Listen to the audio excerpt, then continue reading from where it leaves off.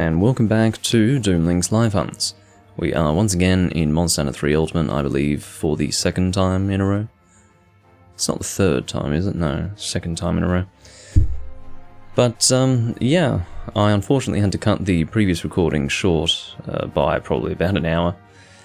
And the reason why was because Bob the Builder decided to go real hard in his home renovations, as he likes to do. You're ready to join, Vernon? That is great to hear. Because... yeah, are we unstable on Twitch? What's happening here? Probably.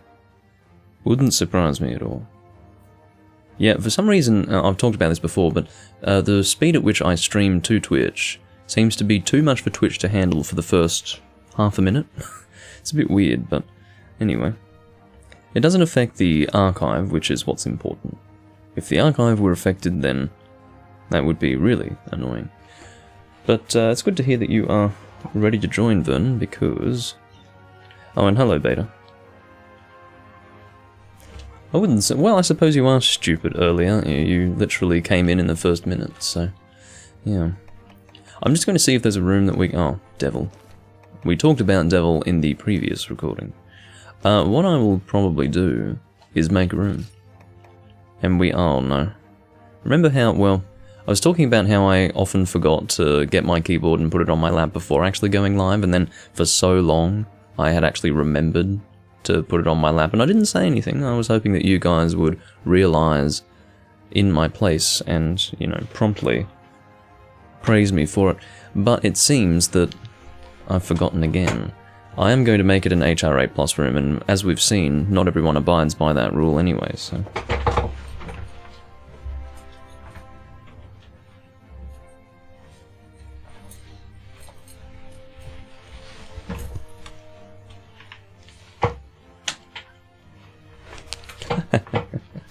all I did was follow the notification. Sometimes it shows the minute of, sometimes 10 minutes before the stream ends. Well, my recommendation to you, Beta, would be to have Discord open so that you can receive the notification immediately, because you are on my Discord, I believe. And also, every time I will ping everyone, you know, between 5 and 10 minutes prior to going live. HR8. Hey Autonomic, and hello Potato. HR8 Plus. There you go. Okay.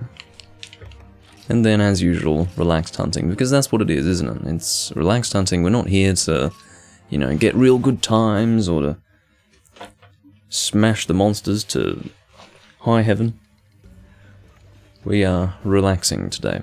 Now, one thing that's worth mentioning, and I did talk about this in the previous recording, I was saying that I wanted to make a new Gunlance set. It was starting to weigh on me that I had neither guard up nor a sharpness skill, whether it be sharpness +1, razor sharp, or both, on my previous Gunlance set. It only took me like 7 years to finally make a set with guard up and razor sharp. That is what I've gone with. You can see this is my new set right here. I can't really give you a side-by-side comparison, but if you do remember the set from before, it was quite good, but it just wasn't quite as functional for me using the Gunlance. So yeah, we've got Artillery Expert, Guard +2, Razor Sharp, and Guard Boost. So full guard skills and artillery skills and Razor Sharp. Now I decided that Razor Sharp was appropriate because really the only Gunlance that would receive a huge benefit from sharpness +1 would be the Disagility, but even then I can live with that. You can see all these Gunlances here, quite frankly, I mean, you know, Razor Sharp is fine, unless you're really anal about getting purple sharpness on everything, but at that point, you may as well use sharpness +1 on every single set you ever make, you know, you have to draw the line somewhere, don't you? But anyway, hello Juvenator, and N10, and Takashi. We're all here today. Doesn't always happen, but we're all here in the first 5 minutes of the recording. Well, I'm sure some people are missing. But, you know, it's nice to see you all gathering. This is the community right here. And I love it. Alright. So I will make sure that my inventory is sorted. Mayushi.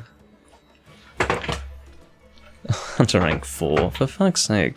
Just as I was about to talk about how I liked your name. Look.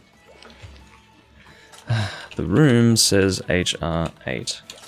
Sorry. Now again, this is not a language barrier thing. You can look at the number that your hunter rank is, and you can see that it's 4, and then on my room it says 8. You just put 2 and 2 together and realize, oh, they probably, and then the plus is also universal, like, come on. And they left on their own, so, I mean, were they just trying to get away with it? I mean, obviously they were just trying to get away with it, I don't know.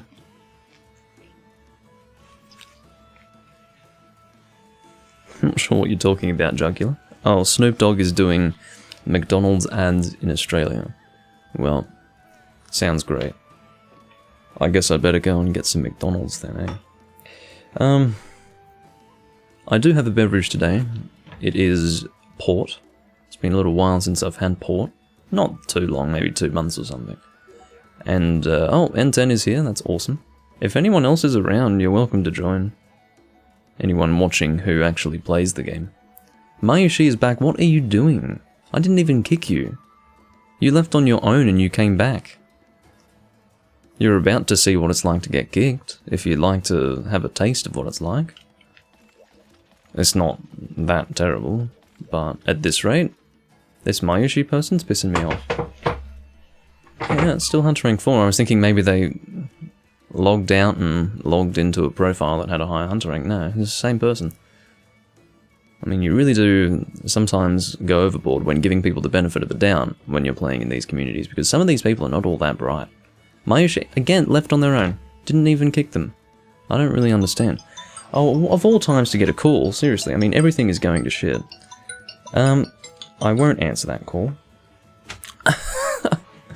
Seriously, I mean, everything is going to shit, except for the fact that everyone has gathered in the chat, and we have 3 slots filled with people who can actually hunt, as opposed to being unable to hunt. But anyway, what am I doing?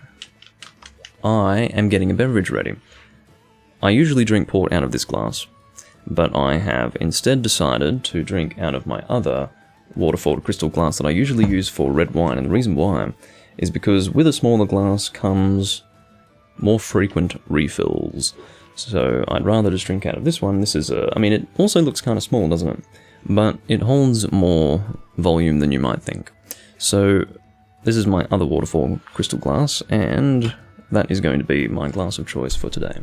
So I will go and fill that now.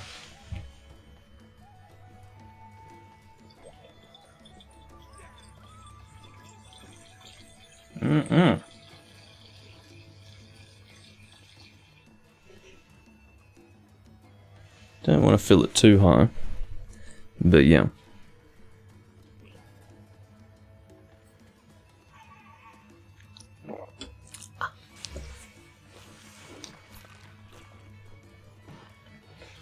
You lost some cables to connect your Wii U, Gunzelina? Yeah, everyone's here, alright, Exio's here, I mean, wow. The stars have aligned. Vernon's posted something. Let's see what he has posted. I'm just going to sit myself back a little bit and bring the webcam a little closer. I've finally stopped being lazy about the presentation of the webcam. It's really interesting. As time goes on, you very slowly refine the way in which you present things visually. And I rather lazily always allowed the bar of my boom stand to go across my body visually. But if I bring the webcam closer, the bar ends up going underneath the field of view, and then it's just cleaner looking. Like, this is cleaner. You don't have a bar going across me, it's just nicer. Would you not agree? I would agree. You like my mixed sets? Well, thank you. Ruler of Two Realms. This is just the single one, isn't it? I will see if I have the double one, Vernon. Because the double always is the better option, usually. Yes, it should be here. I'll just see if I've got it. And in case... yeah, N10's checking as well. Sadly, we do not have it.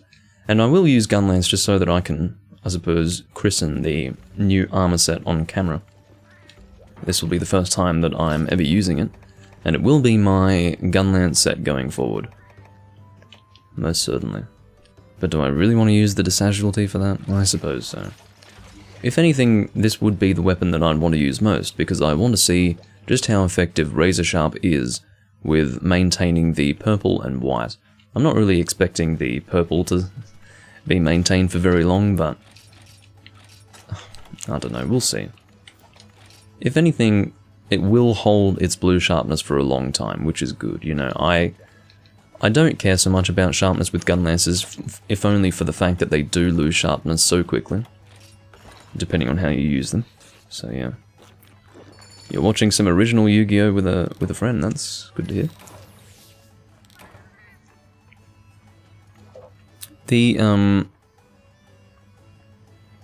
I was actually watching a few scenes from the original just a little while ago in Japanese. It's very interesting, actually.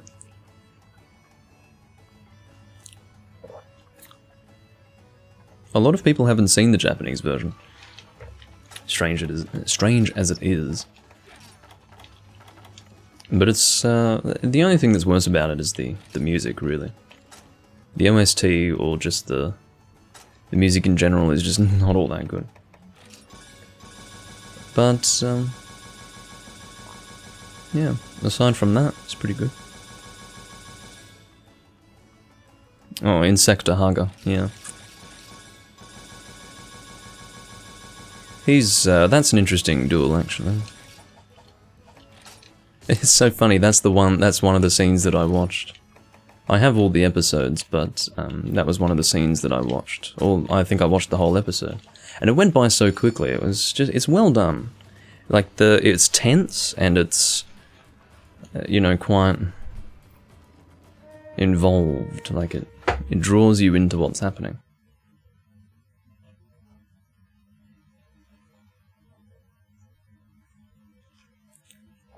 Well, I think his English name was Weevil Underwood, but in Japanese he is Insector Haga. Okay, so we are having to settle for a single Ivory Laggy here. That's alright. It's not like we're going to get the hard horns anyway. That's what it feels like at the moment. I'm sure that's how it feels for Vernon, at least. Going to shield that. Didn't end up needing to.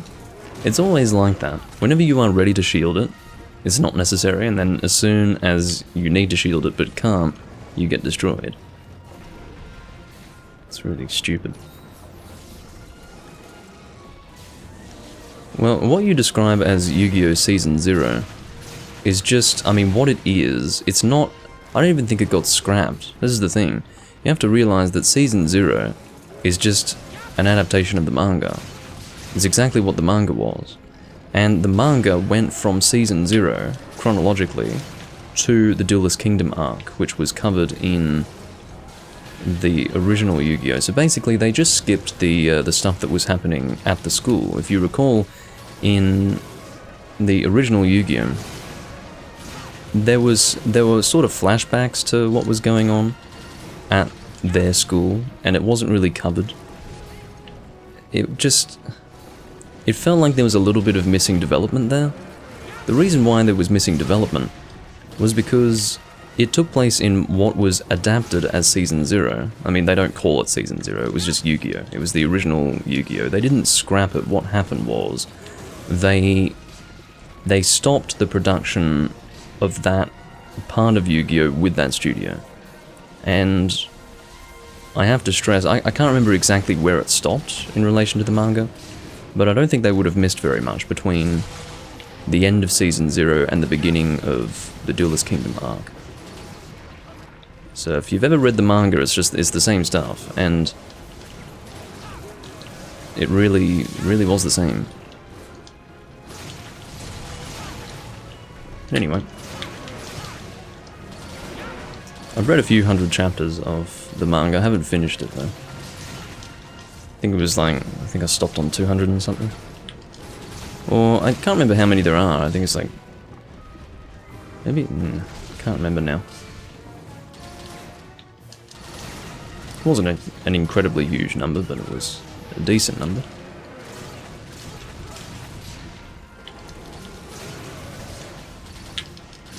But yeah, people go on about Season 0 being so dark, but that's just what the manga was. The whole manga was just like that. And it continued, really.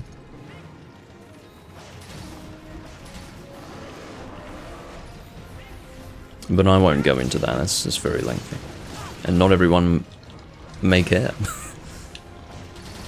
That's right, I need to do this stupid Wyvern fight. Remember when I said that Generations Ultimate totally ruined my habits with Gunlance? Well, that's what I'm talking about. I just never do Wyvern fight because I'm out of the habit of doing it whenever I can. Ideally with Gunlance you do it as soon as possible, but I don't do that in Generations Ultimate, so I just have this terrible habit that's formed where I don't Wyvern fight. It's like my body is waiting for the right moment, but there is no right moment because there's no heat gauge or anything, so yeah, my body. I think he needs another 3 Hardhorns. I think he needed 4, and he got 1 after hunting like 35 ivories, so... I mean, he describes, rightly so I would imagine, this being the worst luck he's ever had with any material in the series. And I don't really know how it's happened. It's pretty damn awful. There's a limping laggy. It really has just become a theme of these recordings to be hunting ivory laggy.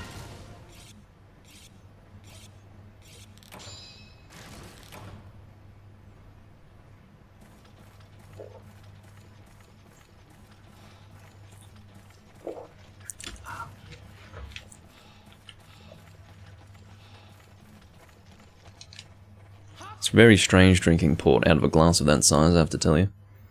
Just feels wrong. How did you guys end up pursuing him so much faster than me? What was I getting distracted by? I feel like you guys practically teleported over there. I mustn't have been paying attention. Anyway. We'll see if we end up getting a 4th person. I've got no idea. If we will manage that. Can always hope. Can we not?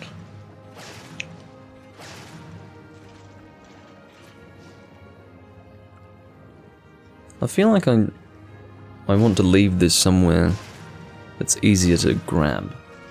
But I don't really... You know, if I could have it right here, like, not that you can see my hand, but my hand moves to about here. If I could have it there and just, you know... It'd be so much easier than having to carry it all the way from where my laptop sits, but... Because these days I've just been putting it on my laptop, but... Yeah.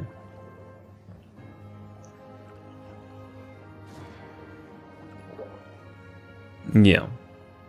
Well, if Ivory isn't hunted in a 3 Ultimate stream, it means Vernon's not here. Pretty much.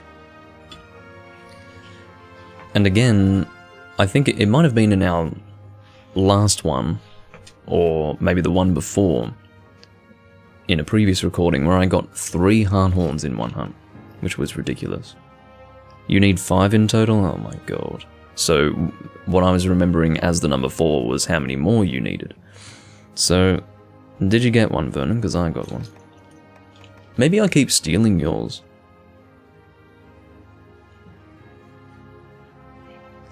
I'd say almost everyone here plays Generations Ultimate. I would say so. But whether or not everyone's willing to jump on and play it is a different matter. You did not get one. What? Oh, you need 5 now. So, a total of 6. Oh my god. Well, if it's been this much of a struggle to get 1, I think you're gonna have to fucking give up. I'm being honest, like, what do you need? It can't just be 1 weapon that you need 6 Hardhorns for, that's not right. What weapons are you trying to make? I don't know how the hell. For one weapon you need 6 Hardhorns. I don't think it's worth it. The 1 Hardhorn you have now would probably be better spent towards something else. I don't know where they get off requiring as many as 6 hard horns for that bow, but yeah, that's just stupid. The fact that it's taken you this long to get 1 and you need 6, that's just not realistic. Let's imagine you get 3 in one quest and then you get another 20 monster dry spell or something. That's just horrid. Yeah, 3 Ultimate is great to have. I would even say it's worth playing on the 3DS if you don't have a Wii U. I've never played it on 3DS and don't plan to until such time that I emulate it, because it's easier to emulate on 3DS with the Wii U graphics sort of added onto it. That's how people play it, emulated. Basically, they have the Wii U graphics on the 3DS version, which is fine because I don't really know how it works, but apparently that's fine. And yeah, the weirdest thing about 3 Ultimate is the font, honestly, on the 3DS, that is to say. But I could get used to it, it's not a big deal. Now let me see if Triple Threat has a hard horn reward, because maybe this would be pretty good for it. I'll have to get my decks though. Of course, my fucking PC automatically installed an update overnight. You know, sometimes they don't tell you. Oftentimes they say, oh, we've got an update scheduled, would you like to choose when you update? Which is great. And then other times it's just like, no, we're just going to install this update overnight. And if you had anything open that was unsaved, tough fucking shit. Your PC's updating, that's more important than your files. Fuck off, Microsoft. Get a goddamn grip, you useless company. Okay, so what am I doing? I'm getting up my decks. Monster Hunter 3G decks. It's called the 3G decks because it was obviously made before this game got a translation. Okay. Quest Triple Threat.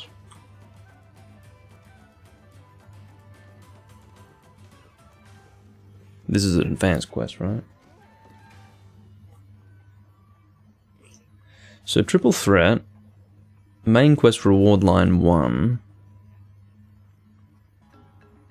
No hard horn there. Reward line 2. Well, Vernon, there is no quest reward for hard horns here. In other words, the only hard horn that you're going to get is from the kill or wound rewards from the ivories, so it's over to you. It's interesting to hear that there are still a lot of people playing 4 Ultimate on the 3DS servers. I haven't been on the 3DS servers in a long time.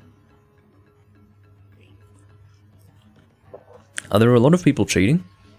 Because there were a lot of cheaters when I stopped, and when you've got a lot of people cheating, it never goes away, really. I mean, sometimes it sometimes comes in waves. But,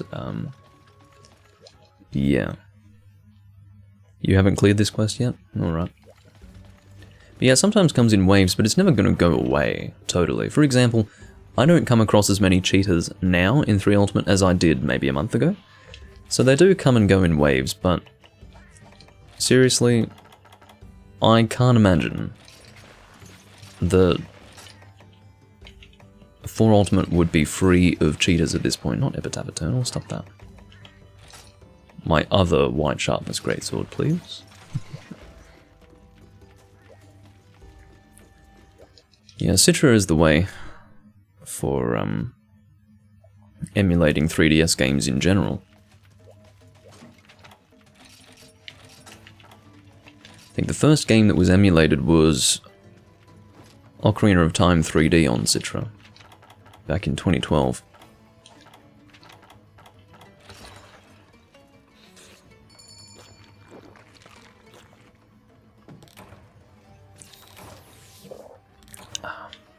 I'd say the hardest thing with getting set up on Citra is having the files that you need. I gave Vernon all the files that I had personally dumped from my cartridge. So he's practically got a European game. It's probably the first European game he's ever bloody had. But that is a bona fide European game he's playing right there.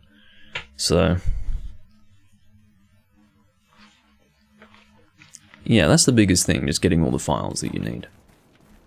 Like all the event quest files, for example. Very useful to have.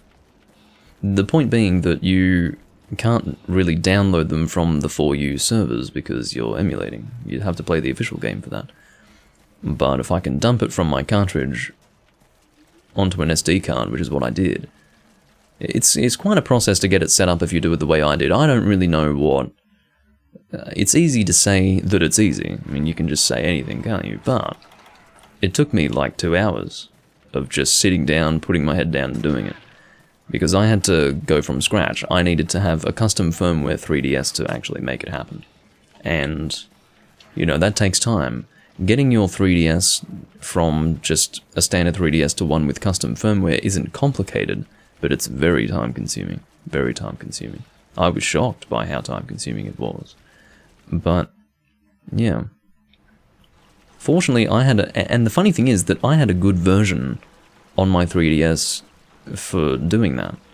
The version that I had allowed me to take a fairly easy path to get it to have custom firmware. To have homebrew and all that business. Whereas, I would imagine some people would have an update that isn't quite so easy, so I wouldn't want to imagine how arduous it is for those who don't have a good version installed.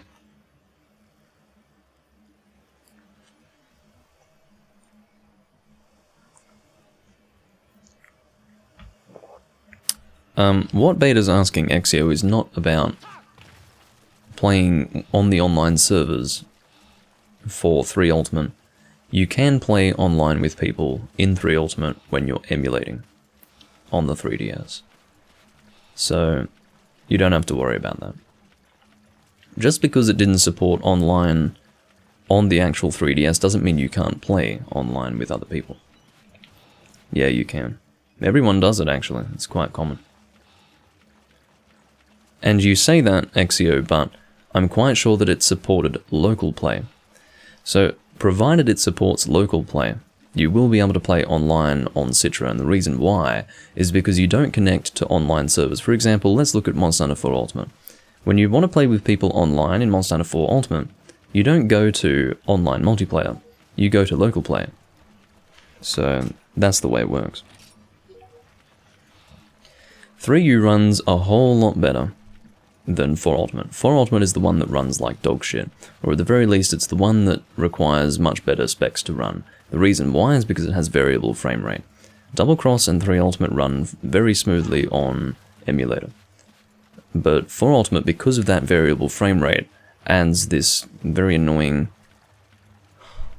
aspect to the emulation that results in a bit of an inconsistent emulation process, but it has gotten a lot better in recent months, and I guess over the last 12 months as well.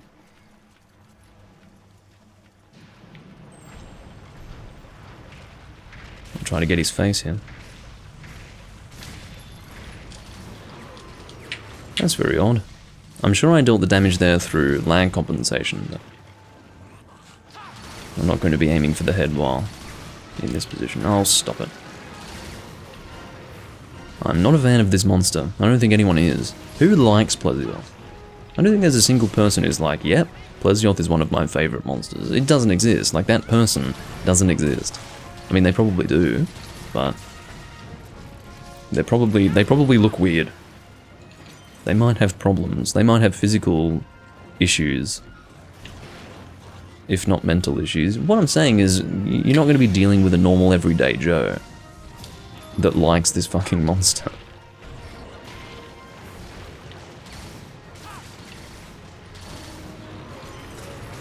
Not doing too well with this hunt. I mean, admittedly, Greatsword on a Plesioth is not a good day. Any day that you're hunting a Plesioth with a Greatsword is a bad day, quite frankly. So, ooh.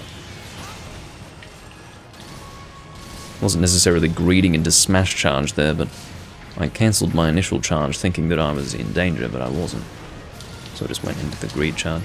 Well, into the greed charge, as if it's an actual process.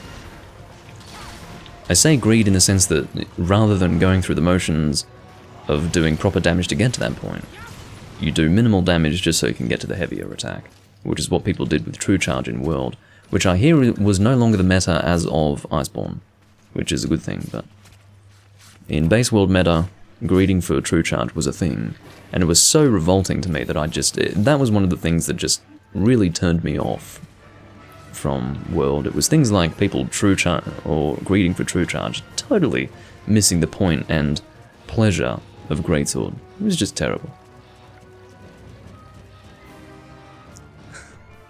You like the mini Plesioth in Father and Son outing? The Father and Son outing is pretty funny, because they imply, well, they don't just imply, they basically state it explicitly that you are killing a father and son. Like, it's just so funny. I mean, it's awful, but it's funny. You know, it's like a giant Plesioth and a little Plesioth. And they call it a father and son outing, but they're in the arena, so they must have been captured and then just dropped in there. And isn't it in the land arena? It's not even in the water arena. So they can't be very comfortable in some desert area. I mean, then again, having said that, Plesioth does alright in the desert. As of 2nd gen anyway. In 1st gen he was only in the cave. He would not leave that cave area in 1st gen. What? What happened there? How did that happen, N10? Weren't we all hunting this thing at the same time? What the bloody hell? Oh, that's a glitch. If you time your shot, right as Naga spawns, you can one-shot it. I see. I think the same thing happened in that quest before, where Raytheon spawned and died immediately. I assumed someone was cheating there, but that must be a glitch that you can actually exploit. That's pretty cool. Yeah, that confused me for a moment. And then Ivory spawns here, I believe.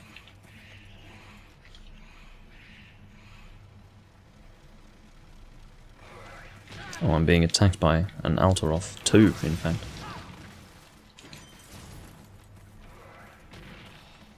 Yeah, that is pretty good. How come you're heading over that way, Intent? Oh, Area 9? Oh, that's right, he does spawn in Area 9, that's true. I remember that. He flies in from the side.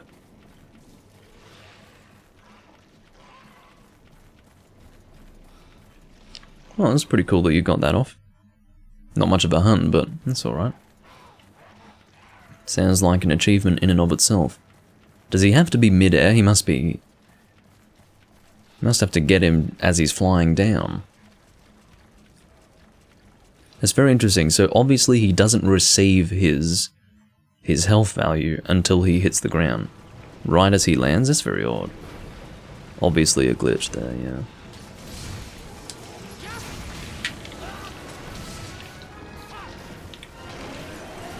Just going to heal myself here. Here's our friend, Ivory Laggy.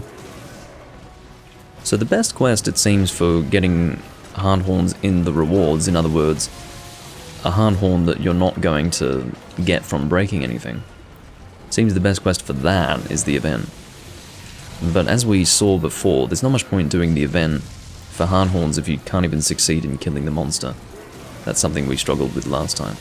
I think we tried twice and failed both times. So that wasn't very fun. I think I missed my timing on the level 3 there. Well, I don't know why I was trying to roll that. That's very difficult to roll. Because it's not just one hitbox you're rolling through that. Oh, that's a bit awkward, isn't it? You never know, maybe lag compensation dealt the damage there, we can always hope.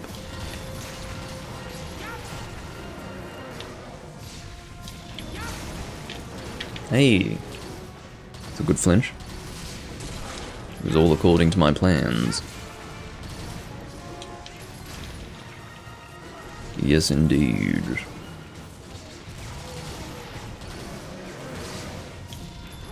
Get that on the face, very nice. Got a head flinch there. Whoa. That was a good run. Admittedly, he is one of 3 monsters, but... yeah, he wasn't doing too much there, was he?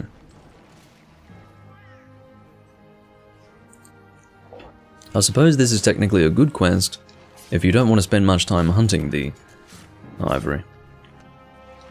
Get myself some mega potions.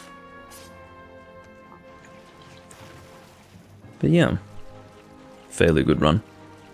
You know what I don't have in this game? I don't have a light pierce set.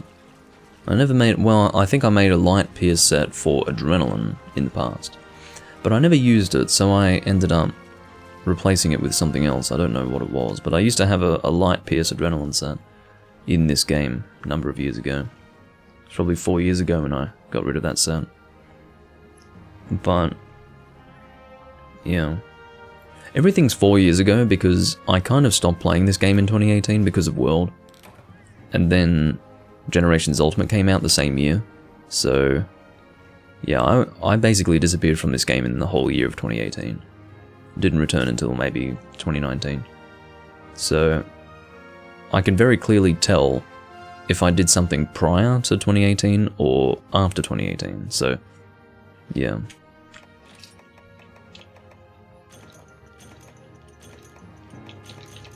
So I can comfortably say 4 years ago for a lot of things.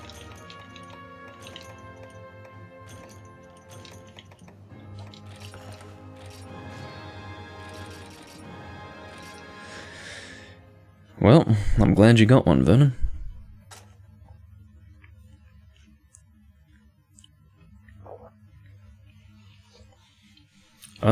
I don't really know much about the music from Metal Gear in general, so I'm not a fan, no. That's not to say that I don't like it, it's to say that I've never heard it. And if I have heard it, I don't remember it. Any of the Metal Gear games. Actually, I think I have heard some music from the Metal Gear games, because there were Metal Gear Solid events in Portable Third, for example. And in those event quests, they actually played Metal Gear Solid music. So, from that I would say the Metal Gear music's pretty good, if it's all like that. You know, pretty epic. I remember doing a Metal Gear Solid event quest with, I think it was Glacial Agnaktor, I was about to say Glacial Nagakuga, Glacial Agnaktor, I think it was just that monster, it might have been another one as well. But I remember it being way too fucking epic for the hunt. Like, the music was so epic. And it was just almost inappropriate. What was the monster again? I know I just checked. Ah, shit. I'll have to check it again.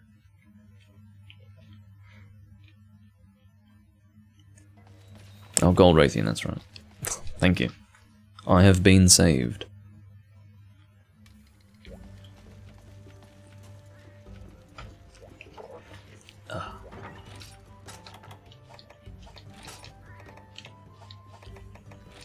Now, something with thunder. I could go Gunlance again, yeah. I'm in the mood for Gunlance, I suppose. Which is a rare thing to see. Doomlink actually wanting to use Gunlance. It's very strange. You get it right, it's Gold Rat. Oh my god.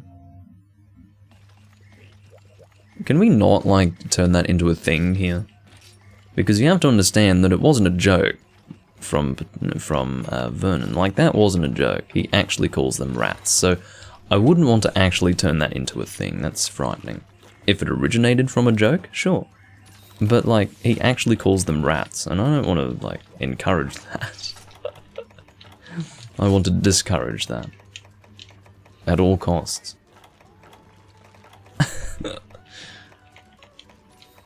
Anyway.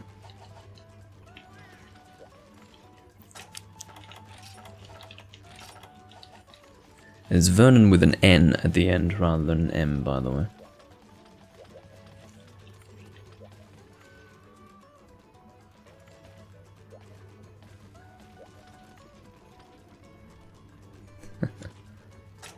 Well, as long as you're enjoying yourselves. You know what you need, Vernon? You need Ultra Lucky Cat. Have you been eating for Ultra Lucky Cat?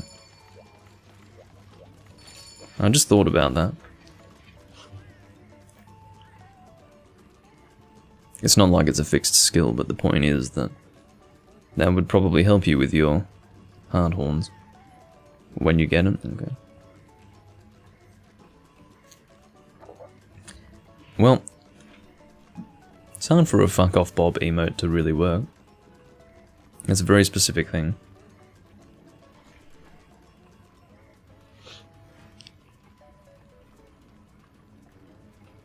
Yeah, oh, that's true, yeah, the gold Raytheon armor. For gunner, I'm assuming.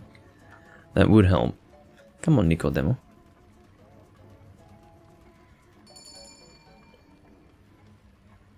That's not too bad. We have been doing a bit of gold Raytheon, so I would imagine that you'd have a bit of gold Raytheon stuff accumulated by now. And the rubies are pretty easy to get in the gold Raytheon hunt too. It's so weird hearing this music, I have to say. I associate it so strongly with 2nd gen. In the tower. It first appeared in Monster Hunter Freedom 2. That's where the tower first appeared, and it basically began as a... well, I don't know, actually, if the tower was first visited for a gold Raytheon / silver Rathalos quest. It might have been visited for, like, a Slay the Remobra quest or something like that. I think so. I think that's what the tower, like, generally if you were to first go to the tower in Freedom 2, I think it was a Slay the Remobra quest, like Slay 10 Remobra, and then as you'd climb the tower there would be these Remobra there. I think that's usually where you'd first go. But in Freedom 2 there was the Gold Raytheon and Silver Rathalos quest. A separate quest, not necessarily together. You'd have to climb the tower for ages to get there. It wasn't until G-Rank that you would have exactly what we have here, which is a starting point in a side arena of the tower. The tower is that thing in the distance over there. And this is a side arena of the tower. And it was in Freedom Unite where you arrived in this place. You would also fight Kid in this place, in Freedom Unite. Yeah, it is a cool looking gun lance, but it looks a lot cooler than the Abyssal Laggy gun lance, surprisingly. As much as I love the Abyssal designs, this one looks cooler, so I went with this. I mean, if there was a huge difference in stats, I probably wouldn't have made this over the Abyssal Laggy, but this is almost as good, really, so I'm happy with this. I'd rather a cool looking gun lance, honestly.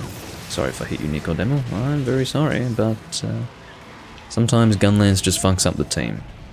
Oh, that was pretty good. Let's try to break this face if we can. I'm shelling it because I would assume that, yeah, I'm bouncing off it. Hey, there you go. Again, you just break the head for the sake of the wound reward.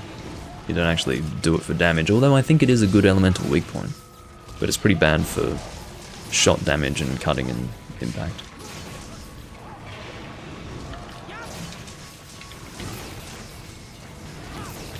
Okay, well that last shell was a bit pointless, wasn't it? Just a little bit. Oh, that's right, again, Wyvern Fire. I mean, I have to get in the habit of it. Again. Because the games where Wyvern Fire works normally, I will say, are games that I play more frequently than Generations Ultimate. In other words, I really have to get back in the damn habit, otherwise it's really going to do nothing but mess me up.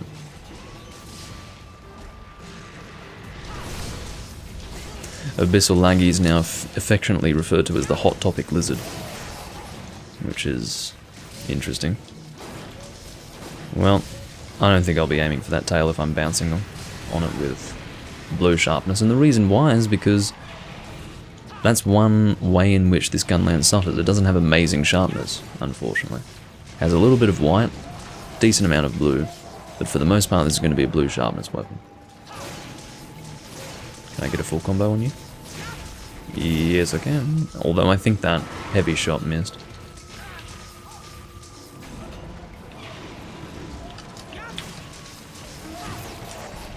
Nice.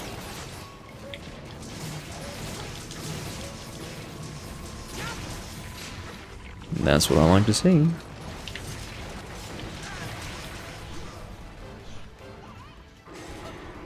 I affectionately refer to Gold Raytheon as a bitch. Well, I'd rather Gold Raytheon than Pink Raytheon. Gold Raytheon's a little more creative. Pink Raytheon just does a bunch of tail flips. I'm specifically referring to 3rd gen though.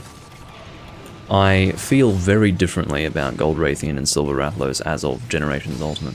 I suppose Generations would be the appropriate thing, because the monsters don't change between Generations and Generations Ultimate. In other words, high rank versus G rank. The difference would be the damage dealt, but the way they fight is the same. And I'll tell you what, like, it really drastically changed my image of those monsters. I hate them now, I really do. Like, those hyper gold and silver monsters, they're just awful. I don't know who the fuck designed them, but on every level, they're just sickening. Like, ugh.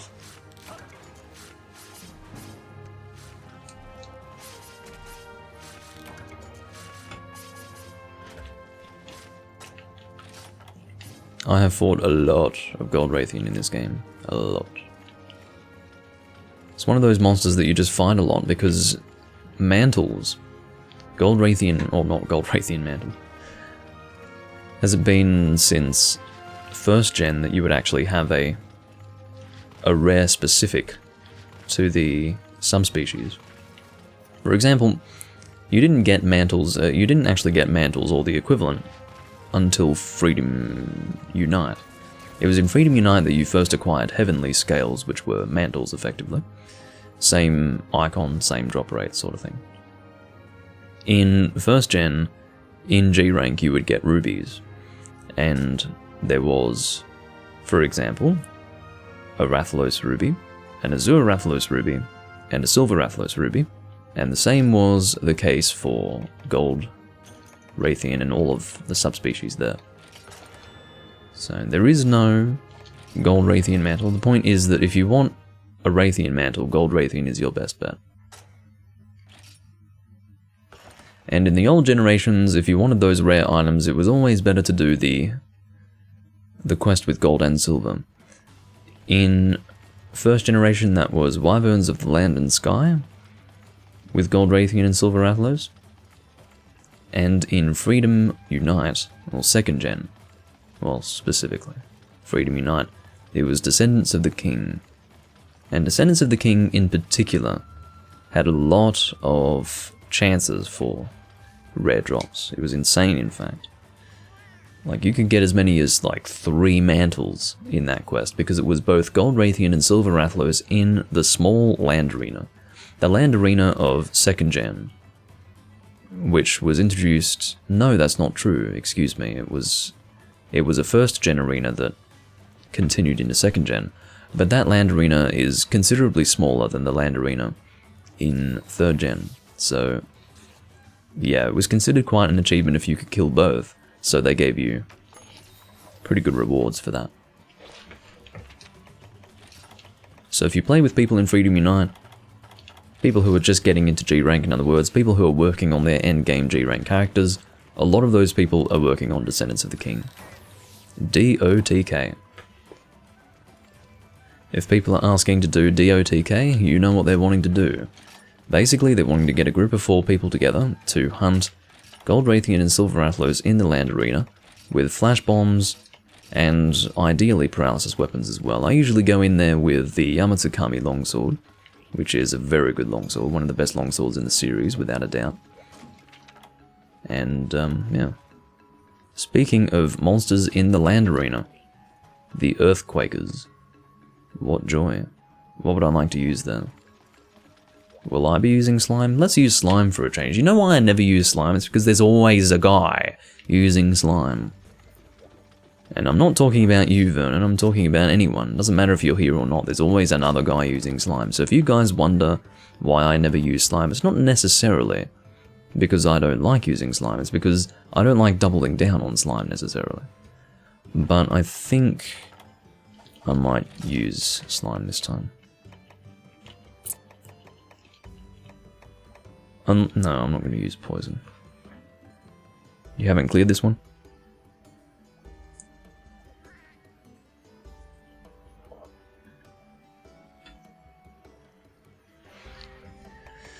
Yeah, there's a Stygian in here. I'm assuming they they spawn in groups of 2. I don't think it's one at a time.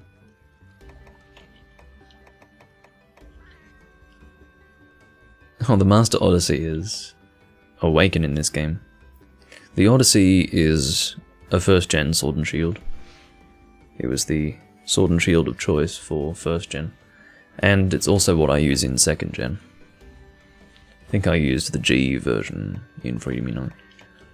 Anyway, what am I doing with myself? I'm going slime, but I wanted to work out what slime weapon I wanted to use.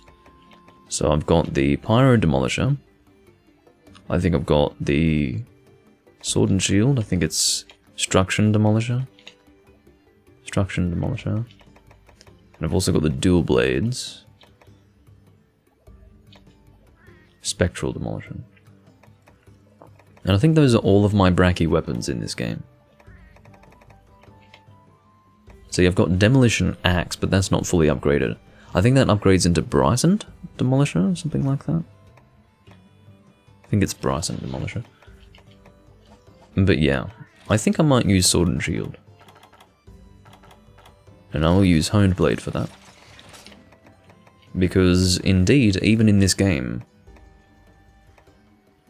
Blast, or I should say Slime, is totally unaffected by an increase in status attack. So, well, I could use the Pyro Demolisher, I seem to never use it. Or maybe no, let's use the Sword and Shield. I'm in a Sword and Shield mode, you see. Destruction Demolisher, there you go. Now, I haven't really been using the... I need to use more Awaken weapons. You know, next time we fight a monster that is weak to Dragon, what I'll do is I'll equip my Awaken set, my Awaken Blade Master set, and I will equip the Stygian Sword and Shield. That is what we're going to do. I think that would be a good idea. Yes, I know I have heroics, but I'm not going to be making use of it. No thank you. I will, however, be getting some smoke bombs, because they might be needed. So leave the smoke bombing to me, fellas.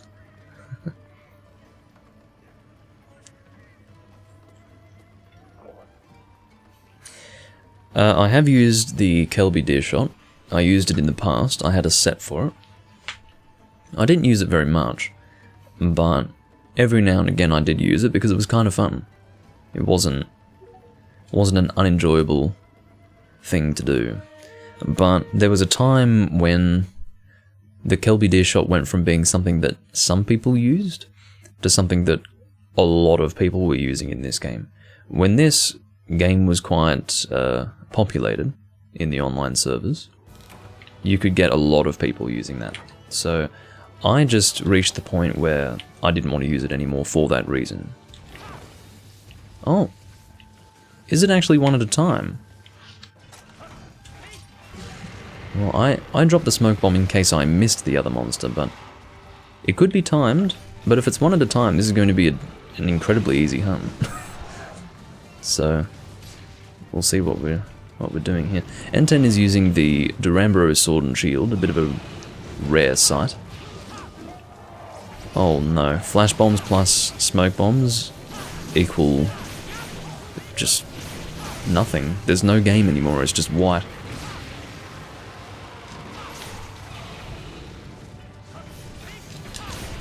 Got 2 people running Sword and Shield, we've got a bowman, and we've also got someone on longsword. But yeah, I used to have a set for the Great Kelby Deer Shot. I'm sure that it's been... I don't think I ever used it on camera, but I'm sure the set is in one of my old Doomlink's Random Hunts recordings. I think I removed it 4 years ago. Again, there's the magic number 4 years ago. I jumped onto 3 Ultimate and played it quite a bit in 2017. You know, I'd properly stopped playing the game frequently, I think in 2015.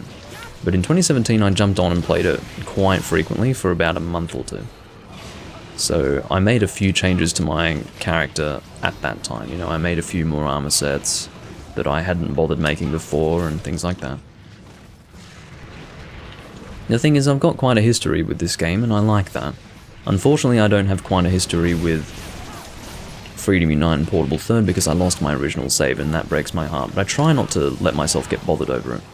I allowed myself to get a little bothered by it because a guy that I was playing with in Freedom Unite recently, like 2 days ago, 3 days ago, he showed me the list of guild cards that he had. And it was all these guild cards from 2008, and it broke my heart. Because I realized, you know, if I still had my original Unite save, I would have those. He even has RX Gaming's guild card from 2009. Like, it breaks my fucking heart that I don't have that old save. And, you know, nothing against that guy for showing me his guild cards. It's not... He doesn't have to take responsibility for the fact that I've lost my save and therefore have certain issues with that, but I feel like I've done pretty well to distance myself from losing that progress, and you do that by just putting your head down and working on a new profile. If you just work on that new profile, slowly but surely that frustration disappears. But when you're reminded of what you could have had, it's hard. So, yeah, that's kind of what it comes down to. Oh, hello, Durambros. Now, I didn't have any guild cards from 2008, admittedly. I had them from 2009, but still, like... The save that I use for Freedom Unite doesn't have the same sort of history that it could have had. It's still older than this game, by about a year, because I think I made it... I don't know if it was late 2011 or early 2012. All I can say is that the oldest cat that I currently have on my Freedom Unite save was from 2012, so... Yeah, I don't know. Oop.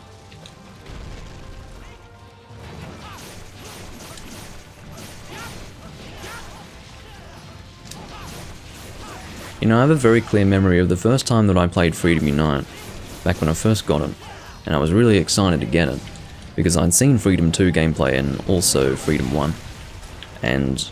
You know, Freedom Unite, when I got it, was pretty much brand new in the West, and I was like, yeah, I'm ready to play this game. Hadn't played it before, but it just looked so exciting. It looked like such a dynamic, enjoyable game to play. And I remember when I got it, I'd come down with the flu. I was quite sick. And let me tell you, I was lying on my couch with the flu, playing Freedom Unite for the first time. And that was an experience that you will never forget that. If you've ever experienced playing a game like Freedom Unite as your first Monster Hunter game for the first time with the flu, wow. I think I was having some serious fever dreams because it was actually traumatizing. It was fucking traumatizing. I was this weak, half-alive creature lying on the couch in front of my PSP, suffering deeply in this game. Like, it was unbelievable. I wouldn't give up that experience for the world, but God, it sucked at the time. At the time, I felt like it was like being in another dimension of just pain, suffering, and all of the above. Every possible displeasure one could imagine in the English language is what I was feeling in that moment. Yeah, I didn't know RX Gaming was playing Freedom Unite in the old days, actually, but he has his guild card from 2009 or whatever. Which is pretty cool. Which doesn't surprise me. You know, I very well could have played with him as well at some point. I might have even had his guild card, and the reason why was because, well, maybe not. No, that's probably not true, because I think that most people who play on PC now, in Freedom Unite, who played in the old days, played on X-Link Kai. I didn't play on X-Link Kai, I played on Ad Hoc Party.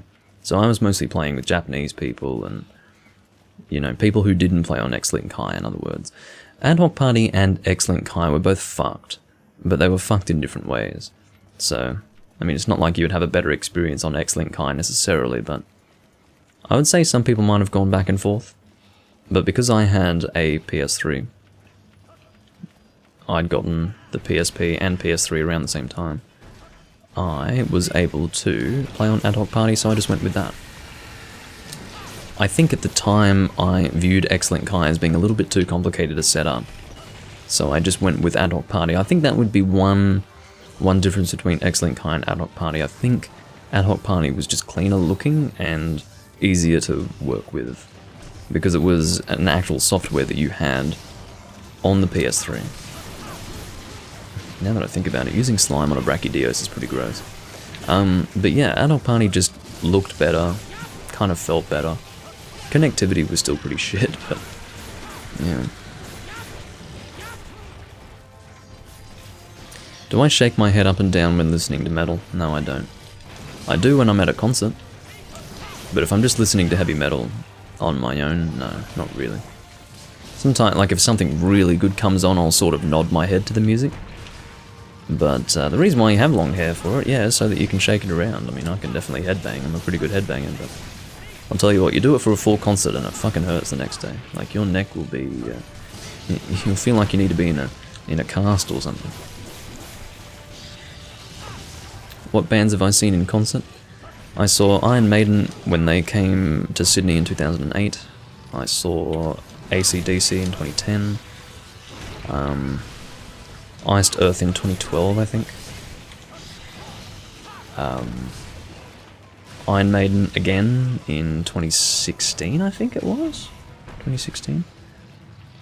Whatever the tour that took them to Sydney for their 2015 release album was. I can't even remember the name of that album now. The Mayan themed one anyway.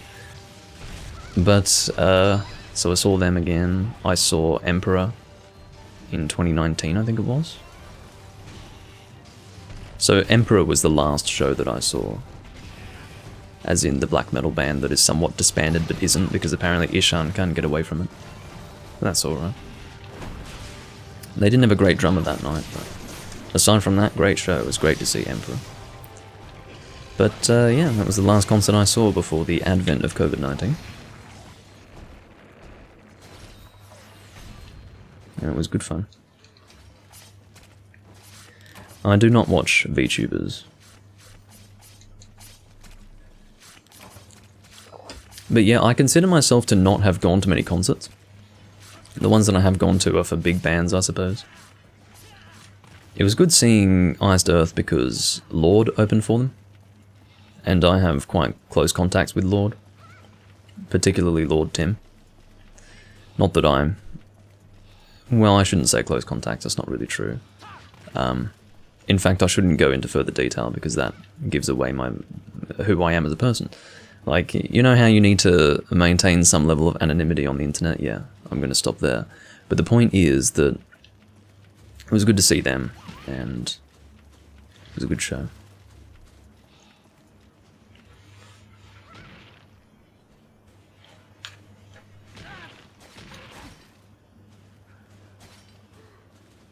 Oh yeah. I would have liked to see Metallica and Megadeth. Not so much Megadeth, because it's only been recently that Dave stopped singing like Mickey Mouse. There was a time in, I think it was between, let's say, 2007 and 2010, when Dave Mustaine was singing like Mickey Mouse. I'm 100% serious. Like, he sounded like Mickey Mouse. It was shocking. Like, I remember it must have been like 12 years ago. I was perusing YouTube, listening to Megadeth stuff. And there was a live show from the time. And I just remember the camera zooming into Dave Mustaine, and he goes up to that microphone, and he's like, and I'm like, hello? I remember I was laughing so much I couldn't breathe. That's what I recall of that time. It was so funny. I don't know what was happening, but there was a period in time when he was having problems. He was having real problems, but he can sing again properly, but it was... Oh my god. It was funny. It was really, really funny. It was a period of like 3 years when he was singing like that, I think. Oh, don't quote me on it, but at the very least I can tell you categorically that at least that concert he was singing like Mickey Mouse. Oh my god.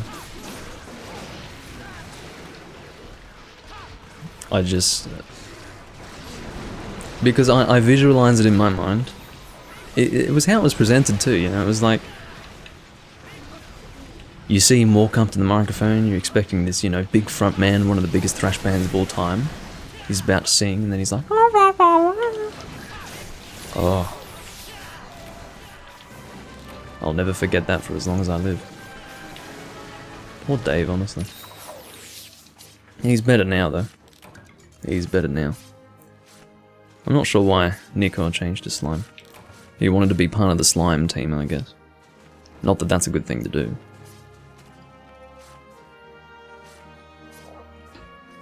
But no, regarding VTubers, I don't watch them, because it seems a bit gimmicky. But as well as that, I don't really care for the games that they play, and moreover, I don't really watch people play video games anymore. Haven't done that in a long time. It's just not part of my daily hobby. Or daily hobbies, we could say. It's just not something that I do anymore. So, for that reason, no. I don't really watch that stuff. If I had to choose a favourite, it would be Fubuki, I suppose. I don't ask to know about the VTuber community, but unfortunately a lot of the current anime community has fused with the VTuber community, so you tend to learn about these things. But to my understanding, Fubuki is first gen, and she's pretty cute, but...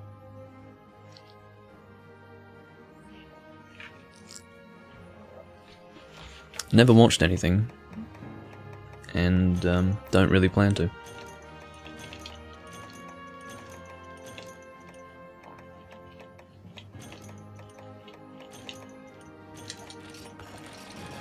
Alrighty.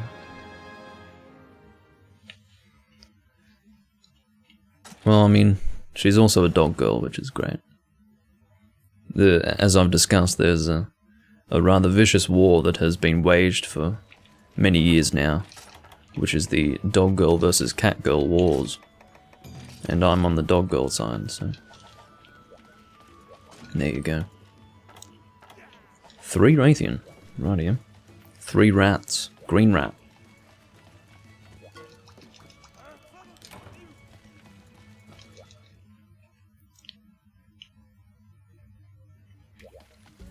You've been waiting for this quest? Desperate for some green rat. Okay, so... I might use a bowgun for a change, how about that? Well, elemental... No, we won't do elemental heavy bowgun, I won't have enough ammo for that. Okay, so I will bring, I suppose, Netherfloction. Now, I don't know if it's Netherfloction or Netherflosion. Could be Netherflosion. I've always read it as Floction. Because I feel like Flosion, I feel like the X is a bit too strong a consonant for a J sound. I think it would be Floction, personally. That's the way I look at it. Me being a VTuber. I don't think that would work so well. I'd have to act a bit cuter than I do. Just a little bit more, though. Not too much more. I'm like 90% of the way there.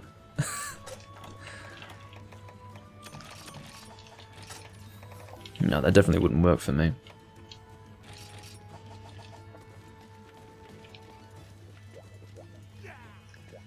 Well, I'm sure it will become a thing soon. But anyway, I don't really want to go into this topic. Talking about VTubers is way too trendy for me. If there's one thing about Doomlink streams that you can expect, it's that I never discuss the things that people want to discuss. Except for anime, I guess, because anime's gotten pretty big, but outside of that, no. So, yeah, it is definitely worth bringing combination materials for this, because, oh, I don't have any huskberries. But yeah, I'll bring some flashbugs, and I'll go and buy some huskberries. Because I am going to be hunting a few of these, so I'll definitely need the ammo. Oops, I've gone past huskberries, I think, wherever they are. Come on. Thank you.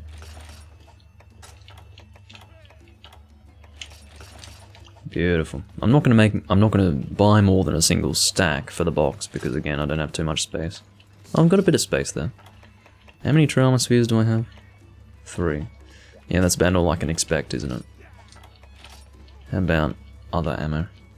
What does this shoot? I'm sure this shoots Pierce, but what's the recoil going to be like? Average recoil? That's pretty bad recoil for PS3, so...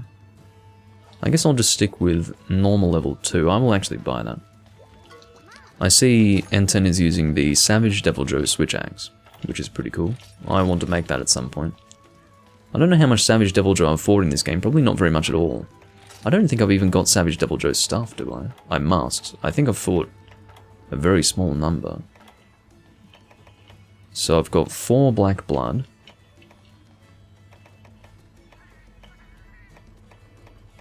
And, oh! No, is Vile Fang from... Well, hold on. No, Vile Fang is the high rank, excuse me, G rank material for regular Devil Joe. I think Black Blood might be the only thing I have that's specific to Savage Devil Joe. Well, there you go. I don't think I've fought many, in other words. I think we're ready to go. Sorry for the long setup time, as usual.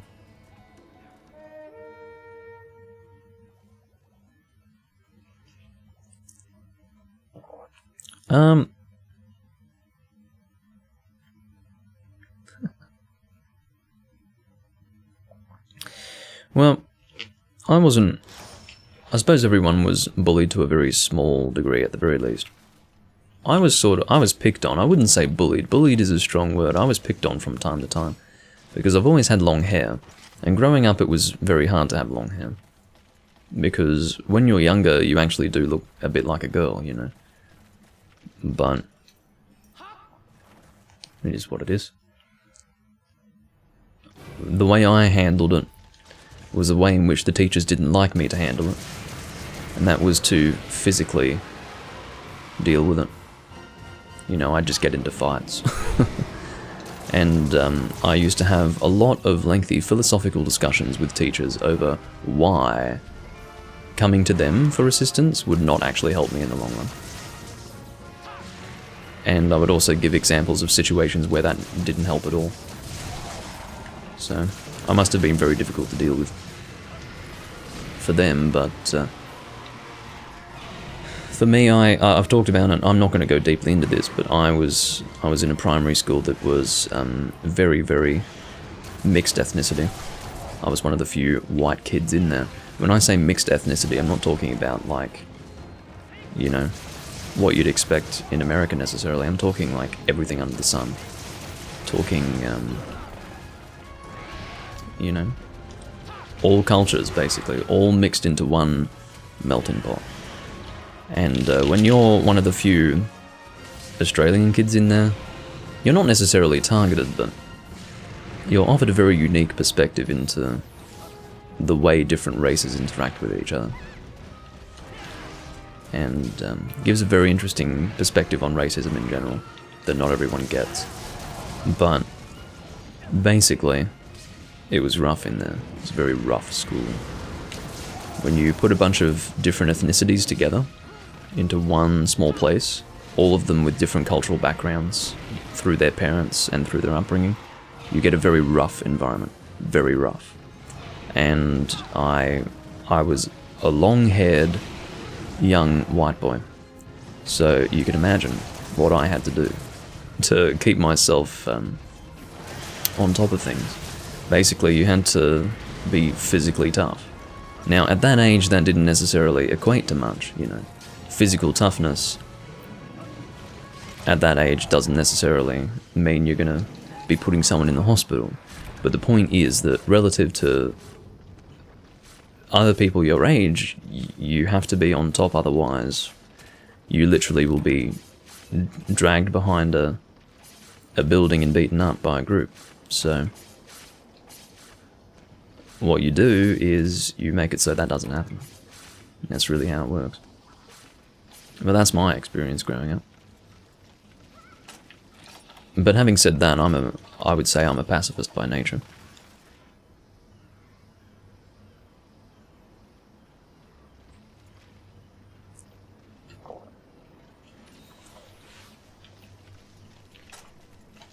I wouldn't say violence is always the answer, but certainly certain situations necessitate violence.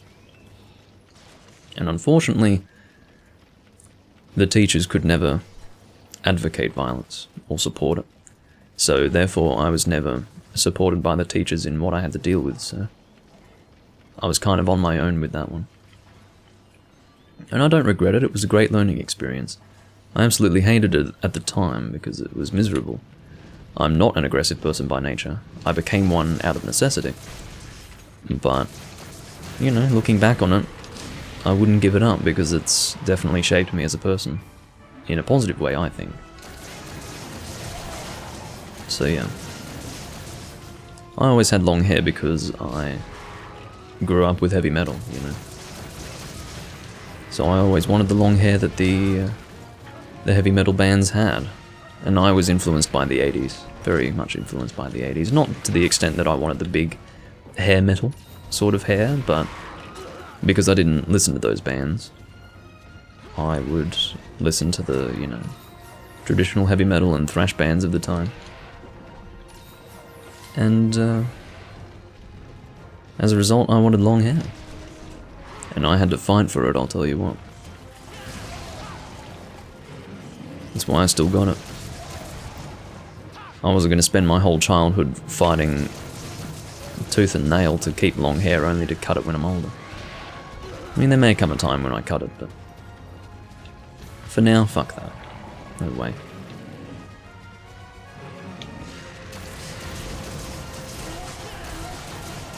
This is great information, Cavenita. Thank you for that.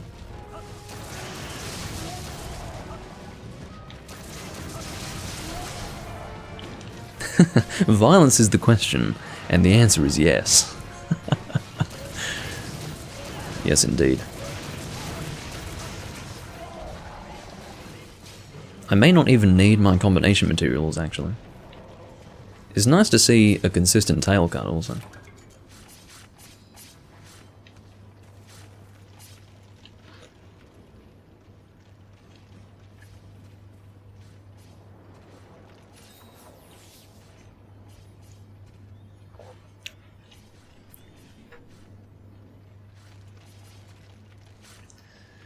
I'm fortunate in that I was only ever really picked on for my hair.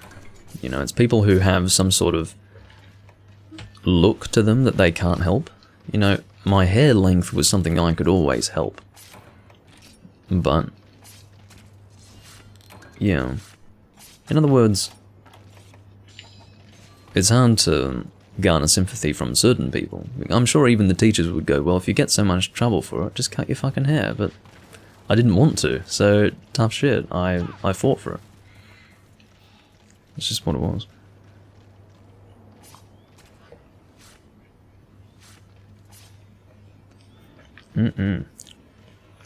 That was good.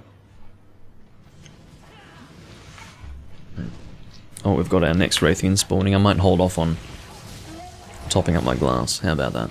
I might actually prioritize hunting. Might be a nice thing to do. Oh. Really, I should just be committing. Forget about getting ready to avoid the roar, just keep shooting, because the monster keeps getting flinched anyway. I'm trying to aim for the head where I can.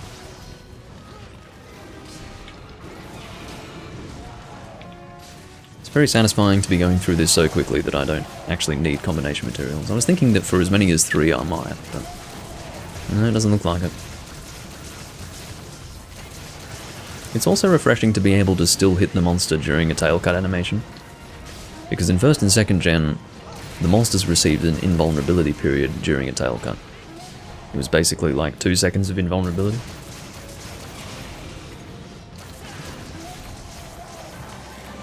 Good night, Raytheon.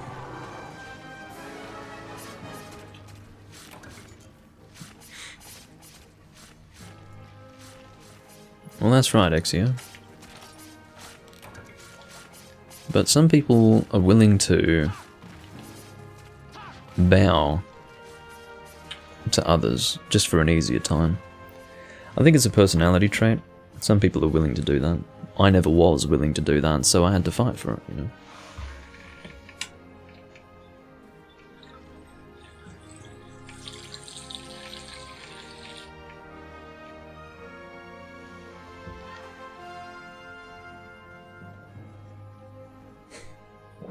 Good night, rat. Bye, green rat. Have a nice sleep, green rat. You know how I said that we didn't need to turn the rat thing into a joke? And here I am, I can't fucking help myself. Can't help myself. As I said, do as I say, not as I do. It's already too late.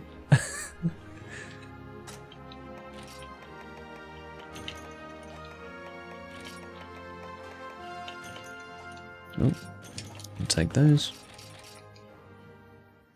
That was a Gold Crown Small Raytheon mixed in there somewhere. But I already had a Gold Crown Small, so... If I were able to eat a monster, what would it be? Oh god. You see, it's almost unfair to choose a monster that would probably taste nice, like Bulldrome or something like that. Kelby. You have to choose something that would actually be a little bit, shall we say, exotic.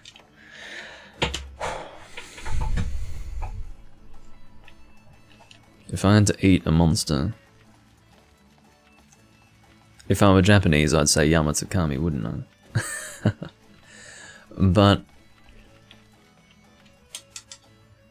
I actually don't like seafood all that much. I'll make myself like seafood in the future, but for now I've grown up not liking seafood, so I'm still gonna give it some distance. And give it a wide berth, that is to say. What monster? I don't think look, if I had to actually answer your question straight on, I wouldn't want to eat any of them. None of them look particularly appetizing. Unless we talk about monsters that might actually kind of taste nice. You know, Lagombi might taste alright.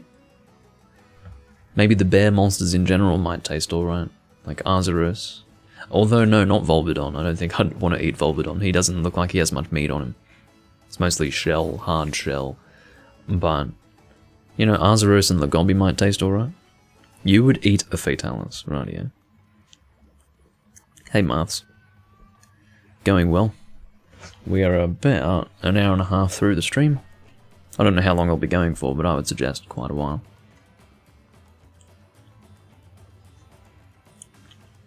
You would chomp a piece of Gamoth's arse? Specifically the arse, you know. I'd say Gamoth might be alright. Imagine eating elephant meat. Wow. I might actually see what quest we could do. I'm sort of feeling like... Oh, here we go, I've got 2 ivory laggy. How about that? 2 ivory laggy. Oh, Nicodemo is posting. I think.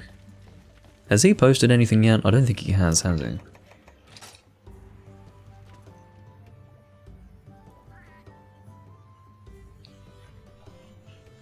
Well, that's the problem, Beta. That's what I imagine as well. That's why I'd rather not imagine it, to be honest. Let's go, Lance. And I can use my ugly fucking 1st gen Soul Prominence. Oh, look at it. I mean, you can tell it's a 1st gen weapon. It's one of the ugliest lances in the series. This is assuming, again, that Nicodemo hasn't posted something.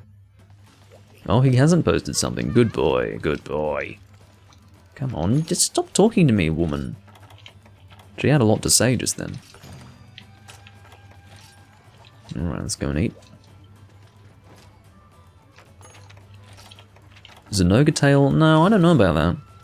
I don't know about that. I feel like the fact that that monster is so electrically charged would in some way negatively affect the food that could be made from it. I don't know.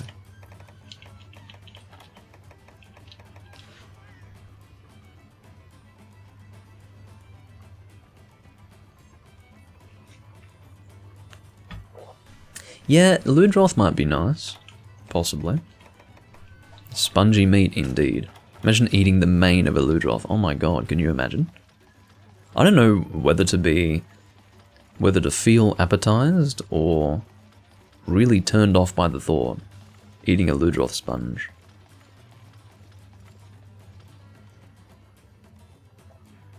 But sometimes when you cut a monster tail, the severed part actually looks quite tasty. There was one particular monster that looked really tasty. What was it? There's one tail that you cut and it just looks delectable. I can't remember which one it is though. I don't know. Imagine Uragan meat. Can you imagine how tough that would be? Uragan meat.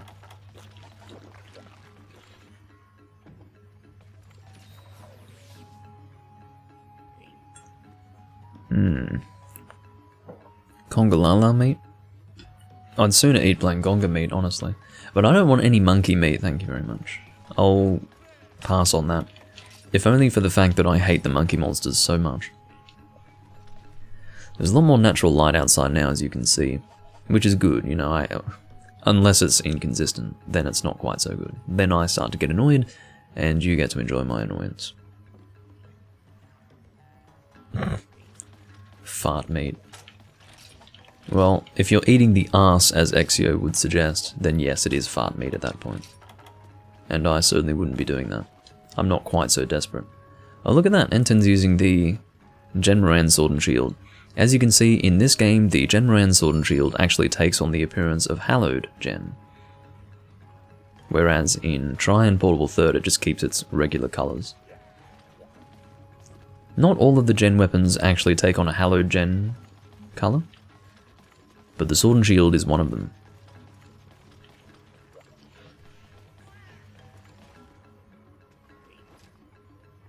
Hi, Miyabi.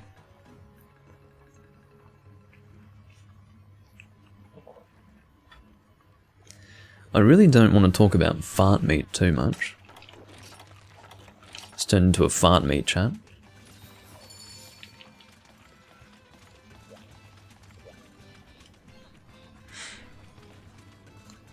Ugh, yeah, Mizutsune being soapy. Imagine that. Imagine eating something and then you've got a mouthful of suds. Oh. But aside from that, I'd say Mizutsune would be quite tasty.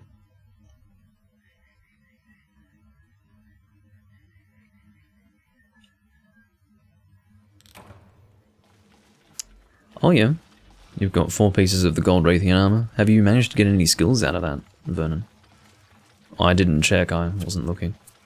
I was too busy focusing on fart meat. Not that I was asking to do so, but let's say I was distracted by it. I don't know about Kurapeko. I don't think I'd eat a Kurapeko. Doesn't seem to have too much meat on him. I wouldn't feel quite good about that either. Something about Kurapeko is just... I'd eat a Kaku, but I wouldn't eat a Kurapeko. That's just weird. Then again, Kaku doesn't have much meat either, does he? I'd eat a Yiangaruga out of spite, because I hate Yiangaruga. I'd be like, yeah, I'm gonna kill you and eat you, you fucking asshole monster. That would be my attitude there. I don't think I've used a lance against Ivory in a very long time. I'm going to get fucked by... Oh! Nicodemo is quite on top of things. He immediately saw that he was messing me up and he repositioned. Now, that's quite a novelty, I will say. Especially among randoms, but I guess I have hunted with Nicodemo a decent amount. He's using the Agnactor dual blades at the moment. Oh, come on. I did counter that, but it came from the side. Basically went around my shield. Oh, we're both aiming for the tail, it looks like. Well, I'll go back to... yeah, I will go back to the main body / back. Because the tail has already been taken care of. Now, Bombardier and spread up on your Gold Raytheon set. That's better than no skills, that's for sure. No luck skills, though.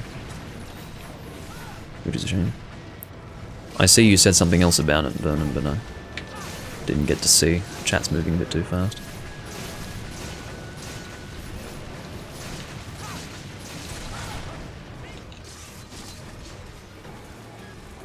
Oh, Giganox Burger. No! That's just wrong.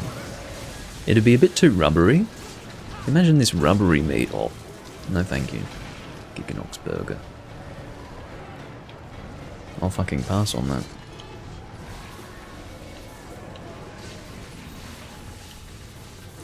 Well... N10 Takashi will know. Takashi can smell them from any distance. I'm gonna aim for this head because I don't think it's been broken yet. I'm just gonna assist. I understand that it will probably be broken. Usually I can... Oh. Usually I can leave that to Vernon, but... In fact, his arm skills are different now, so... He's probably a little less effective. So maybe it's not just the slime that does the work. Maybe I've been unfair to him. Let's try to get that head if we can. In other words, I'm going to try to aim for it.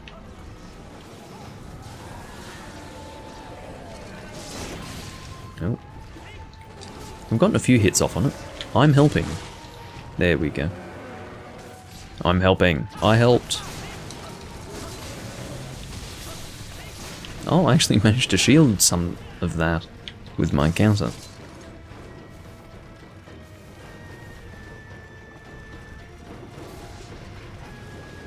Kezu would probably be, well, certainly not as rubbery as a Giganox, but the way I look at Kezu is he almost looks like an undead monster. Have you ever really looked at Kezu and thought, you know, if there was a zombie monster or an undead monster, it would be Kezu?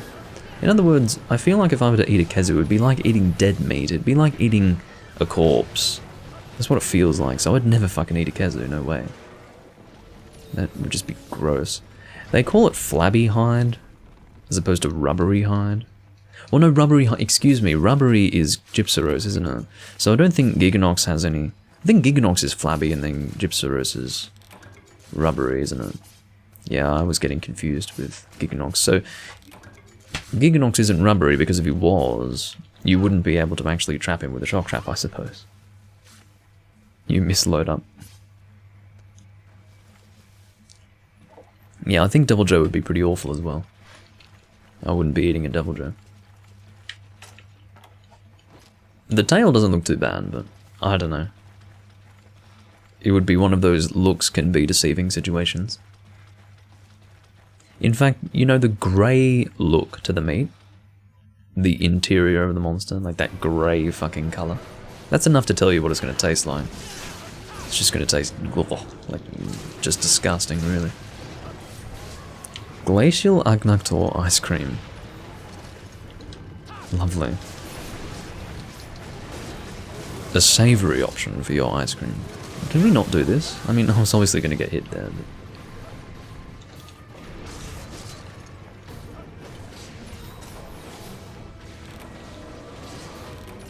There goes Nicodemo. Also, we need the entire chat, upon the completion of this quest, to pray for Vernon to get at least one ivory hearthorn. Because again, he's probably hunted about 40 of them at this point, and he's gotten 2 hearthorns, something like that. And I believe he's broken the horns of the ivory every single time he's hunted it, so... yeah. We're going to actually try to capture this one. If we can. I would like to do that. I might even let Nicodemo know, just so that we're all on the same page. But if we can capture this one, I think we'll get the best possible chances for ivory hearthorns.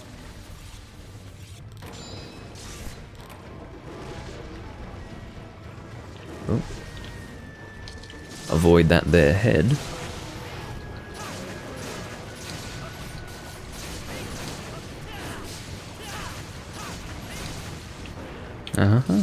You're getting knocked down, my friend.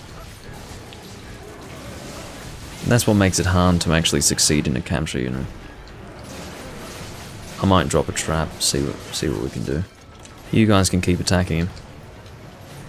I just want to see if we can manage to capture here. Oh. Don't you roar. What a terrible time to roar. No one can attack, and I can't even throw my tranks. God damn it. There we go. Nice work, guys. Good hunt.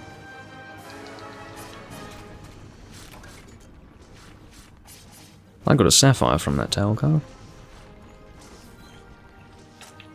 Is it Laggy-O sapphire? Laggy-O. That's Laggy-O, okay. I thought it was Laggy-O. I was thinking, why would it be Laggy-O sapphire? Sometimes you need to trust your instincts rather than trust what you saw. Look at that meat. Does that look appealing to you? Mmm. Would it be fishy? Or, well, have any of you eaten snake? If any of you have eaten snake, you can tell me if that's going to be appealing to the palate. I'm not sure. I'm not sure how I feel about it. Yes, tasty. I have eaten snake and tried gator.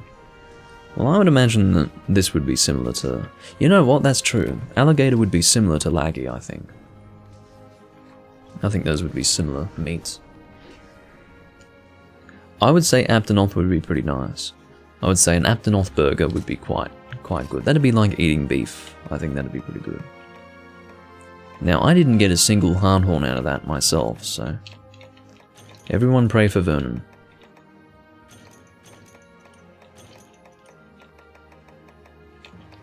Now that's either going to work in his favour, or it's going to turn into one big desire sensor that will prevent him from getting his hardhorn. My Lagia chicken, yeah.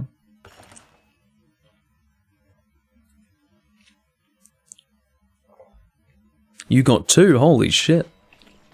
That's really good to hear. My god. Wait, how many do you have in total now, Vernon? You don't have 6 in total now, that's not true. You have 4 in total. You need another 2, right? I believe so.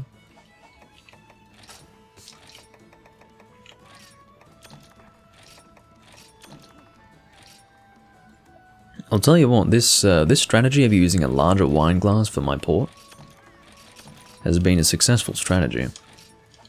Because I think I've only refilled twice, isn't that right? I think it's been 2 refills so far?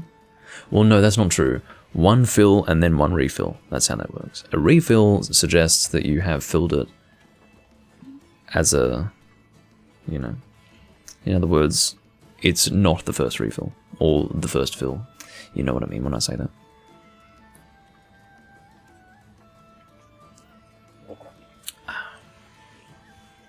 Lovely beverage.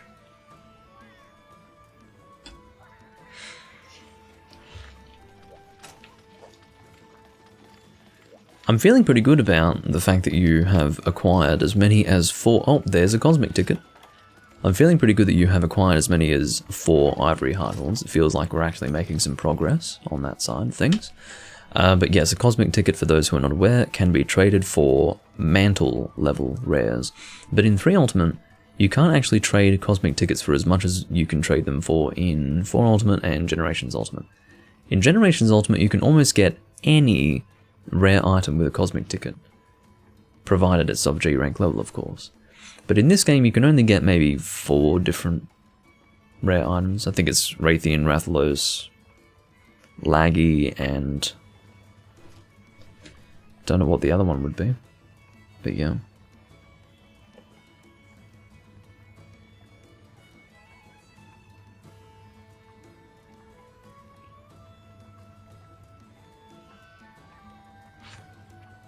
Yeah, I think it is an Uragan Pallium. I don't think it would be Brachydios. You know what? I could check right now. Let's not even wonder about it. We don't have to wonder. I do have my reference up. I'm going to check to see what cosmic tickets can actually be traded for.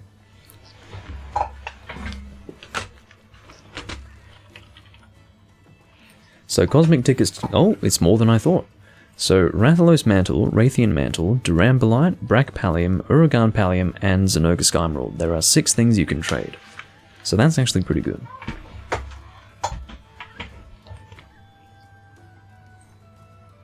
Isn't it nice to have the reference up? I'm actually going to fix my white balancing, because I look a little bit too orange. I look way too orange, what the fuck?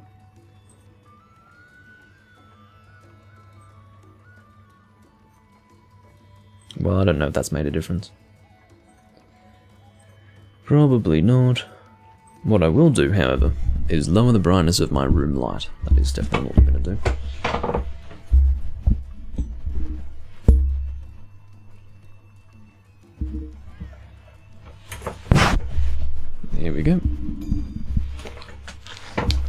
Beauty.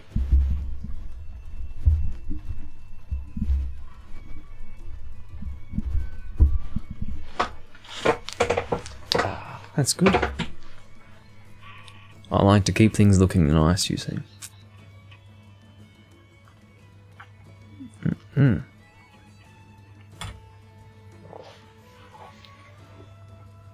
Don't trust Cavenator too much. He's not necessarily to be trusted. Pack mentality? Sure. I need tails, says Nicodemo. Fair enough. May as well do his triple burial quest, I don't mind too much. As far as what I would use for that... Ooh.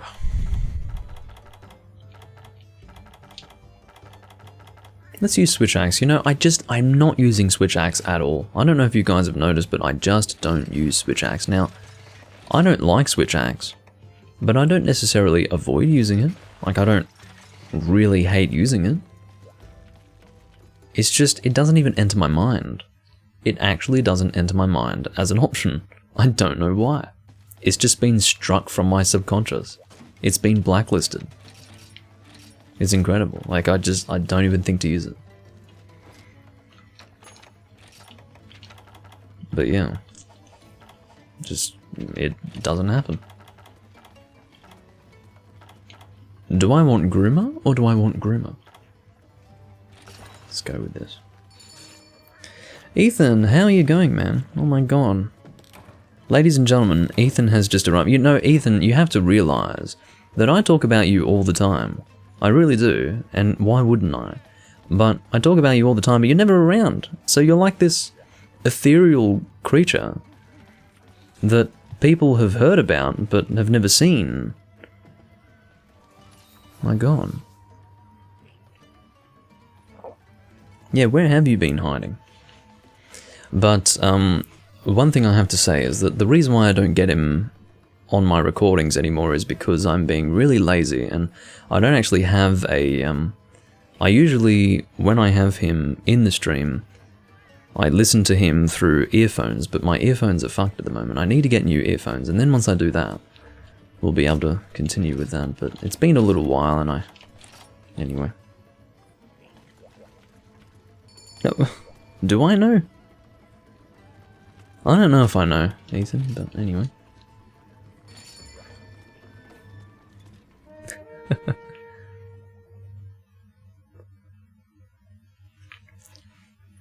Well, you have become a legend, Ethan, because unfortunately, it's probably been... It's not since Rise came out that we were talking together in one recording, in one stream, and a lot of people have joined since then.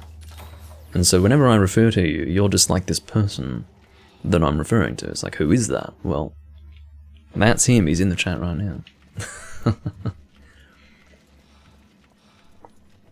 So what are we hunting again? Why do I always forget these things? 3 burial, that's right. There was a faster way. Well, not necessarily a faster way, because if you think about it, if I were to go the other way, I would have ended up in the southern part of this area, which would have required the traversal of that area to get to this point anyway, so I don't think that would have necessarily been slower. Want to goof off tonight? What, just generally? Yeah, probably. I'd 110% get you on the stream right now if I had the setup to do it. I just don't, unfortunately. My earphones just do not function. I should just get some cheap ones, honestly. I mean, basically, I have these in-ear monitors that need a replacement cable, but they are Etymotic in-ear monitors, and to get a replacement cable is like $50, and it's too damn long. I mean, I'll get it at some point, but God, it's really frustrating. At the moment, neither side works. Like, both ears... Like, sometimes you lose signal in one channel. I've lost signals in both right and left channels, so it's pretty nasty.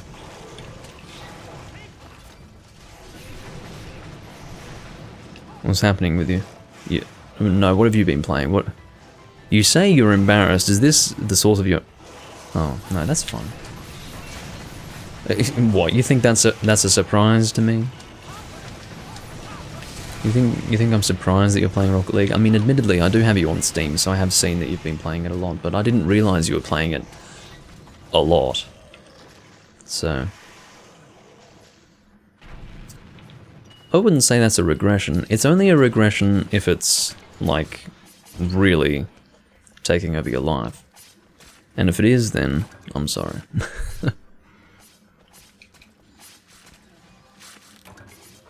I see N10 is using Sinister Saints.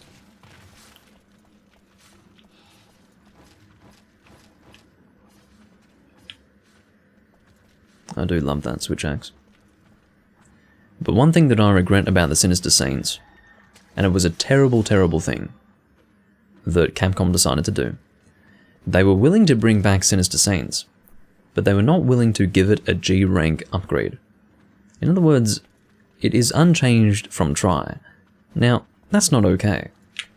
It's not okay for a high rank game to have an unchanged weapon brought back, because what that means is that it remains a high rank weapon, and that's a real shame.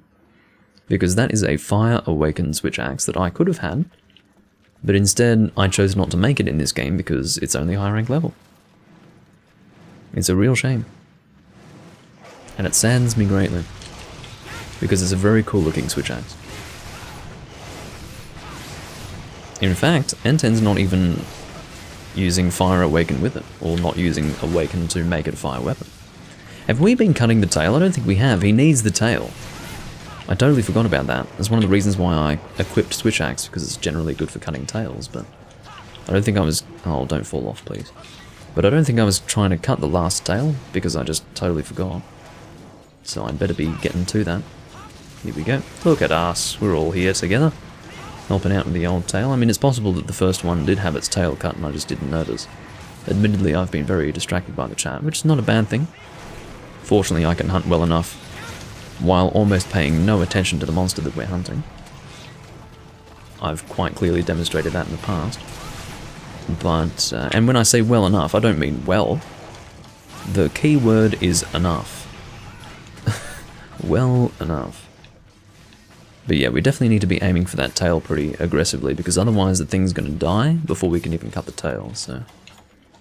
Yeah.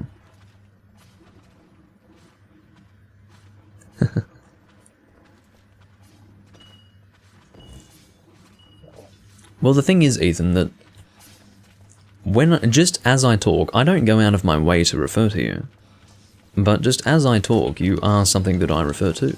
Like, you just are. Like, there will be something that relates to you in my topic of discussion and you will be mentioned. It's just what it is. Like, I don't know.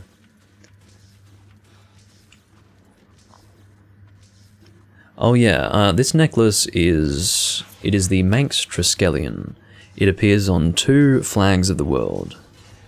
The flag of the Isle of Man, and the flag of... why am I forgetting the name of it now? That's so stupid when you get a mental blank. I've said this a million times before, and right now I'm getting a mental blank. It's, shit. That's so stupid. Anyway, it appears on 2 national flags, and it is a... The Triskelion is a Celtic symbol. This is particularly different because it's sort of a reimagining of it. It's like a sun symbol in its ultimate origins. Some people relate it to the swastika. Of course, the swastika is a Buddhist symbol. They actually have the same origin. It is a sun symbol. And, yeah. I wear it because of my Manx heritage, essentially. I have a big Manx flag hanging in my room, and yeah. I've been to the Isle of Man twice, and which is, you know, might not be that big of a deal for some people, but it's on the other side of the world to where I live, so I would say it's significant for me. I went once in 2015 and once in 2018.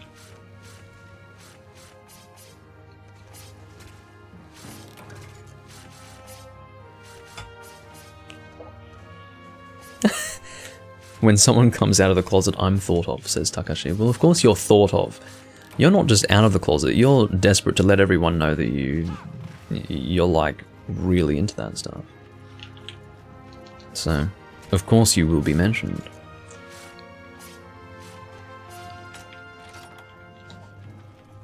Like, Takashi flirts with male members of my chat at any given opportunity.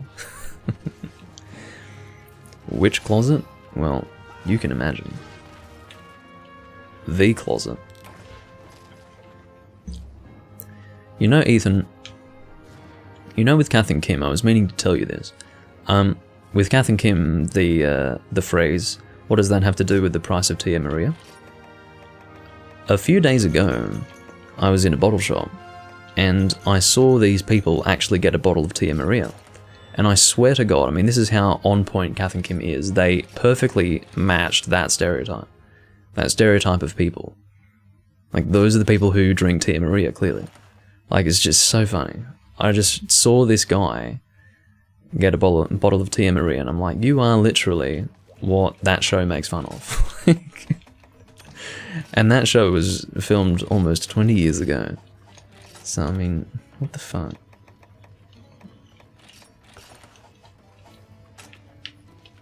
You are highlighted, you're correct.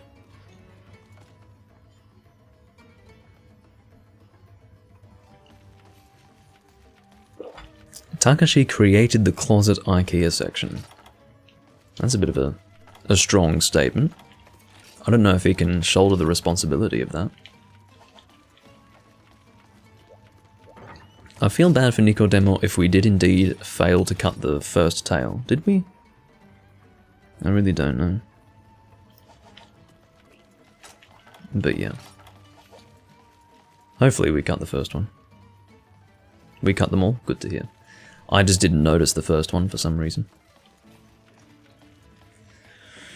Alright, shall we check again for a double ivory? Unless... So what's happening, Vernon? You said you wanted, laggy mantles or whatever, but you don't want the 6 hardhorns? Or are you so sick of fighting ivory that you'd be welcome to fight? Or rather, you would welcome the hunting of a regular laggy at this point? Laggy mantle times 2.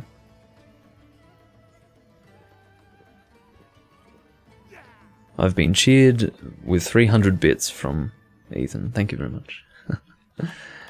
But in fact, he hasn't been here since I became affiliated. Since I finally got off my ass and actually joined the affiliate program.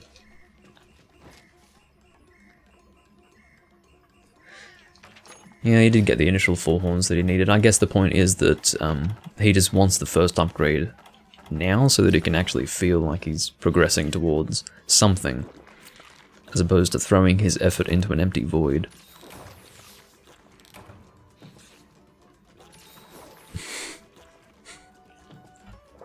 Ethan, you never appear on the Discord, you know that. You see, the problem is, I always have a stream notification on Discord every time I go live, but as I found out with you, you seem to have an endless barrage of Discord notifications going on, which means that you have, it's sort of like parents with a crying child and they are completely oblivious to the crying child, whereas everyone else is like, what the fuck is going on over there? The idea being that you have become completely desensitized to Discord notifications. So, yeah. And that's what's happening there. Have I eaten? Yes, I have. Just wanted to make sure. Oh, right. The reason why, Ethan, is because that's a little bit distracting to the stream. I don't really do that sort of stuff. You have to really set things up for that. I guess you could call this a bit of an old style stream.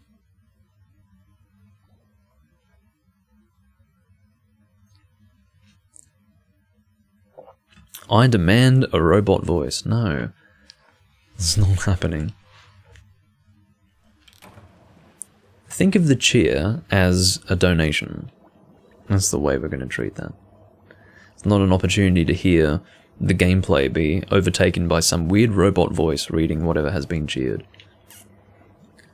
Cruise control, that's what we're doing right now. It is laggy and ivory laggy in the flooded forest. I think laggy starts in the area just north of where I was, underwater. And ivory probably starts in what I believe to be area 4, if I have my areas memorized correctly.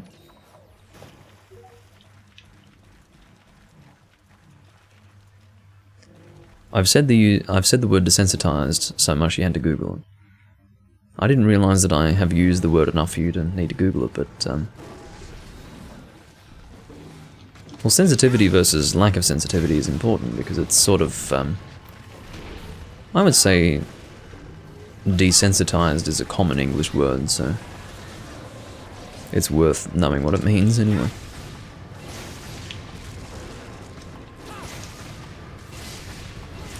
Why would I cheer if I can't disrupt a stream and demand your attention?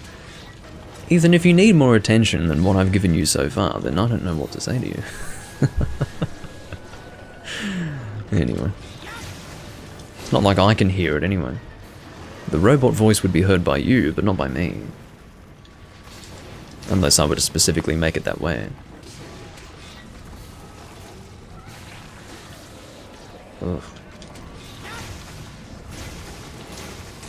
I suppose a cheering, as the word would suggest, would be, you know, making a lot of noise, so maybe that's appropriate.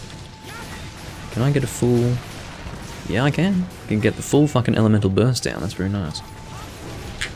Oh dear.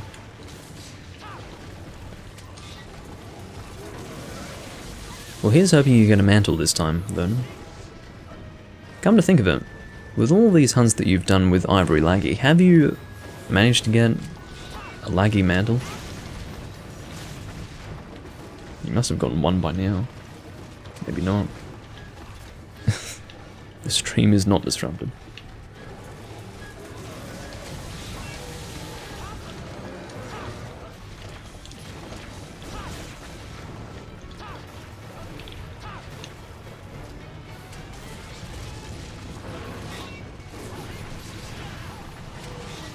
Yeah, that's true. I mean, some streamers don't really read too many of their,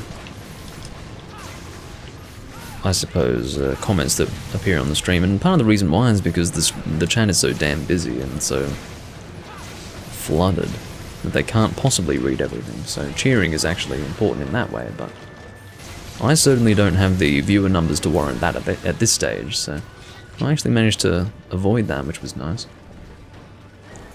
But yeah, I mean, I implement those sorts of things as necessary, and it is not necessary at this stage, so... There goes the tail. It's very good for mantles, or at least reasonable for mantles, we'll say. Maybe very good is a bit of a strong term. And there goes that ivory. I suppose we'll try to capture the... Wait, did we get the horns? Good. I suppose we'll try to capture the irregular laggy if we can.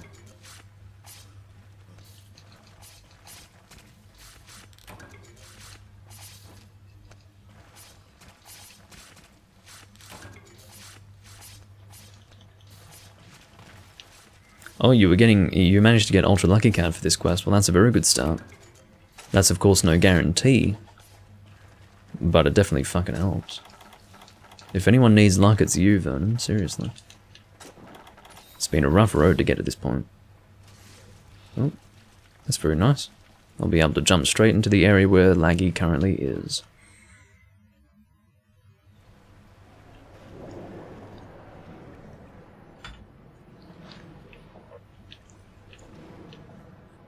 Well, Ethan, anyone with any semblance of taste is in the same boat you are, so...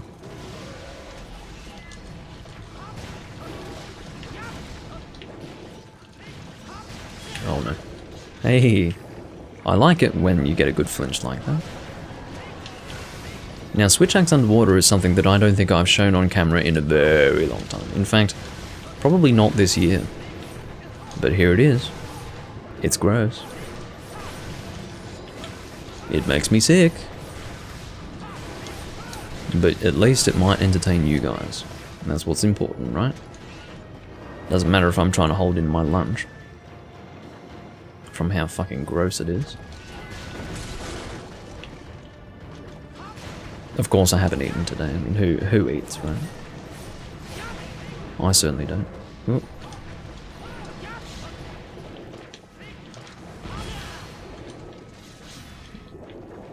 Yeah, Beans is definitely getting something out of this. He's only seen a handful of underwater confrontations before, so... it's pretty good. I'm killing this Epioth in the process. Like, I've nothing against this Epioth, but, you know... if he doesn't swim the hell out of the way, he's just gonna die. It is what it is.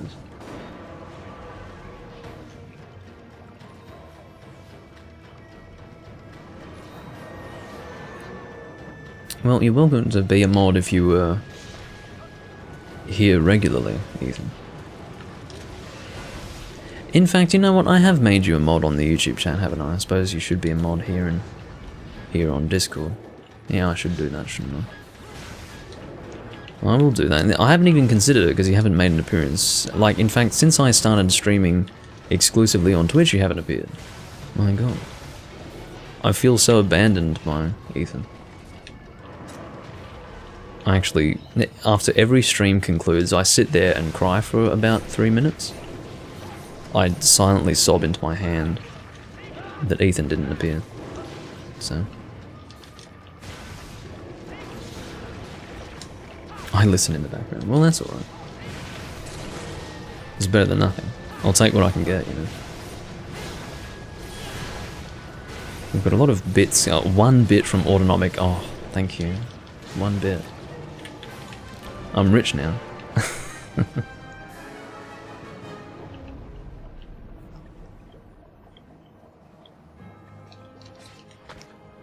Thank you very much. Well, you're 3rd on the bit scale. 3rd on the bit scale. We were not able to capture this one, but that's alright. It's not a big deal. Let's cross our fingers for Vernon that he gets at least 1 mantle. I mean, we have been praying for Vernon quite a lot lately, but it seems necessary. It seems necessary.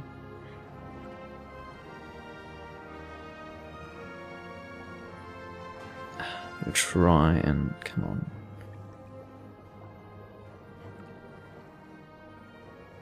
I don't even know how Twitch works half the time, to be completely honest. Here we go.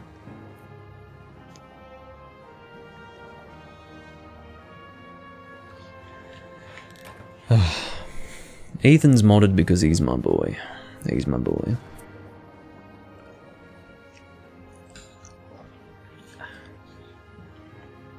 Whoa! Look out. We've got some sub gifts coming through. Happy days.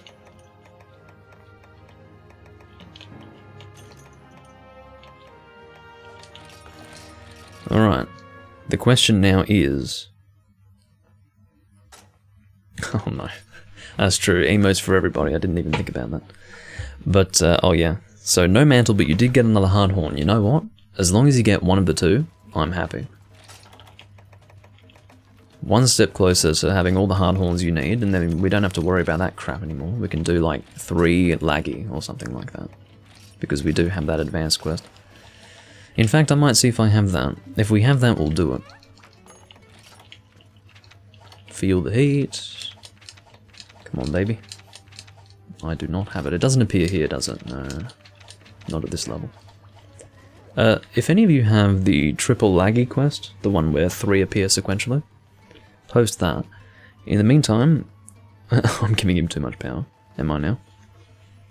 I will be back in just a moment. Just going to the bathroom.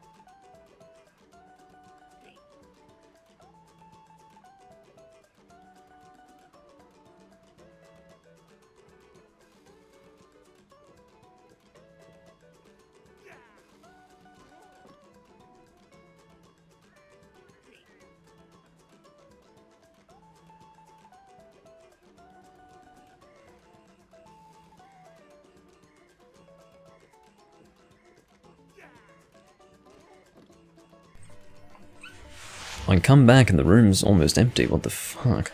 That was a bit of a shock. Like, really, I come back and there's just no one here. Breaks my heart. I just unplugged my Wii U on accident. Well, we're happy to wait, Anton.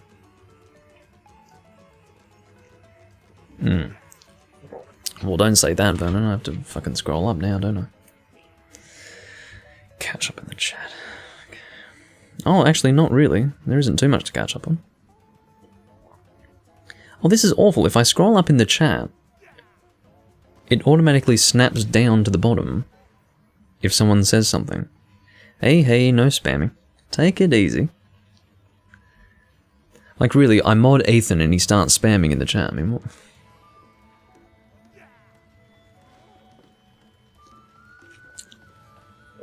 What the fuck? What is this? That doesn't... What am I looking at here? Yeah, we did have a group of 4, like a consistent group of 4 beans for like the best part of an hour at least. And we lost N10 because he unplugged his Wii U. And then the other guy just left on his own, I suppose. Yeah, he just left. He didn't even say anything, he was just like, bye. Well, no, he didn't say anything, so he didn't say bye, he just left. He figuratively said bye. Ethan, don't fucking spam, god damn it. I shouldn't have to tell you that. You're not like 10.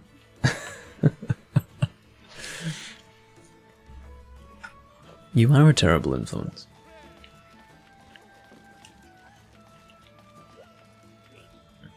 You don't have triple laggy? Well, it's not a big deal if you don't. Let's see if there's anything else that might involve laggy that I have. Oh, I have that. Triple threat. Should we do triple threat? Let me see what the... I was just looking at it before. Let's see if there is a mantle drop for the quest reward. Laggy mantle on questline 1 for A is 2%. Okay, so regardless, you will have a 2% chance to actually get the quest reward. Oh, it's Geordie. Remember Geordie? I haven't played with him in a long time. Geordie is the one... Oh, he's the cheater. He's the one who goes around giving people supply items. I haven't seen him in ages. Oh, he has the triple. Awesome.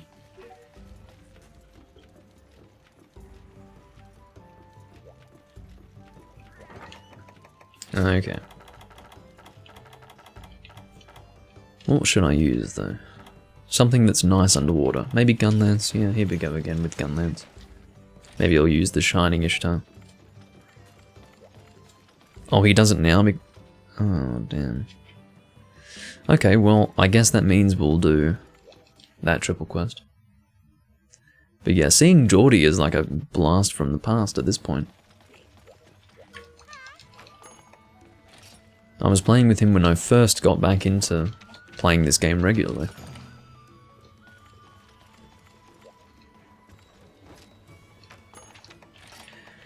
Well, let's just see what happens, you know. If you see Geordie holding a gift out to you, don't take it. That's all I can tell you. Wrong chat. How does Vernon type in the Twitch chat instead of the in-game chat? How does that happen?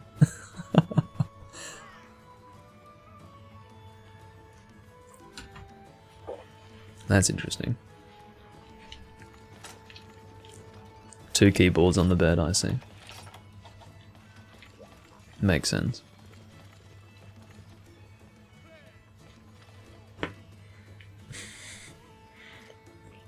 Geordie has become a bit of a myth and a legend at this point.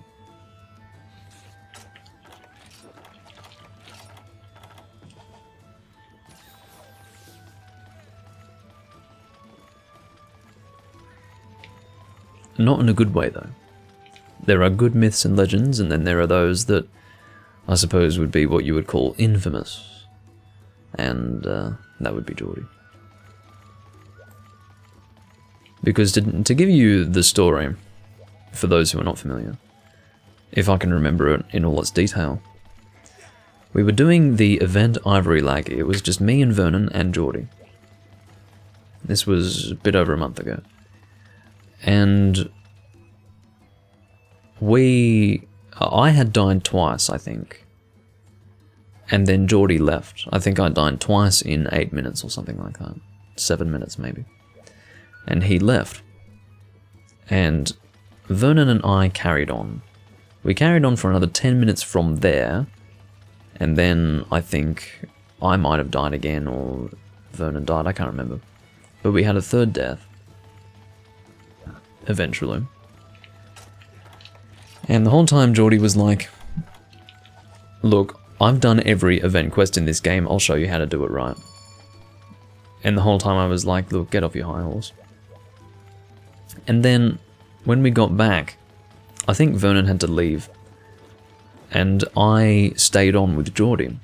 And we two-manned the Ivory Laggy event quest and succeeded, but prior to departing on the quest, he tried to give me supply items. So when he said, I'll show you how to do it, that was like the actual way he wanted me to do it was by using supply items. It's like, what the fuck?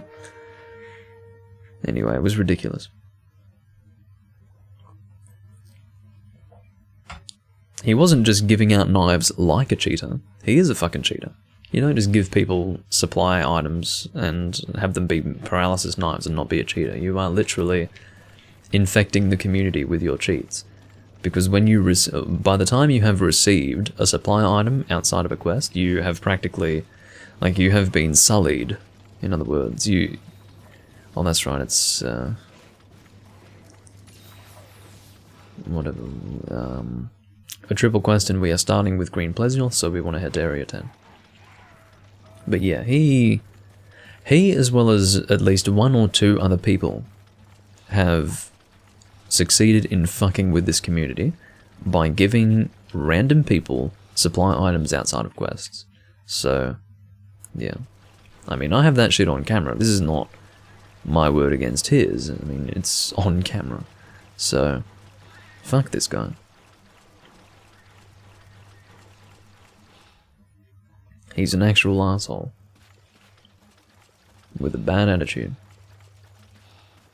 Yeah, this is how you play Monster. We are looking for frogs, no doubt. I think N10 got one. Yeah, looks like it. Sometimes you have to wait for Green Plesioth to get in here. Is he in this area? I don't think he is. I think he still needs to move in here from 11. Yeah, we just need to wait. Did he just leave, or has he not yet been in Area 10? I think he starts in 11 and then moves to 10. I think that's how it works.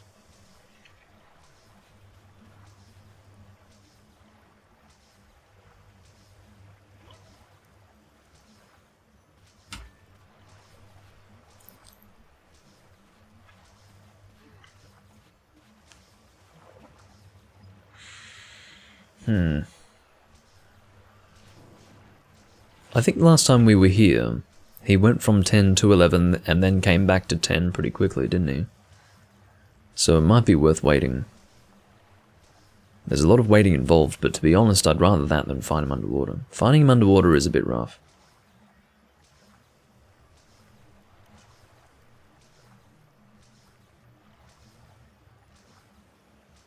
I don't know. We all seem to be quite willing to sit here and wait, though, which is good. Except Geordie has now lost interest. Probably only now realising that he's not in the area, even though that is common knowledge. Geordie, you dick!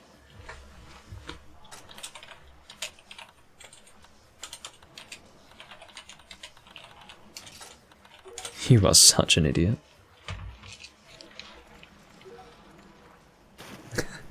I say, you are such an idiot, lol. Vernon says, F you, Geordie. What a dick. Like, we literally stand here for more than a minute, and then Geordie just runs in and attacks it anyway. Like, get a grip. You're the one who put a fucking trap there. You dick. This guy. I suppose I should just kick him next time. He's such a cockhead. And he can speak English, he knows what we've said. Oh, Anton's pulling out his Spanish. That's good. Very good. Fucking dick. Oh. Very good.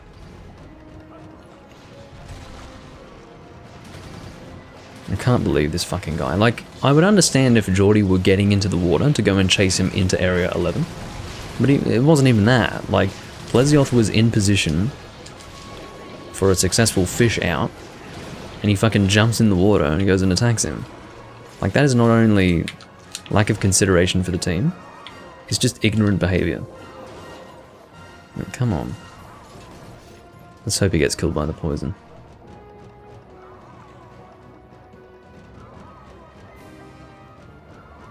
You know, if we're standing around with a trap on the ground, it means we've invested in having Plesioth be fished out. And it's just bad behavior to throw it all away to just jump in the water and say, oh, I'm going to hunt him anyway.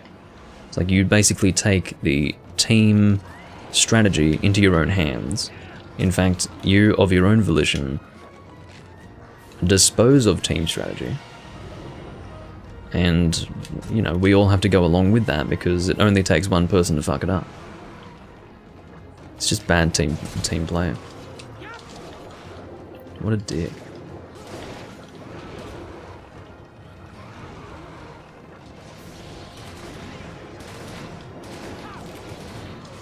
Alright. Go and sharpen up. And I will get my calves. I believe these monsters all have regular calves, or maybe it's Mega Potions. What do we have? Mega Potions, okay.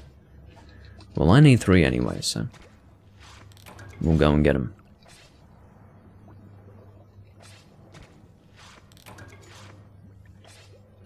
I still will never know why Piscine Wyverns have 4 calves. It doesn't make sense to me. I don't know what the logic of that is, but Plesioth, Labazioth, they've always had 4 calves, as opposed to 3. Oh, Enton's going for the one-shot again on the Green Naga Cougar.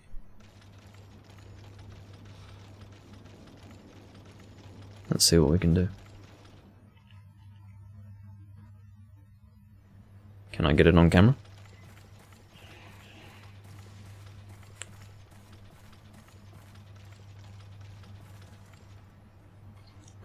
Enten can one-shot me, says Takashi. Rightio.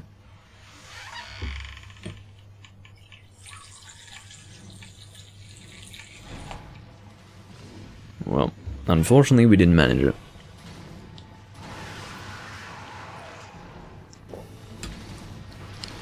That's alright. It seems to be difficult to get the timing.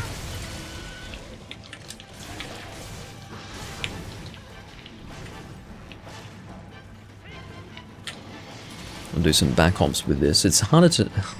Geordie has exited the game. I mean, this guy is such a loser. How can you be such a loser?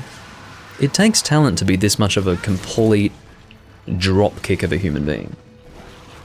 It's really quite surprising. Good, says Vernon. Well, fuck that guy. Really, I mean, I will not let him hunt with me again. He really has well and truly lost his right. That's not to say that hunting with me is some amazing achievement, but fucking hell, like, I'm not hunting with him anymore. I do not personally want to deal with his garbage attitude. He is a fucking mongoloid of a human being. He's just a total loser. Dropkick fucking shit stain of humanity.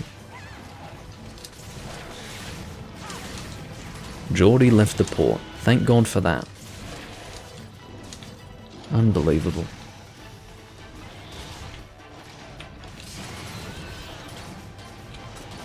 He's consistent as well on that front. It's not like you hunt with him a month ago and then now he's suddenly not bad, you know, he's having a good day. There are no good days with that guy. He's just a shit stain. That's what he is, it's his identity.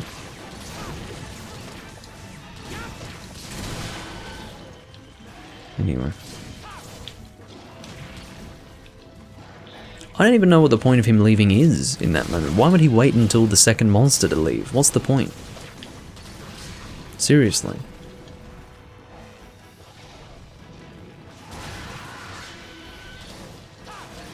I wouldn't say that, Takashi. I certainly wouldn't lump you into the same category that I would put Geordie in anyway.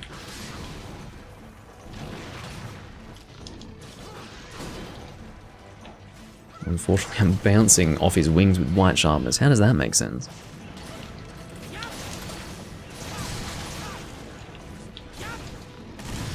Oh, again, I need to be doing Wyvern Fire. How stupid of me. We would have killed him even faster had I done that.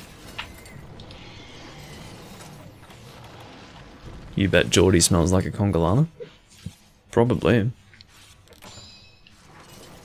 Wouldn't doubt it.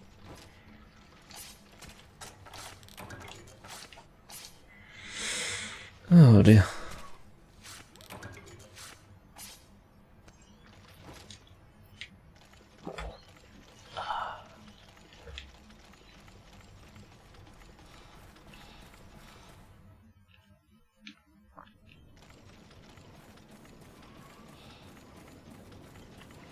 It's just funny to have him turn up after so much time has passed.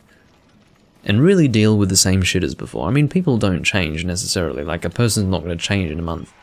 But what I mean to say is that you never know, you could have come across this person when they were having a bad day. You know, they might have been having a bad day for one reason or another, and as a result that has coloured your opinions of that person. But clearly this guy by nature is a complete waste of space, which is, it is what it is. Yeah, the way Ivory spawns is pretty funny. He comes out, where does he come from? He like, oh, I was pretty sure he landed in. I guess I'm getting confused with the arena spawn, because in the arena he actually flies in. That's a bit weird, he just fucking appears there. God. They must have been too lazy to have him fly in, because they did it with the land arena. Not necessarily Ivory, but with regular laggy they did that, so what the fuck? That's a bit weird. We've got another fourth here, which is cool.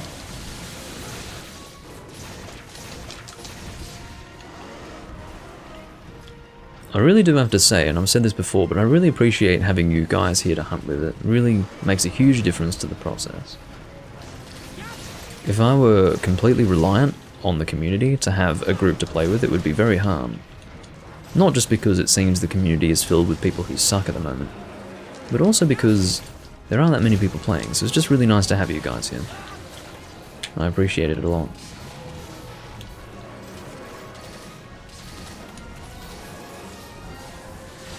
Am I thankful of the chat?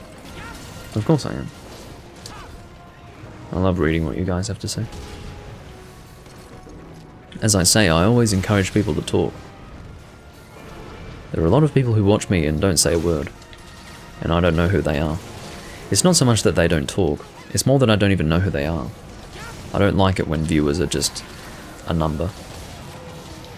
It seems that they don't mind, but I do mind. I like to know who is watching me. I like to connect with them to some degree.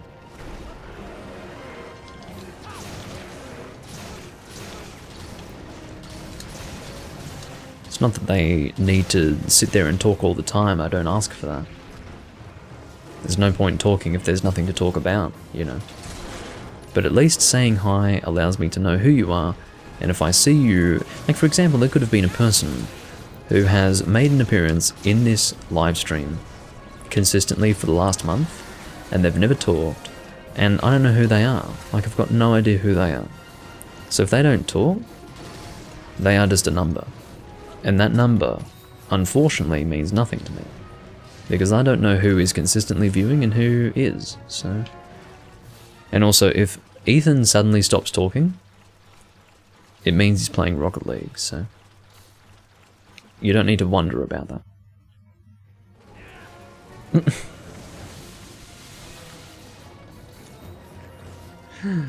Anyway. Ethan receiving mod status on Twitch seems to have a different effect on him versus YouTube mod status. What the hell's going on? Yeah, that is Ethan. That is the Ethan. See, even Beans is like, oh, that's Ethan, okay. The legendary Ethan that is constantly referred to.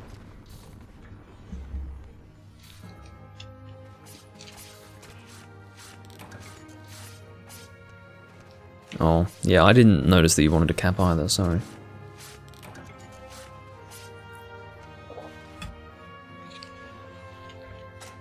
Oh, right.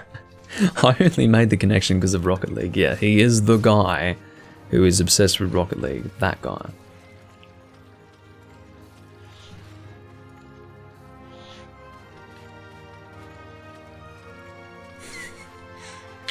You are a myth and a legend. In my lore, Ethan. That's what you are. And for good reason.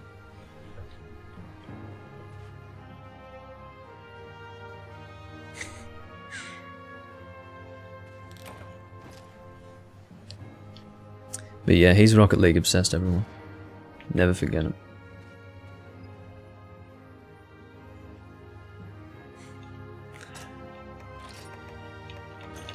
Oh man. Don't make him too happy. There is such a thing as being too happy. Any mantles? Vernon? I can only hope. I can only hope.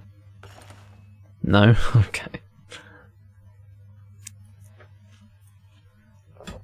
I can't say I'm surprised, but I'm still sad for you. MG is here, hanging out in this point, or like sort of in the... This is where you stand if you don't want anyone to see you, because if you stand here, it's very easy for you to be outside of the camera angle of people even walking here. Like if I were to walk here, I would never see him. I wouldn't even see him, you see? It's kind of funny. It's a good place to stand if you want to remain hidden, but watch everyone silently. It's like the ninja hiding place. Whoops, didn't actually mean to put away my nullberries. Let's get those back.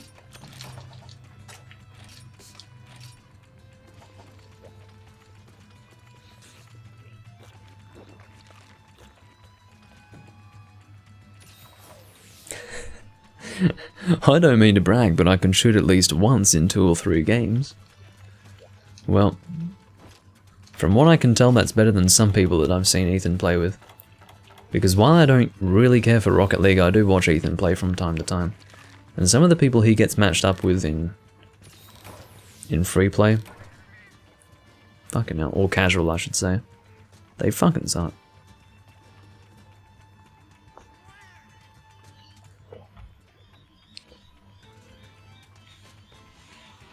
Any mantles in chat? Yeah, there's one right there, look. That must be a Raytheon mantle based on the coloration. What have we got here? Cruise control, okay. I'll find something interesting to equip.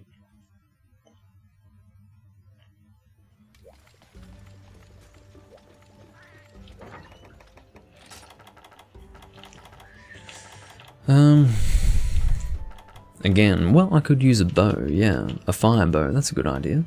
I don't want fire spread because that's a bit boring. Let's use rapid. What that's going to be, I don't know. I could whip out my text file, but I'll go load up and then I'll check my fire bows. Which one is using rapid? Or you might be the one. Arco try red. I think you might be the one.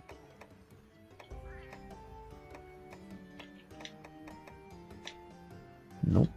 Oh, I could... Would I rather use non-load up Gigantomachy? How does that compare? So, rapid 3.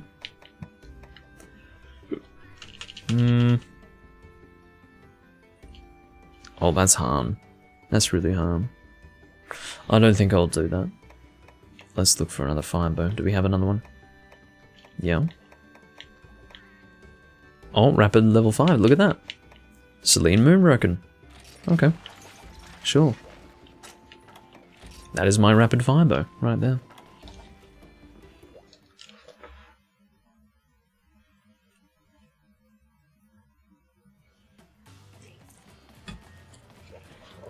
Well, here's hoping, Vernon. Don't you need 2 mantles, though? That's a big ask of this quest. 2 mantles and an ivory hearthorn? Or do you only need 1 mantle?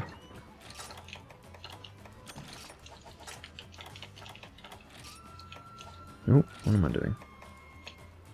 I can shoot paralysis with this bow, so I might do that.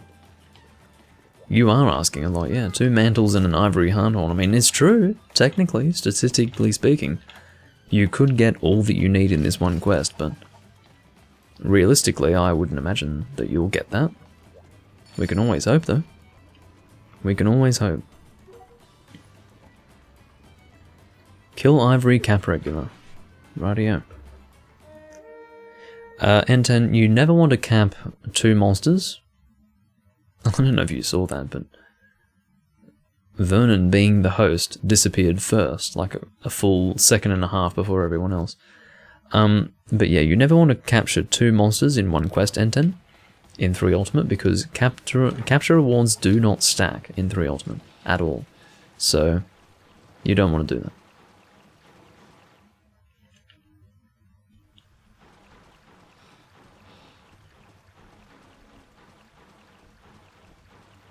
Someone give me the strength to keep going for my relic in Final Fantasy XIV. Okay. You get a little bit of energy from me. A little bit of positive energy.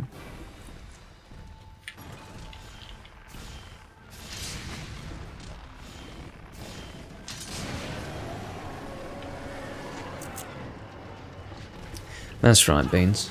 The idea being that it's always better to capture one and kill the other in this game. You never, I mean, that's like the ultimate golden rule of 3 Ultimate. It always has been. Capture rewards do not stack. That is the golden rule. And, well, most high-ranked people will tell you the same. But I guess some still haven't picked up on that.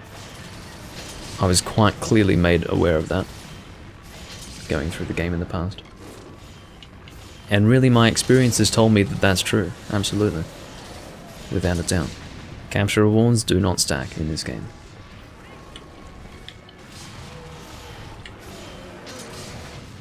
Maybe for different monsters it's a little different, but I don't know.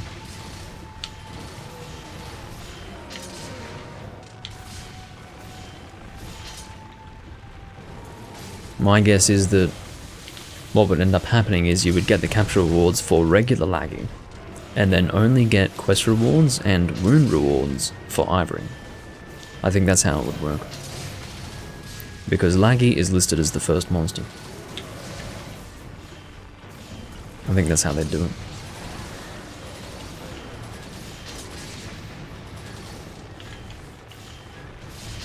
So we were capturing Ivory, right? Oh, kill Ivory. Okay. Capturing the regular one. It's hard to be specific about that. Really, it's better to capture the one that you can get away with capturing. And then, you know, the idea being that sometimes you can accidentally kill a monster.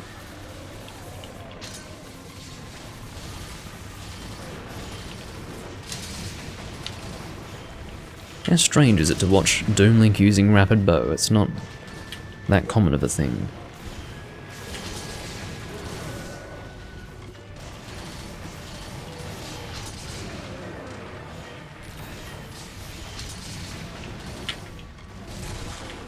Hear him. He's out of here. And I suppose I'll save paralysis coatings for our next hunt. What am I picking up? Nullberries. Well, as interesting as those are, and as useful as those are, I would like to carve, thank you very much.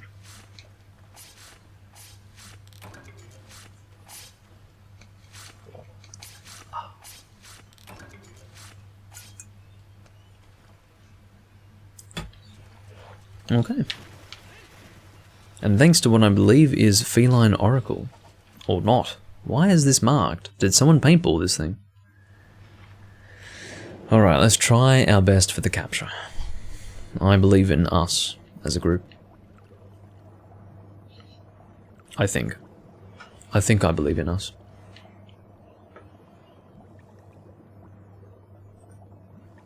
I hope so.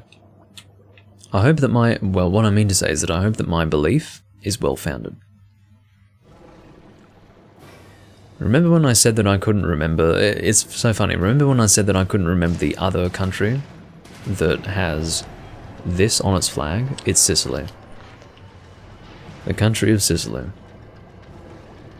I always remember that, but when I was put on the spot I couldn't remember it this time for some reason.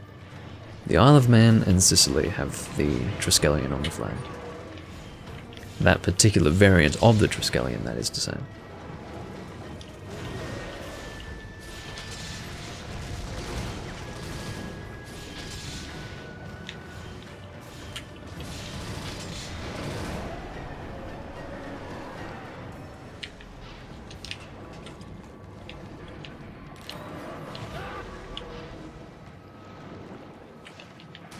Ah, come on. What will I do if the servers of this game closes? What I will do is I will transfer my save file to the 3DS version of this game. That's one good thing about this particular game, because there is a 3DS and a Wii U version. There is actually a way to move your save back and forth between the Wii U and 3DS versions. I will move all of my save files to the 3DS version, and I will dump all of the game files of the 3DS version plus my save file to the PC, and using those files plus the save file I will begin emulating on the PC.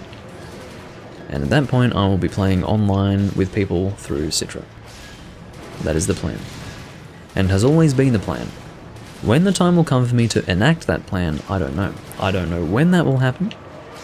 The first time people were really talking about these servers being closed was in 2016, okay? And then in 2017 it was like, oh, they're definitely going to be closed this year. They're going to close this year no matter what. And then in 2018 it was like, okay, that's the end, guys. 2018, it's over. Because World's coming out. I mean, they're going to close the servers. Didn't happen. And here we are in the year of 2021, the servers are still up. So, yeah, I've got no idea when it will happen. It has to happen eventually, doesn't it? But here we are. And I'm just going to enjoy it while it lasts.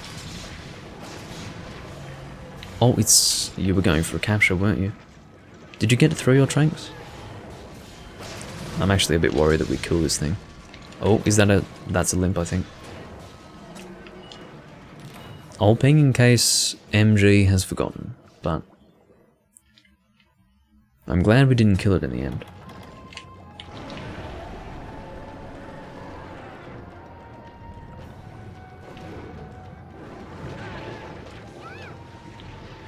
Beta, we definitely need to play 3 or Portable Third and Freedom Unite at some point. Because I'm always on Hunsterverse, I'm always there. So if you are ever around, let me know and we'll play together. Seriously. Because I don't have many people to play with, okay? Like, I have people in the community to play with, but I don't enjoy that as much as, you know, hunting with people that I'm familiar with. So, yeah, I'm always around to help you out. We play Freedom Unite on Hunsterverse. I will type that for you.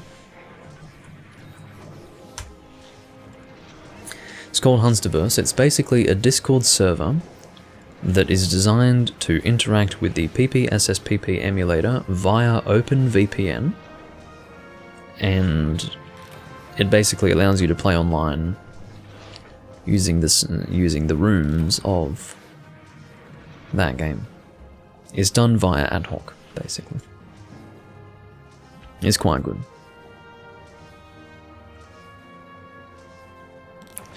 I know, Beta. I know you know about Hunsterverse. We were going to play on Portable Third in Hunsterverse, but you were busy that day. I know that you're on Hunsterverse. What I mean to say is that,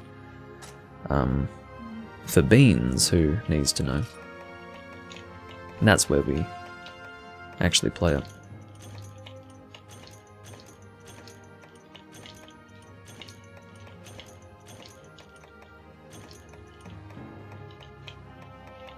Taking whatever I can here. There we go. No Hardhorn, what the fuck? And you didn't get a mantle either, I'm assuming? There were no servers on the PSP. This is the thing. The PSP games never had servers, so to speak. They only had rooms that could be connected to via ad hoc. So either you would use Xlink Kai or ad hoc party to play online in those games. And then of course you could play locally with friends if you wanted to. You did get one mantle, that's awesome. I'm glad to hear that.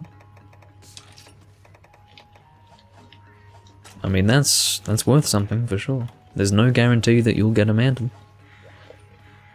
No guarantee at all.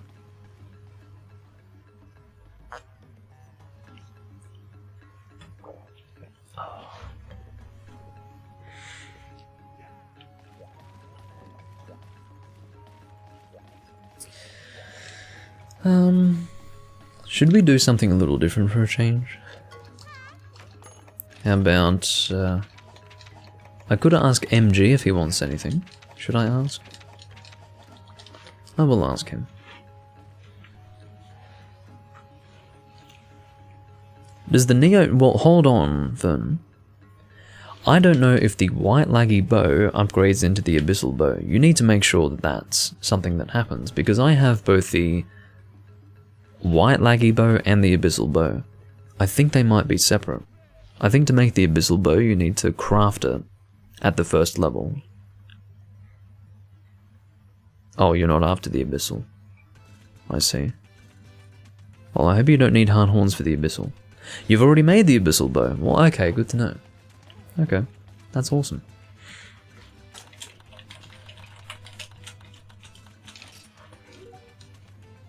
That's awesome.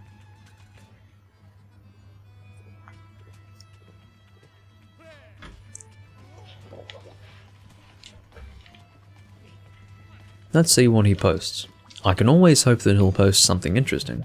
Oh, he knows exactly what he wants. Oh no!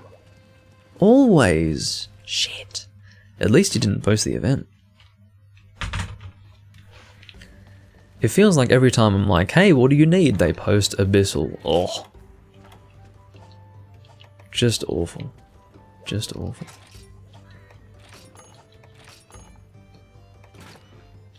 Okay, I must have some Dragonfell berries now. Oh, I can probably buy some dragon shots too. How many do I have? 105, that's enough. You need gushing magma and dynamo to upgrade your abyssal bow. Okay. That's all good.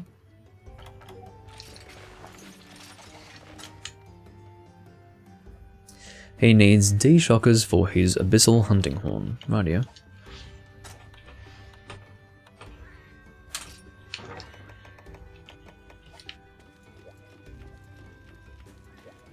Yeah, the event Brachydios is pretty hard.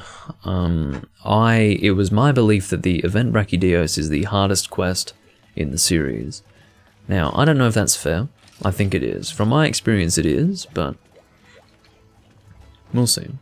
I'll probably do it in the future at some point, but I don't think I have succeeded in that quest even once.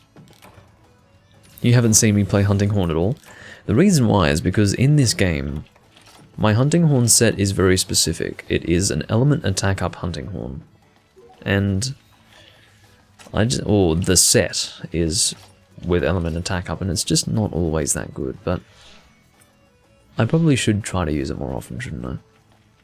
He needs 6 D-shockers apparently. But yeah, I'd like to use more Hunting Horn.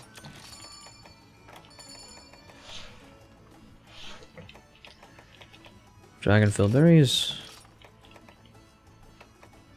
And dragon shots. No, that's Wyvern fire.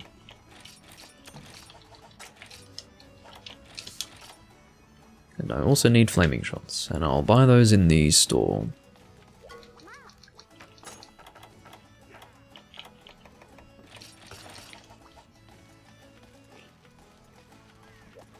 Recital mode is something that was removed in Monster Hunter Portable 3rd. Portable 3rd was the first game to make it so that when you attacked, it would automatically play notes. So Recital mode met its demise after Freedom Unite.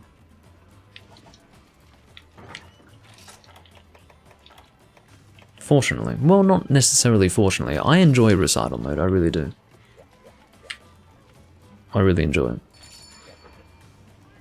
Because I started with Hunting Horn in 2nd gen, but there's something about it that I really enjoy. It's so unique and so different that I get a lot of fun out of it.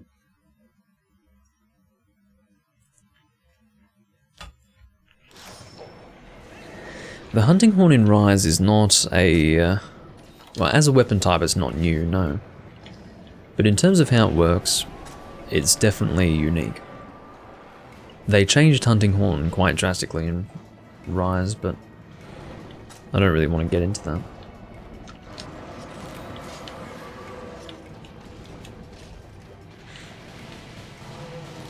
Yeah, that's a pretty good knockdown there.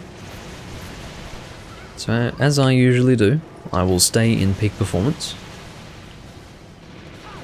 I'm using dragon shots here, which is the most specific shot type that you can shoot. When I say specific, it's something you need to absolutely commit to. And ideally you have a set that's very much designed around it. It's very specific.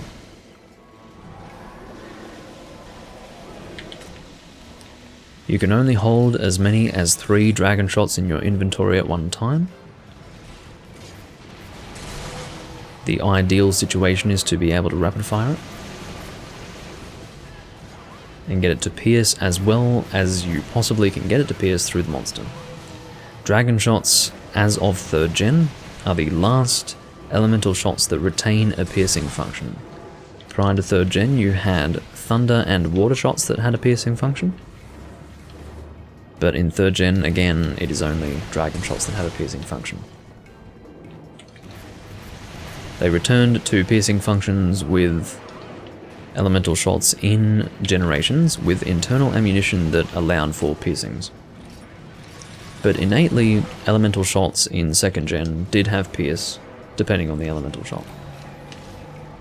But across the board, it was dragon that retained that piercing capability of 1st and 2nd gen. Oh god. I was a bit worried that you'd catch up to me then. You arsehole. Of course, the elemental weak point of Abyssal is the back, so I try to aim for that where I can. There is a bit of a downward facing arc that the dragon shots have.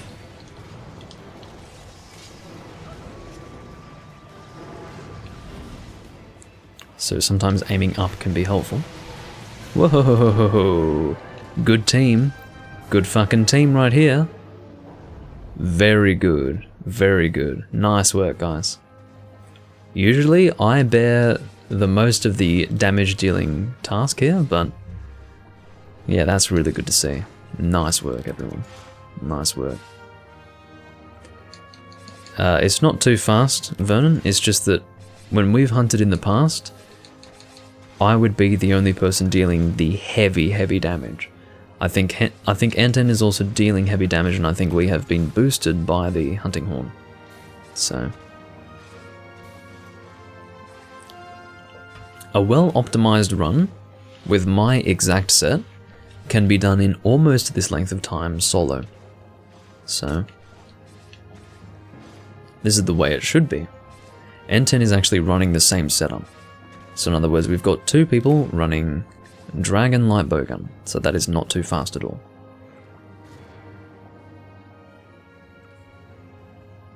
Yeah, it was. If you've got 2 people on Dragon Light Bowgun, that's how quickly we can expect to get this done. It's very good.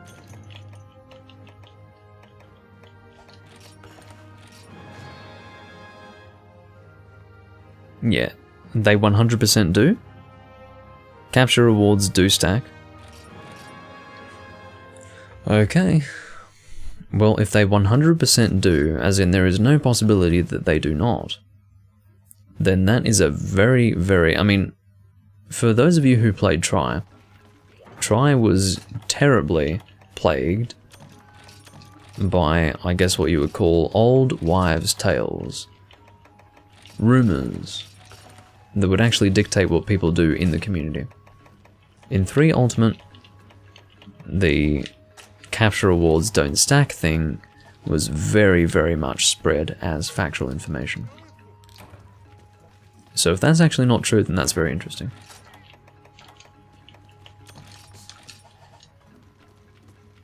Okay.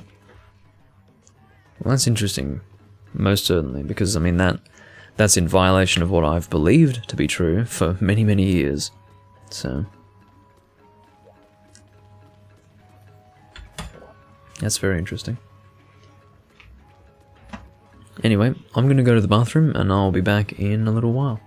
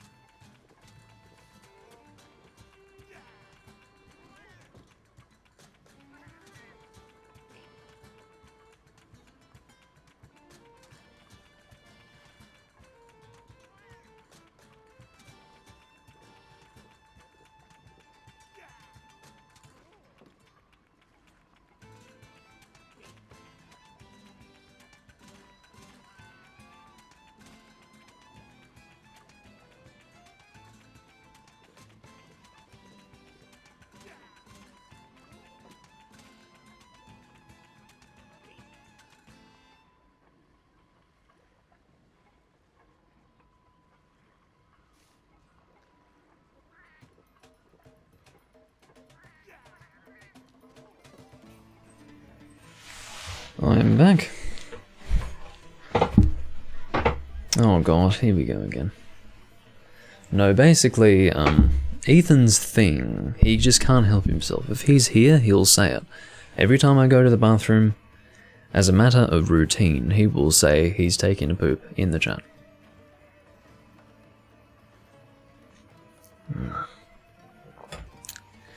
Yeah. In the past, when Ethan was on the chat, or in the chat, while I was going to the bathroom, he, on his phone, got the sound effects of some guy taking a terrible diarrhea shit and played it into his microphone. And that was definitely a thing that was happening. Takashi's saying Doomsync. Like I said, Doomsync is not... that is what you would describe as a rare experience, you know. It's not every day you're going to experience Doomsync. What do you need from this, Vernon? This is Hunter Rank 3.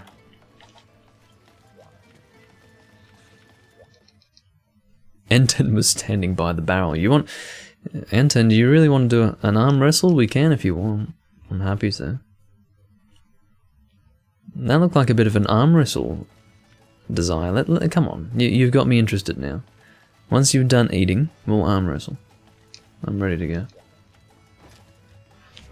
Just seeing you stand by that barrel was enough to make me take you up on your challenge. N10 and I arm wrestling. Oh, Vernon's going.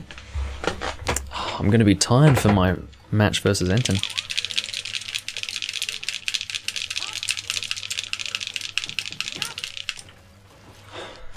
Oh, it should be alright for N10. Again, undisputed in try.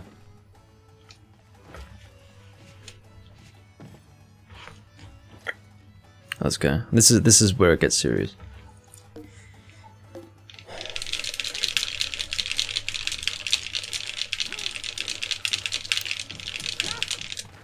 I feel like I tried too hard there, because if it's close, there will be an additional animation. Okay, so that wasn't even close. I tried too hard there.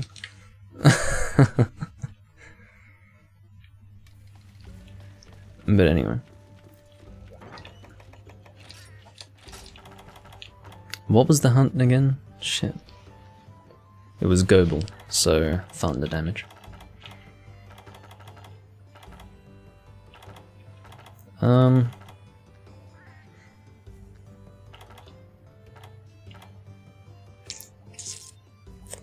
I don't want to do Greatsword, but I might.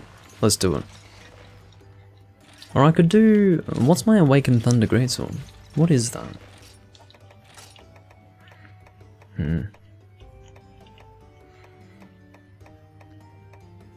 Do I have one? There might not be one. There might not be one. Because there are certain awakened weapons that don't actually... In other words, there are certain elements that you can't get an awakened weapon for certain weapon types. And I think Thunder's one of them. Yeah, it doesn't look like it. That's alright. Okay, okay. We'll do another one, Vernon, I don't mind. I don't mind at all.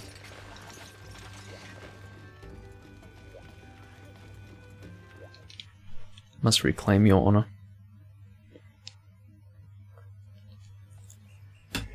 I might have to really try with this one. Because Vernon's got something on the line now. Oh, come on, arm wrestle. Let's go, come on. Really, it's trying to get me to stand on that side? Just give me the side that is available.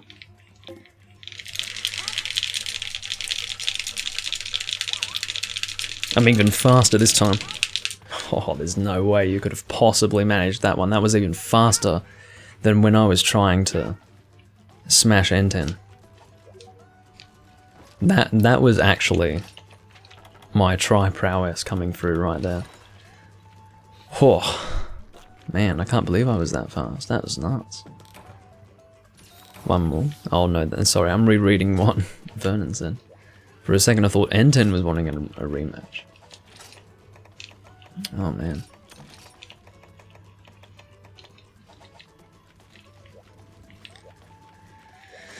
So this quest is going to go pretty quickly. Let me hook up my turbo control.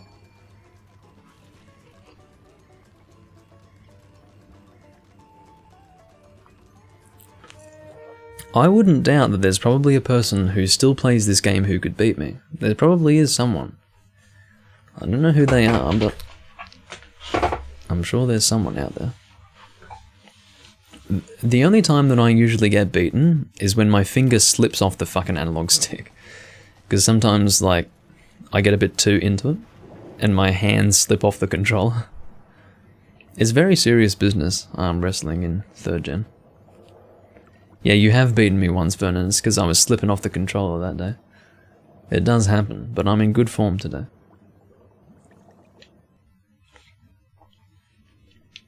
But in the form that I was, especially in that 2nd round, oh my god. That's like undisputed champion form right there.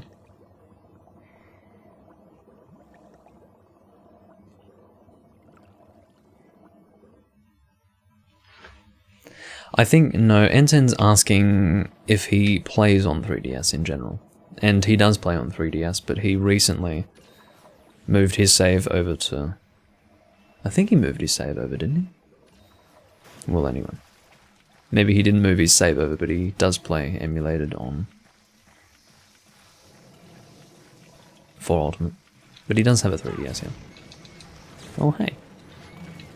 I'm gonna carve you, mister. You giant in the harbour.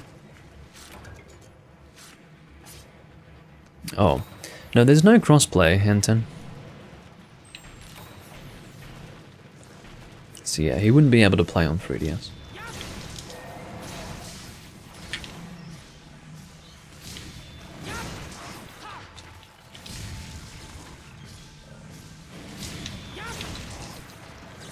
What's incredible is that this controller, just to go back to the topic of arm wrestling, this very controller that I'm using right now is a controller that I used 10 years ago to arm wrestle people in Try. Like, it is the same controller, and I love that.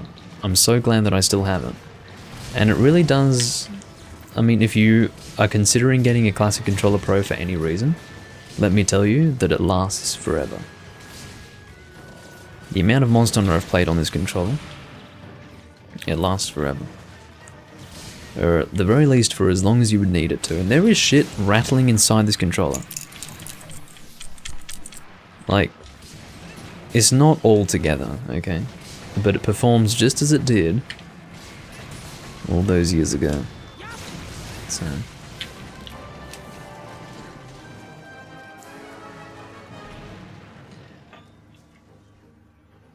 I don't remember there being an arm wrestle in the 3DS version.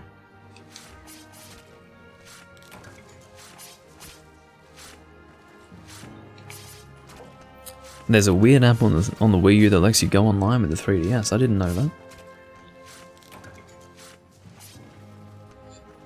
That's really weird. It doesn't surprise me though. It doesn't surprise me all that much, because what that means is that you can probably connect to the 3 Ultimate servers of the Wii U using the 3DS. That actually doesn't surprise me at all. Makes sense. It's stupid because if you've got a Wii U and a 3DS, you may as well just get the game on Wii U and transfer to the Wii U.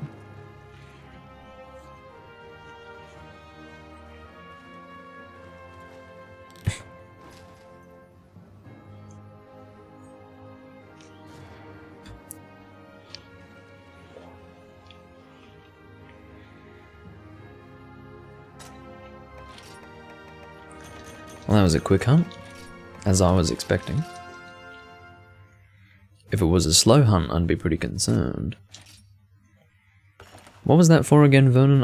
I suppose you would have told me, but I just didn't see.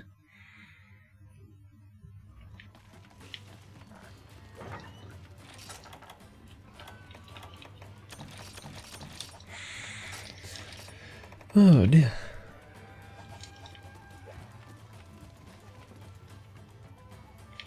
We're 3 hours in. I'll probably do at least 4 hours today, I think. That's my guess.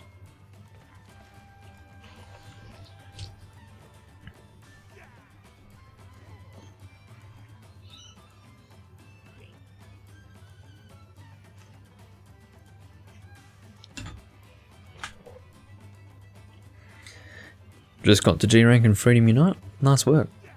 What's the final urgent into G rank again? I think it's double Hypnog, isn't it? I genuinely didn't remember, and then it suddenly flashed into my mind. Double Hypnog. Yeah. And Hypnog is good fun. I enjoy that monster. And I enjoy fighting 2 of them as well. Beta, if you have time, when I'm done with this live stream, we can play some Freedom Unite, I don't mind. I think that'd be good fun. There's 3 in a row, Shen, a Cantor, double Hypnog, yeah. So Shen and a Cantor, those were the last quests of Freedom 2. The idea being that a Cantor was the final boss of Freedom 2, and then for Freedom Unite, you get a new quest for going into G rank, and that is double Hypnog. So they do the same thing in Freedom Unite. It goes Yamatsukami, Shen, Ukanlos.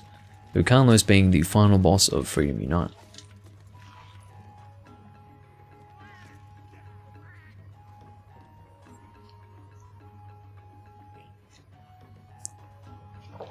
Yeah, sure, Beta. I mean, as long as they are G-rank quests, I'm happy.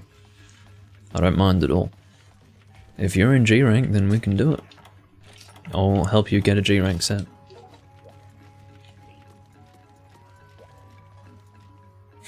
My eyes are saying they've had enough, but having fun. Whose turn? We're not doing turns.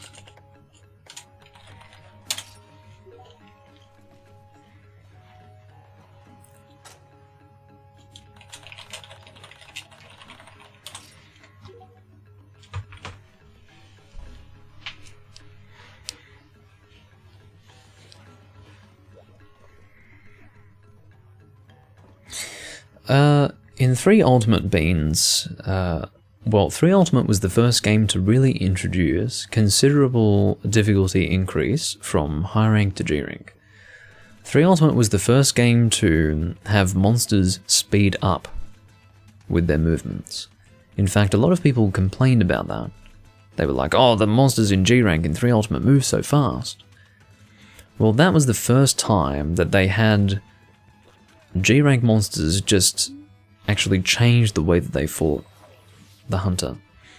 Prior to 3 Ultimate, the monsters just did more damage, and then you would get armor that would, when fully upgraded, block that damage fairly well, you know. But if you were doing a G rank hunt with high rank armor, you would get destroyed, that sort of thing. But in 3 Ultimate, that was the first game where you really had to play a little differently versus a G rank monster if you wanted to survive. So, what are you yelling about? I'm out here making plans. That's true. That's true, Ethan. Yeah, I didn't think about that. Well, it depends how long you are awake for, Ethan. I can sit in a voice chat with you, Ethan, and maybe do a few hunts with Beta, and then we can do whatever we want. I don't know. I'm out here making plans. Well, look, you know as well as I do, Ethan, that I don't have many people to play Freedom Unite with. Like, there are a total of 0 people that I can play Freedom Unite with, apart from randoms in Hunsterverse, so it does work, doesn't it? So we'll do that. What's the monster? Gold Raytheon? I'll actually join this quest because... Actually, no, I won't. I will...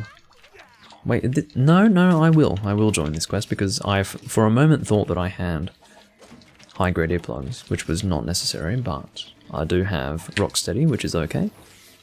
And we will go ahead with this, just to save time, because I know I've been sitting here talking most of the time. Why are you so sexy? Well, I do what I can.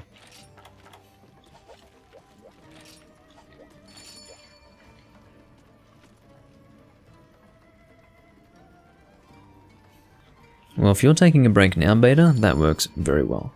Because I'll be live here for about an hour. So, as in, for the next hour, I will be playing 3 Ultimate. So if you go and make dinner now, hopefully, by the time you're done with that, we'll be able to play Freedom Unite. That'd be great.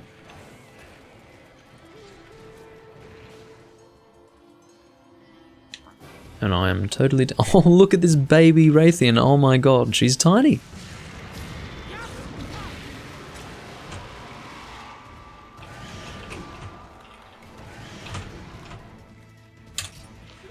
Baby Raytheon. Look at her. She's tiny. Poor thing. We're going to beat on her.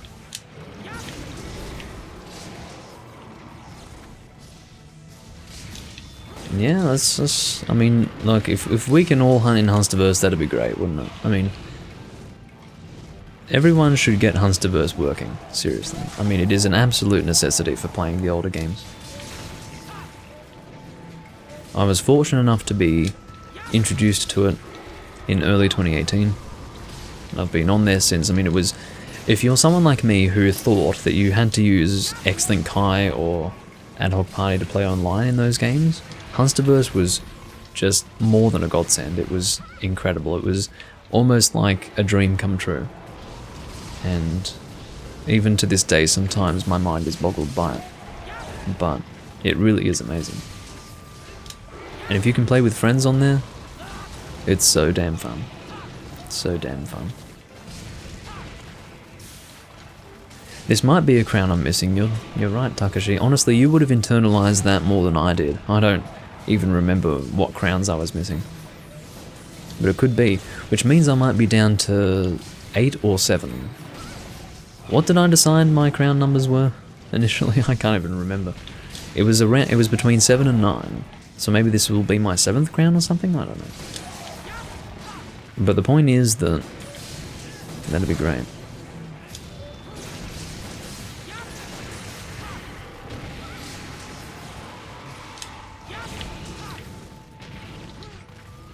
Oh dear.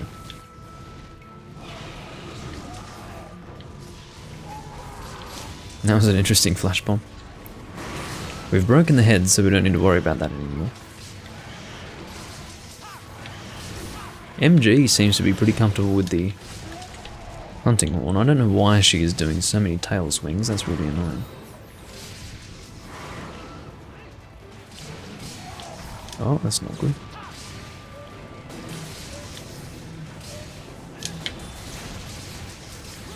Ah! No, you don't.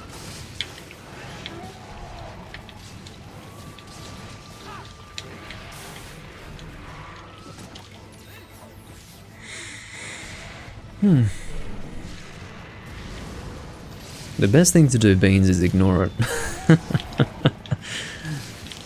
That's the best thing to do. I've only got a little bit of purple though, but it's enough to sharpen up to. Also, I have ordained. Oh. We need Ethan's opinion. Ethan, important question.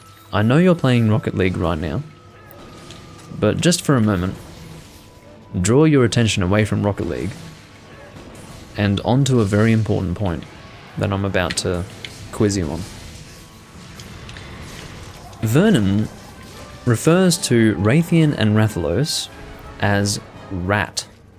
Okay, because obviously Raytheon and Rathalos both start with R-A-T-H, but rather than include the H, he drops the H and says rat. Now, to differentiate between the Rathalos and Raytheon monsters, he says, red rat? No, I couldn't even... To differentiate between the Rathalos monsters, he says red rat, green rat, pink rat, azure rat, gold rat, and silver rat. How do you feel about that? Can you possibly describe how you feel about that? Oh no.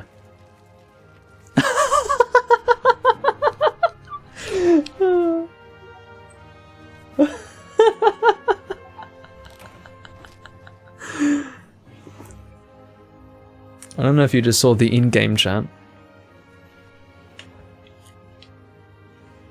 but that was pretty funny.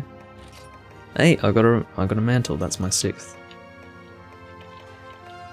But yeah, apparently MG calls Raytheon Dairy Queen. Dairy Queen for short. That was a Gold Crown Small, but I have already acquired a Gold Crown Small for this monster. Oh man.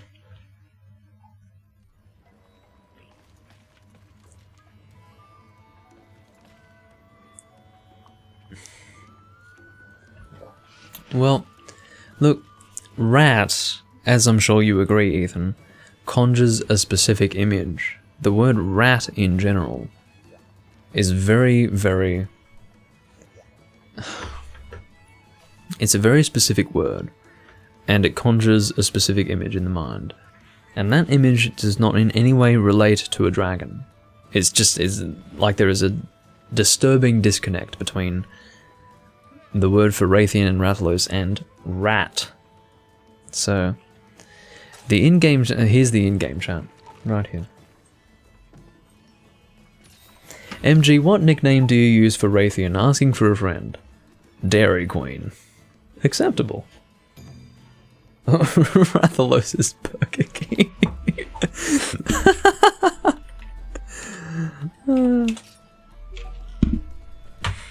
That's good. That's good.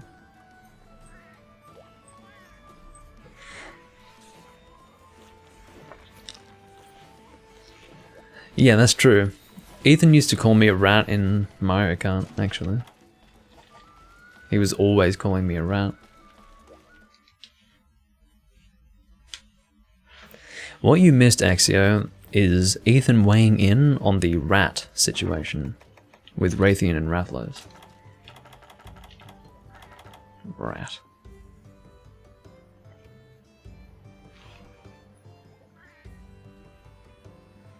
No, not stealing demos, cereal beans. Stealing boost and demoing in general. I don't think you can steal a demo. Like as in, you demo some guy before some other guy can demo that person, then you're like, oh, you stole my demo. That's not what it's about. As in, like, you know what I mean.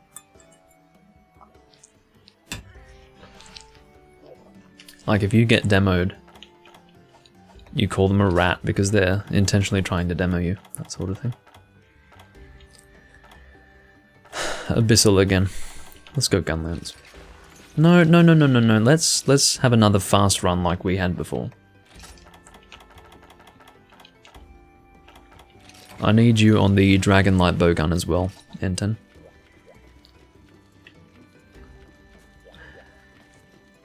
I don't know, Axio, that's the way it always is, isn't it? Whenever you're not around to enjoy something, that's when something enjoyable happens.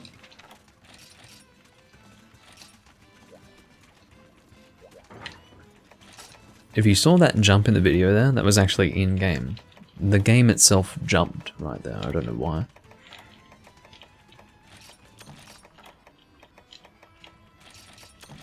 I need to actually...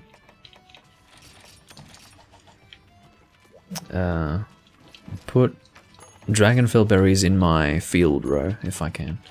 If I ever say field row and you guys are like, what the fuck is he talking about? Look, I'm in a bad habit. I started in Freedom Unite, so it's field row to me.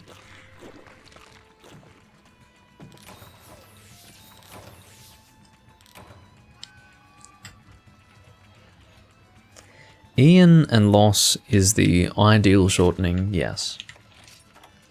I used to make fun of people in Try for calling Raytheon Ian because Ian is a male name, but that's because I always just called them by their full names.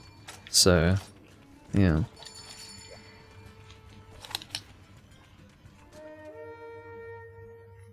Raytheon will be Dairy Queen and Rathalos will be Burger King. Well, that would be the American shortenings of those names, yeah. You know, Raytheon, Dairy Queen is not short for Raytheon because it's not shorter than the word Raytheon. It's longer. That would be a lengthening, you see. And that would be a lengthening.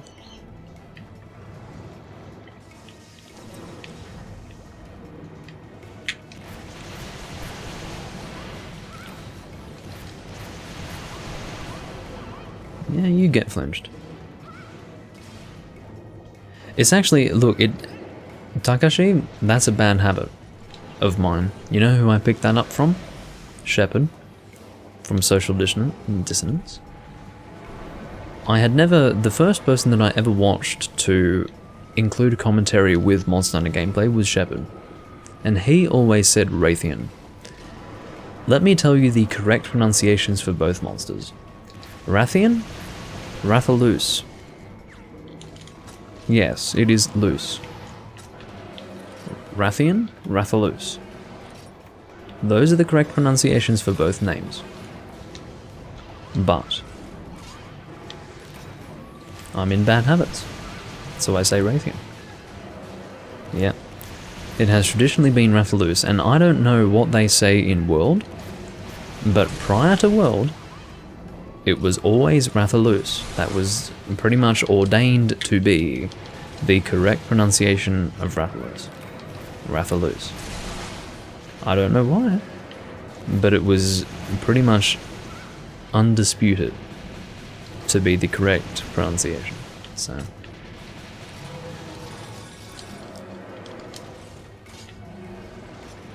I'm assuming that was to do with some kind of Japanese versus English translation. Yeah, what is the Tigrex pronunciation? You know, World would be your first chance to really get monster pronunciations right, but even then, I would say there would be room for argument. Because I think they would choose whatever is easiest to pronounce, you know, for the community. Rathalos in World, I see. Oh, I'm not surprised, but I can tell you now that in my whole experience of playing Monster Hunter, it's always been Rathalos, and I knowingly called him Rathalos, or Los, or Los, in other words, as an alternative to what is correct, but what makes more sense to me. So, yeah. Tigrex? No, that's awful. That's not right. It's either Tigrex, or do you mean, that's probably what you're trying to say, phonetically. Tigrex. That's what it's supposed to be, yeah. So Tigrex versus Tigrex. Tigrex is a very American way of pronouncing it, that I've also picked up from Shepard. Point being that he was the first person who did commentaries on Monster Hunter content. In other words, he was the first person who pronounced monster names for me. So I picked up on his pronunciations. But Tigrex is obviously the correct pronunciation.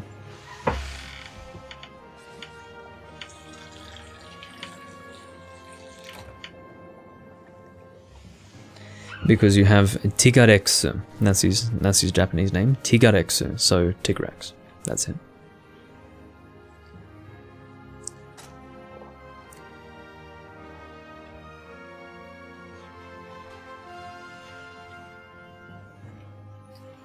Oh, I got a dynamo, holy shit. Holy shit. Doomlink got a dynamo. He can actually work towards getting the heavy bowgun now. Oh my god, should I try to get the heavy bowgun? Let's see what I need for it. Oh, I'm all excited now. What's it called again? The something. It's called the something. I'm kind of excited. Because it's the best pellet gun in the game. Not that I use pellet. I don't really use pellet, but fucking hell. I'm kind of excited.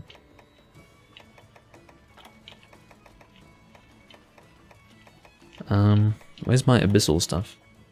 Hello? Here it is. Here we go.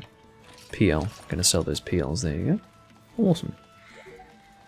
Oh, you got a mantle as well. What the fuck? No way. You got a laggy mantle from that? Well, I'm really happy to hear that. Holy crap. Viralis next? Yeah, you need gushing magma, that's right. Awesome. That's really cool. Let's see what we need for the heavy stop that. Stop! Holy shit, I'm about to throw my controller. Nether Salvatore.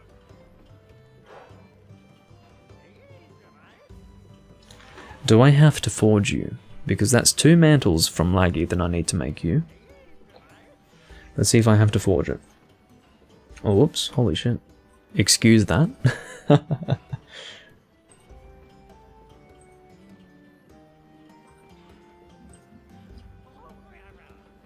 Heavy bowgun. No.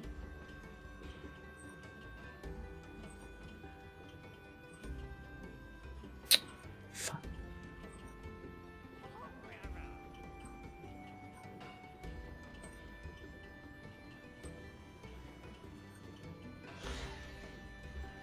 Where is it? Is it possible that in the 3G decks the abyssal stuff isn't included? It's starting to look like that. Wow.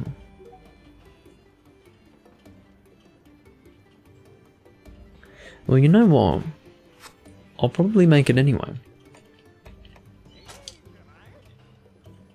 Or should I try to make the gun lance? I wonder what I should do. Nether gun lance.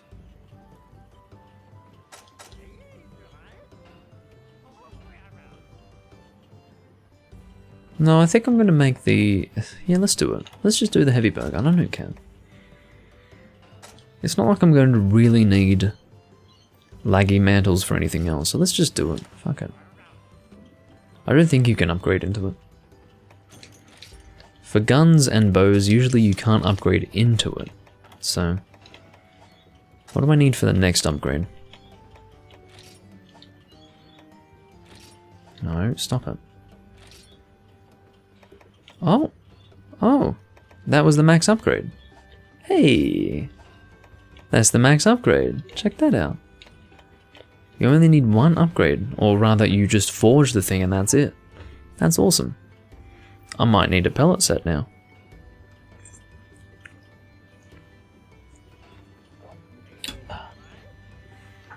One moment. I spilt a little bit of port. 1 second.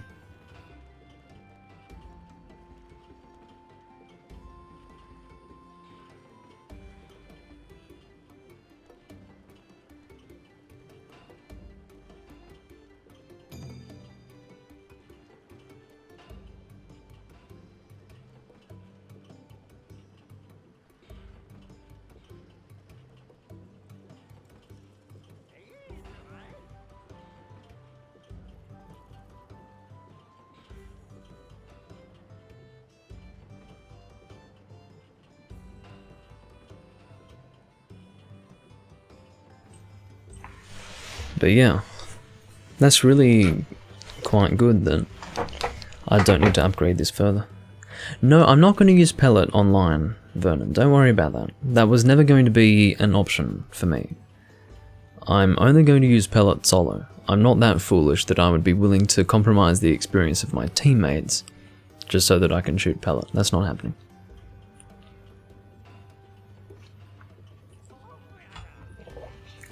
Pellet Morales.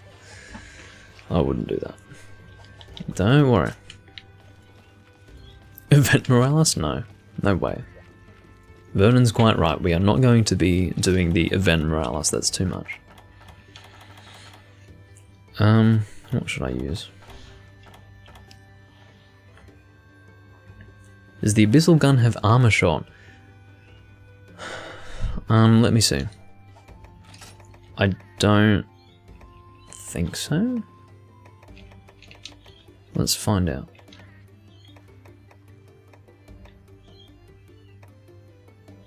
It does. It shoots 1 armor and 1 demon. Cool. Nice. Which means that you can shoot armor shot on your teammates to make it so that they do not get affected by pellet. That's what N10 is getting to. Or that's what he's getting at. Because if your teammates have armor shot active, they won't be flinged. So, what am I doing? I would like to equip something that would be fun. Let's use a hunting horn. Seeing as though I have been asked to do that. Let's do it. Yep, I'm ready to go. Hunting horn. The very rare hunting horn with Doomlink live stream.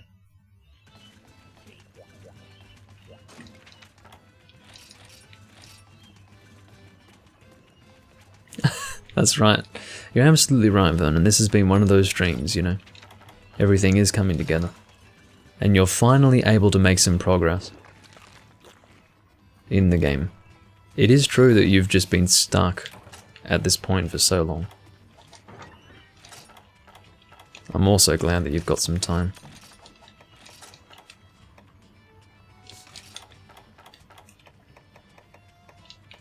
I have to remove this Gold Rathian scale, otherwise I'm going to forget about it. And I'll never find it. You know, there will be this extra stack that has been created in my box and I will never find it. So I have to do that now. Here we go. This will be a sight to see, yes indeed. Hunting Horn with Doomlink. Oh no, MG's doing it too. Shit.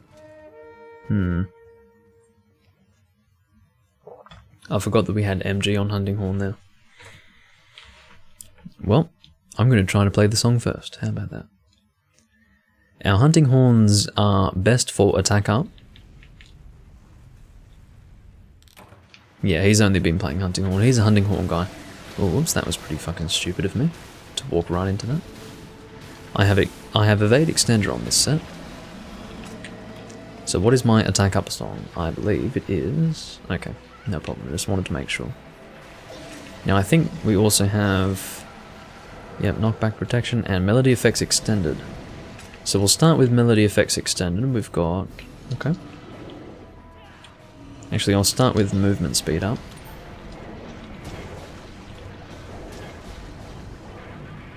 And then we'll get Mind's Eye. Underwater Hunting Horn, everyone. A rare sight, to be sure. No, we want to start with this. No. We go orange, red, orange for Melody Effects Extended.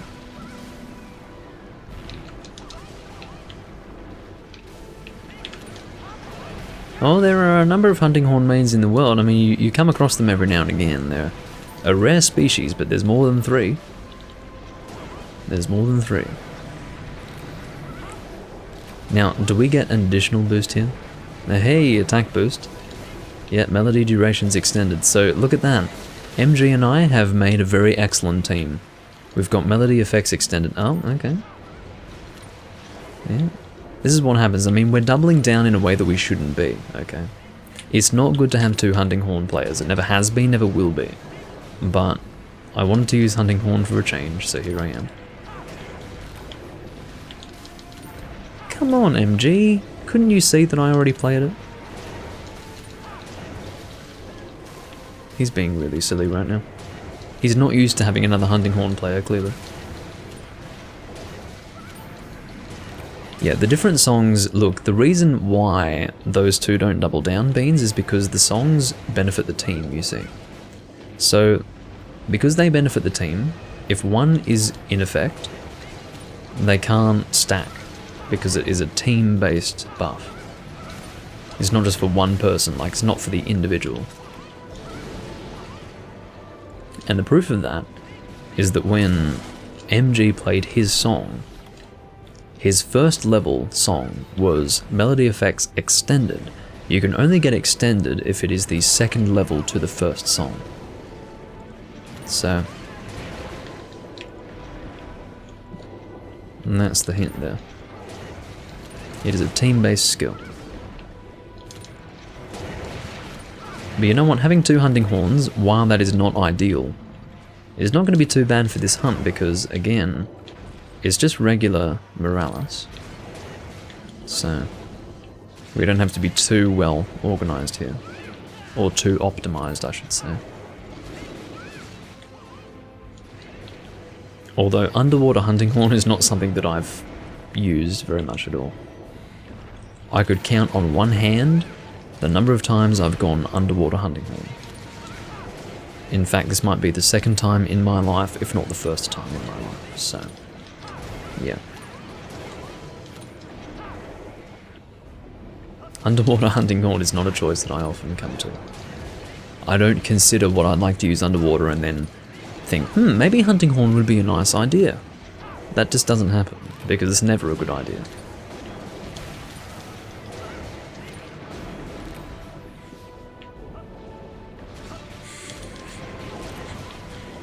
It is definitely a momentous occasion. That much I can tell you for sure.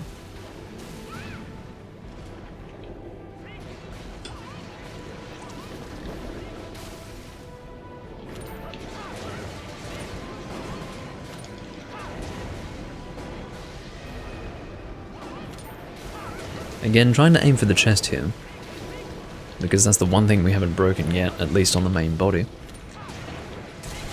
There we go. She's broken. Despite the fact that we've got 2 Hunting Horn users here, we're doing pretty well.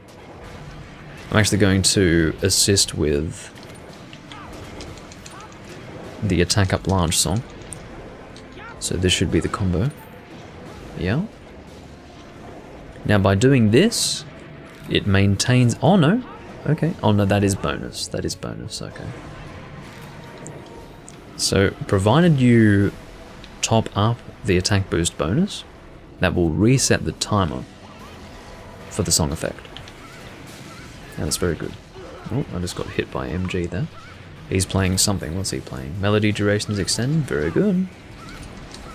We are supporting each other as Hunting Horn users right now, but it is totally unnecessary, you know. While we might be supporting each other, and you might see that there is a nice sense of camaraderie there, it's totally unnecessary.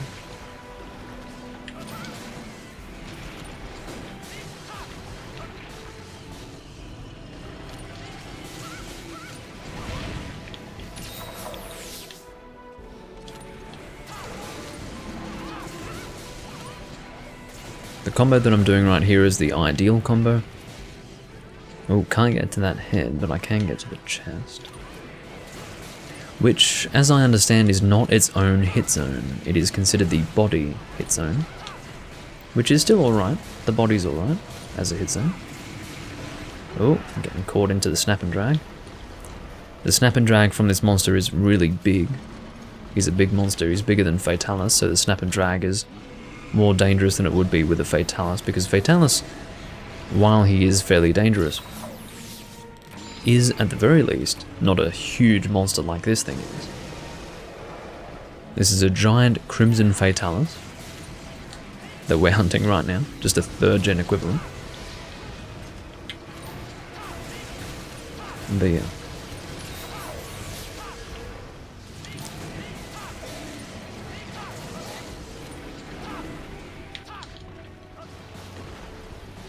Are there any other songs that I can play? Knockback Protection? We'll do that. We'll do that.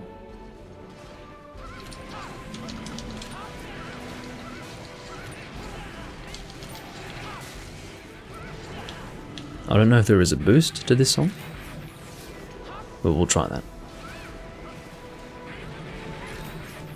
Nope, that is a single level song. Looks like MG also played it, or maybe that was my effect that I saw there. Could have been my second round.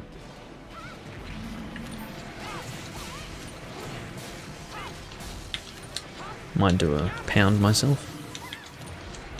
Melody duration's extended, yes indeed. And I might actually top up the attack song.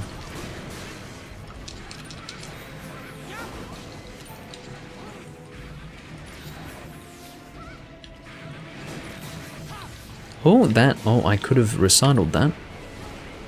Silly me. Recital in the context of this game means play the song twice.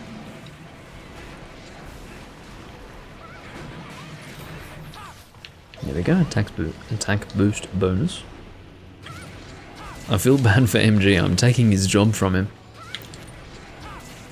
He is the designated Hunting Horn user. He's probably totally out of his depth. He's like, what is going on? I'm usually the Hunting Horn guy, and there's some other asshole taking my job. I feel bad for him, but you know, I really wanted to use Hunting Horn for a change. There we go, that's Morales for you. The Crimson Fatalis equivalent for 3rd gen. Trying to get all cards here.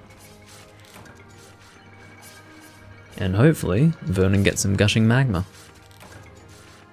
We can all cross our fingers and pray for Vernon. He needs it. That he does.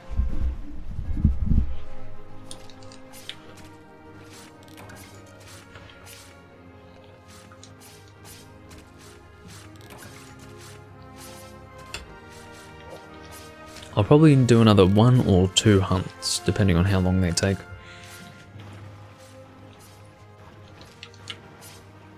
Hopefully I can get all calms. Hey, got a dire dragon gem.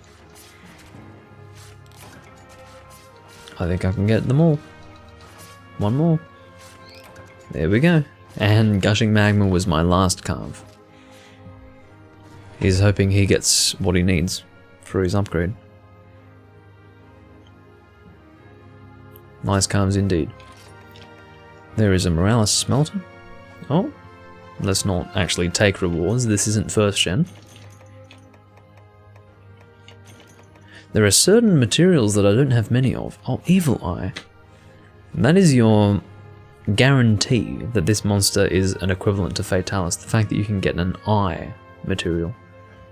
Evil Eye. I mean, it doesn't get more obvious than that. Alrighty. You got none? What the fuck? What the fuck? Well, our prayers were met with cold indifference from the monster under God.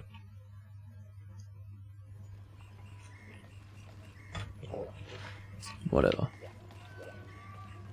I do enjoy Morales, so I'm happy to do another one. I only got one gushing magma, so I know how it feels. It's not like I was just overtaken physically and emotionally by gushing magma. There wasn't too much of it to go around.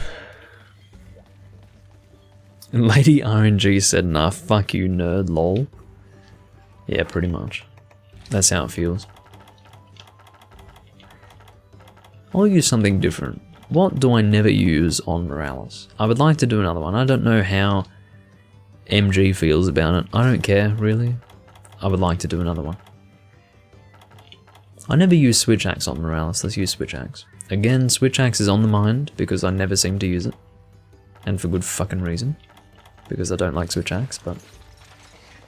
let's use a Dragon Switch Axe. Is it the Elatrion Switch Axe in this game?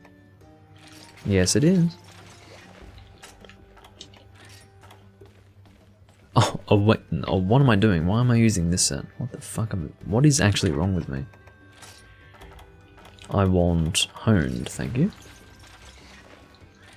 Get yourself in order, my friend. No, don't equip. Stop! Stop!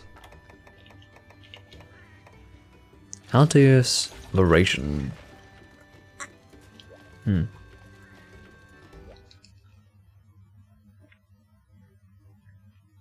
You want me to use bow, or are you using bow? Bow. You're using bow. Well, Switch Axe feels good to me.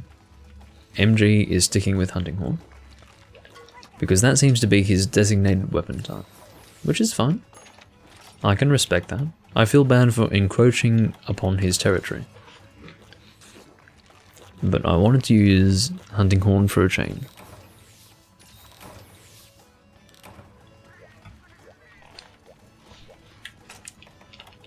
In fact, what are my Hunting Horn uses?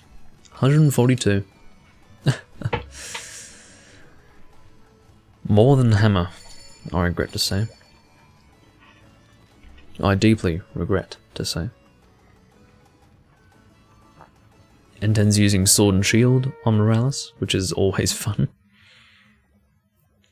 In fact, I said that, didn't I? I said that next time we have a monster that is weak to Dragon, I would use Awakened Sword and Shield with the Stygian Sword and Shield. And I have actually failed in my promise. So, that means we have to do another quest after this. This will not be the last quest of this stream.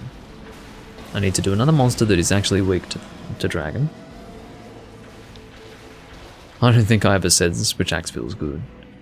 If anything, it feels good. What feels good is using something that I'm not used to using. Switch Axe in and of itself doesn't feel good to use. But it is nice to use something different as a concept, in general. That is really the only value of Switch Axe. It is the fact that it is different to what I might usually use. So, that's how it works.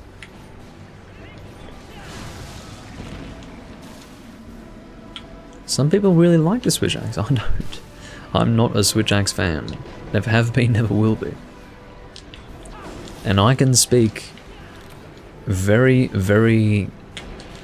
well, I can speak with great conviction when I say that there was a time when people were so obsessed with Switch Axe that it was, you know, like, why would you use anything else? Switch Axe, man. I love Switch Axe. Switch Axe is the best weapon type, blah, blah, blah. The reason why people felt that way was because there was a time when Switch Axe was the only morph weapon, so people really liked it. But guess what? As a weapon type, it's not necessarily all that good. And actually, I would go so far as to say that it sucks. Like, actually sucks. So... And that's not necessarily as subjective as you might think. If you were to go so far as to look at the motion values of the Switch Axe, you would realise that at the very least in 3rd gen, it was pretty bad. It was more about the look of the weapon than about the functionality of it. So, you know, do you like it or do you not? I'm attacking his head. I have to say, Switch Axe is pretty fucking fast underwater, look at that. That's one good thing about Switch Axe, it attacks very fast underwater. Sorry MG. I'll try not to hit you there.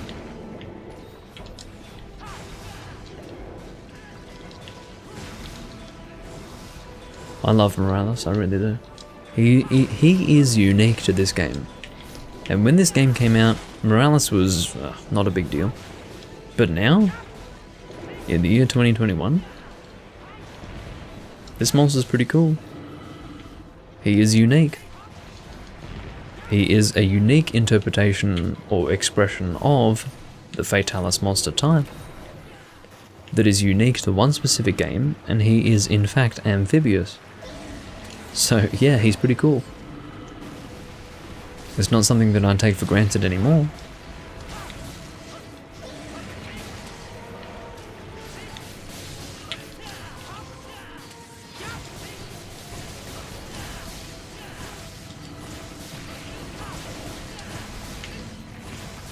I don't know what he's doing right now, but I'm just trying to get some good DPS out. And that seems to be fairly effective. Switching to axe mode.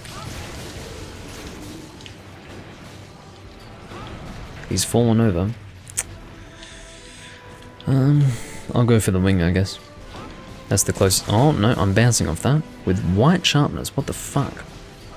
Smelter it is. Bloody hell. He does have a hardened mode, much like regular Crimson Fatalis. I'm going to reload my Switch Axe at the earliest convenience. Not just convenience, but as soon as I can. It's not a matter of convenience, it's a matter of what can or cannot be done. Sword mode does have built-in Mind's Eye, yes it does. It automatically ignores all bouncing.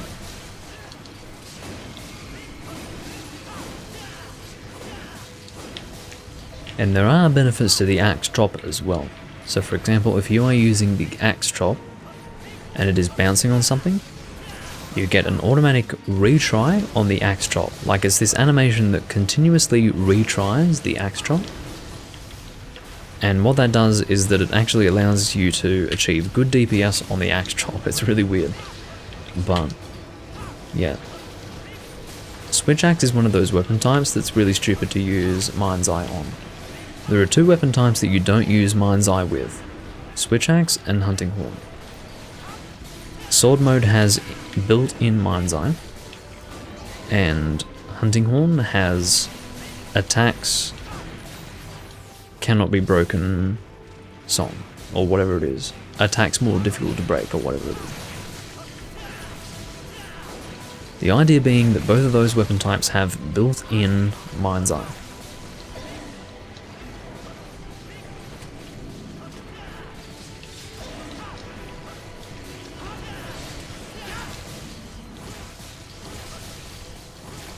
I don't think he's going to last too much longer, but it is definitely time for me to sharpen him.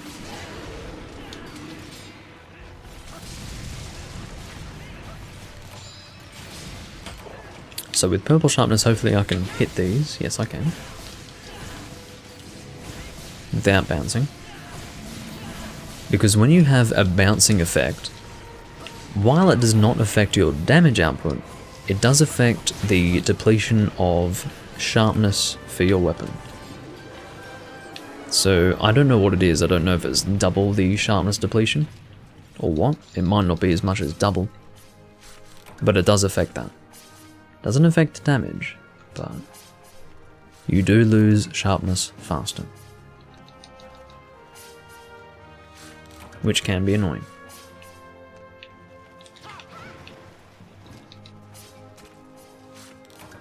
You guys start from the middle, that's terrible. You never want to start from the middle. You have to start from one side of the monster and then consistently move straight through to the next part of the carvable area.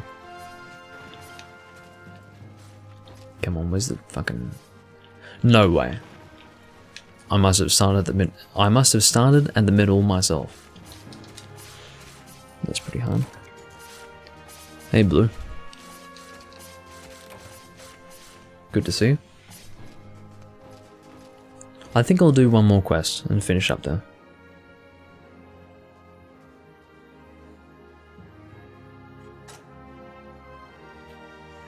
What do you mean by that? Autonomic? ZSD? I don't know what that is actually.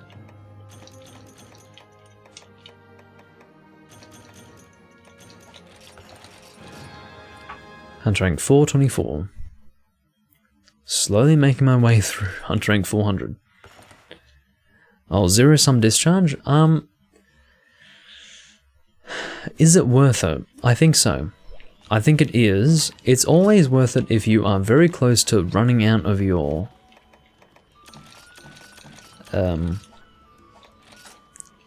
charge level. It's something that you want to time correctly. If you time it wrong, then it's a bit of a waste. But if you're getting towards running out of it anyway, it's good to use. What you call the zero-sum discharge is what I call the elemental discharge, because that's what it's always been called prior to, I guess, World. But, yeah. It's something that you want to save for when you're in sword mode and you're in the red, and you have just enough to pull it off. Yeah, it's called zero-sum in World. Which is that is not terminology that I am familiar with. But if we're talking about Switch Axe and he talks about a discharge, I can put two and two together to realize that he's referring to the elemental discharge.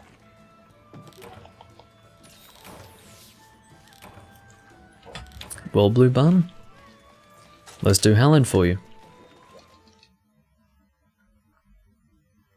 Alright, sounds good, Vernon.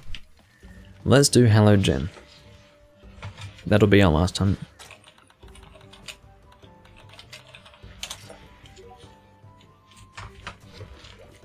If Blue says he hasn't seen this subspecies in a little while, then we'll bloody well do it.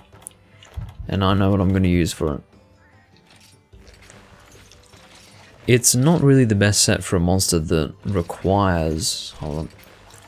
It's not the best set for a monster that requires high-grade earplugs to avoid the roar, but whatever.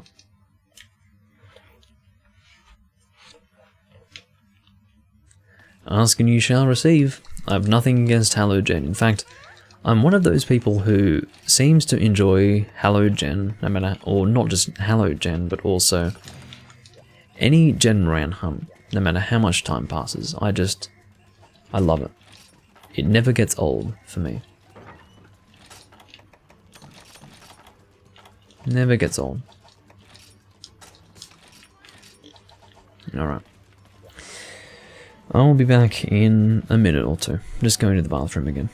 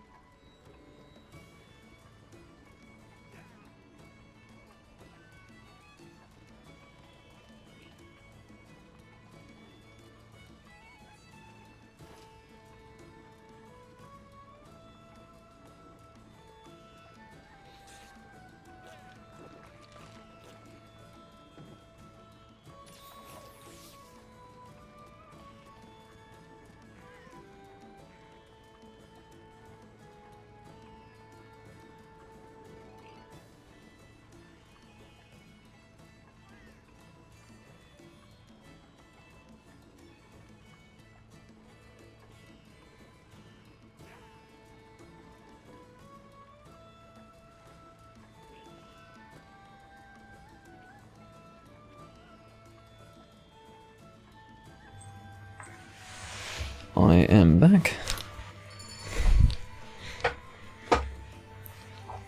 I don't know why any person would enjoy Lao Shanlang. That's a little bit weird. Lao Shanlang is not a hunt that I can enjoy doing over and over and over again. Gen I can enjoy over and over and over again. But yeah. Because I hate myself. Well, you know what? Fair enough.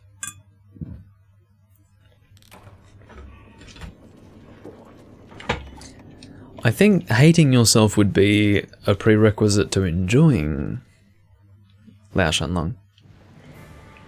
You're ready? Well, I think we're going to open into a side charge of the boat.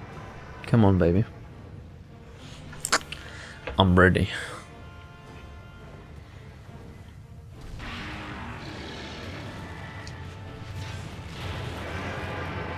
Couldn't have had better timing. Couldn't have had better timing. He didn't so much as touch the boat, but he is indeed in position to have his face blasted by a cannon. You poor bastard. Look at both of these guys getting hit. Very cute.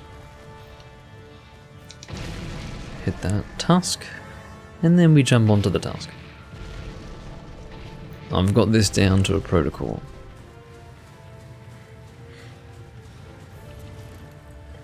As you can see, the back of Genmoran here in his hallowed form is a whole lot more colourful than his regular form.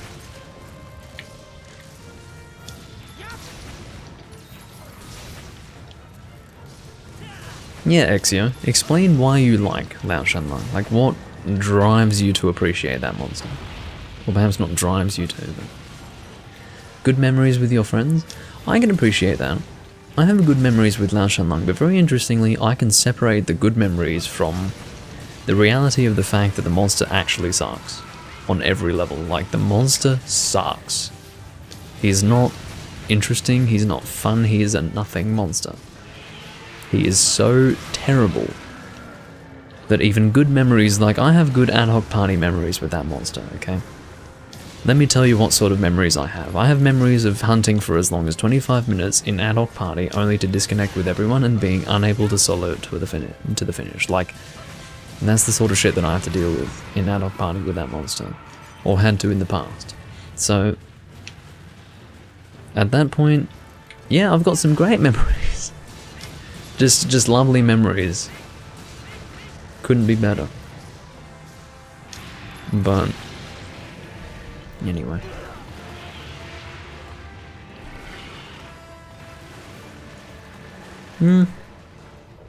I will admit that killing Lao Shanlang did feel like an achievement. There was something quite significant about killing that monster. It was an urgent quest that you got to through hard work, and when you finally got to it and completed it, it was quite an achievement. It was a big deal. So yeah, I can relate to that. Yes, with ad hoc. I used ad hoc party as opposed to X-Link Kai. Those were the only options you had in those days. And I can tell you right now, getting a successful Lao hunt done in ad hoc party or X-Link Kai was a big achievement, because you had to try and not disconnect with people. And back in those days, internet connection in Australia was not all that good. For example, 3G connection on phones was top of the fucking line. Like, that was as good as it got. Like, that was amazing. 3G on a phone connection? Whoa. Holy shit. You've got some good internet right there, my friend. So in other words, it only goes down from there. And it went really far down. So that's all you had back then. and disconnects were very common. It was a sad time. That's why Hunsterverse is so damn good.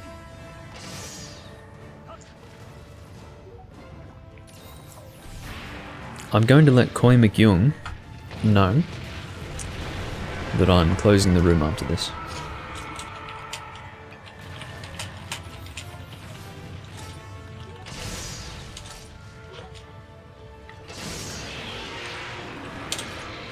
I forgot that I'm not allowed to say after, because after means but in German, so that's apparently censored. It's just lovely, I mean, really.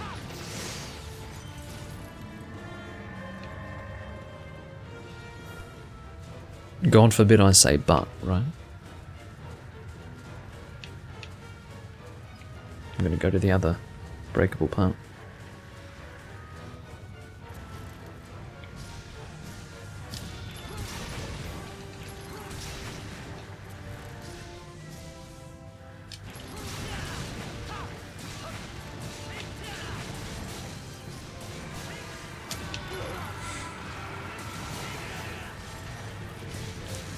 But yeah, the Halo Gen hunt is rather similar to the regular Gen hunt. There are some slight differences, but really something as simple as a slightly different attack pattern and a color change is really all I need. I'm very easily satisfied when it comes to Gen.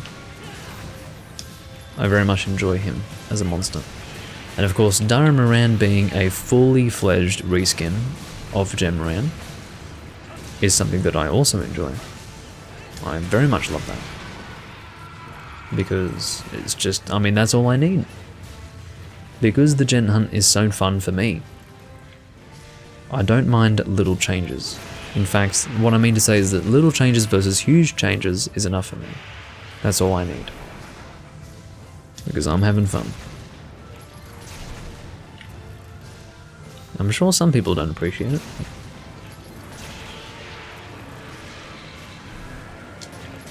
Breaking the tasks might not happen. I'm not really of high confidence that that's going to happen. Breaking the tasks of Halo Gen is not all that easy. I didn't want to jump off him there, I wanted to deal damage.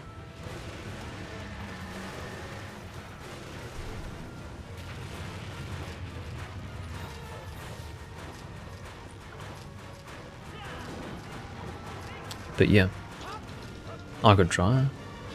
If you had the whole team aiming for the tasks with ballistas and anti-dragon bombing the tasks as well, it wouldn't be that hard. But it's a lot of work for something that you can actually get from carves and rewards anyway without breaking the tasks. The fangs from Halo Gen can be acquired without breaking the tasks.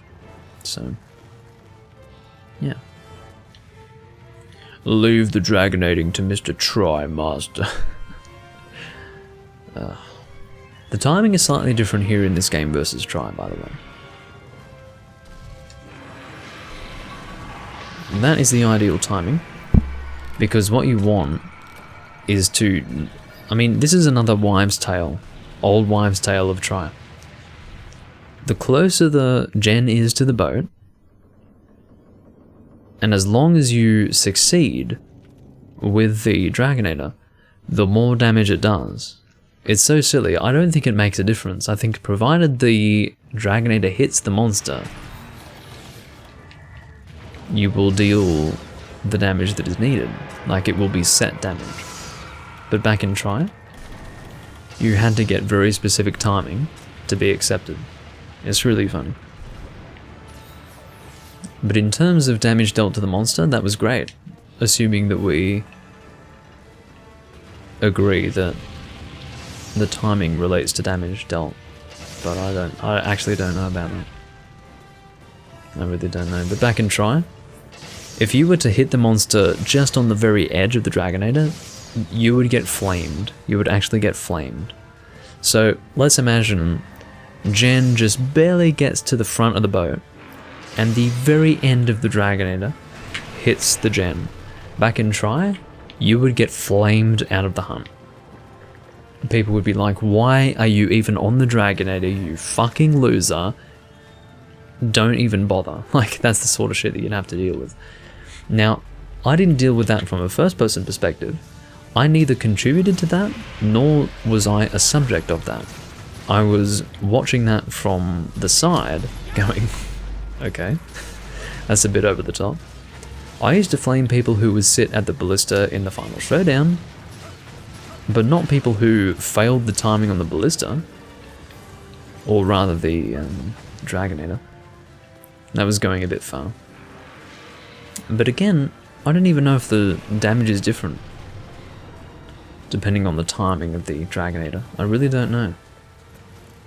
All I can say is, if it is true, then I got the maximum damage by dying there.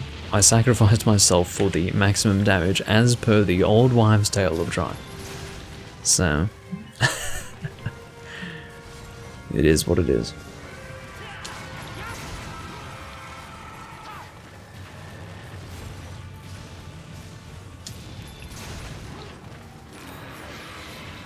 Got attack boost large, that's good.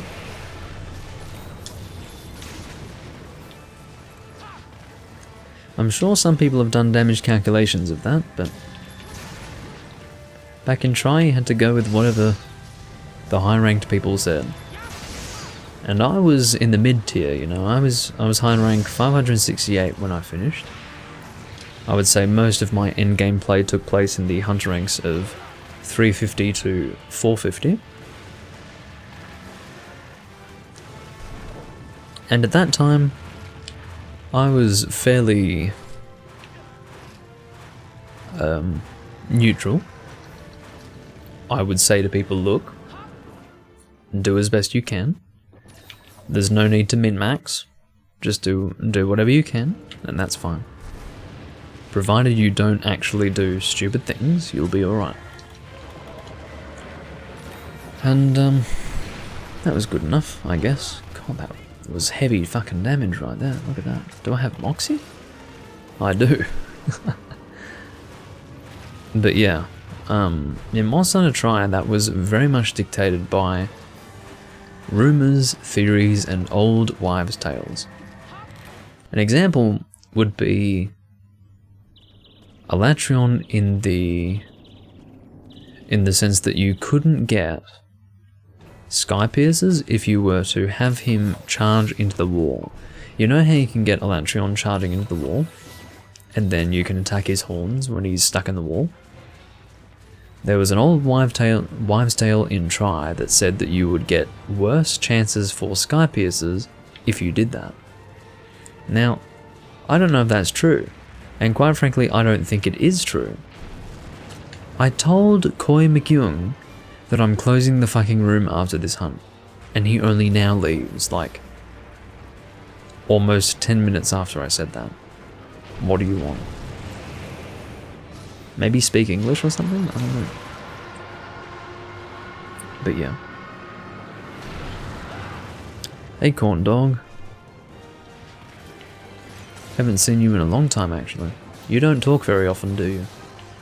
But I have seen you before. That's a name I can remember. Corn dog.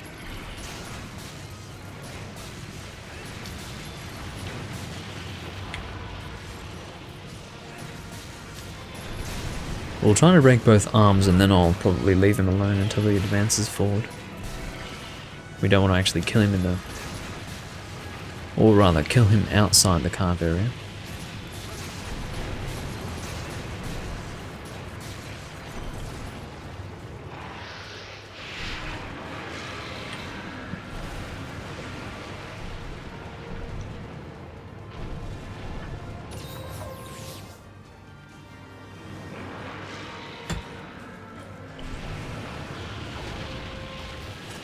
Yeah, this will definitely be the last hunt, without a doubt.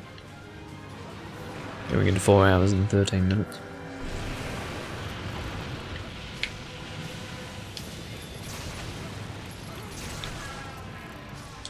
Is that the Is there a break on that side? Let's have a look. We're about to find out. Yep, that's a break. Nice work. Let me get some more stamina. I'm going to heal up first though. Don't let it die there.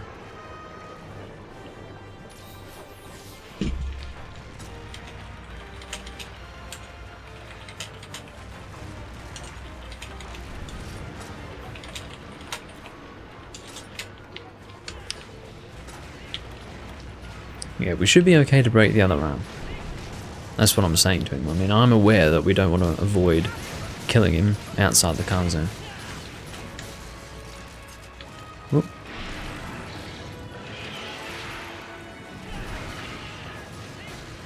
Oh, that's that time. There we go. I'll probably leave him alone now. But yeah, I mean, MG, don't worry about it. I mean, we're high enough hunter rank to know that we don't want to kill him outside the calm zone. Don't worry about it.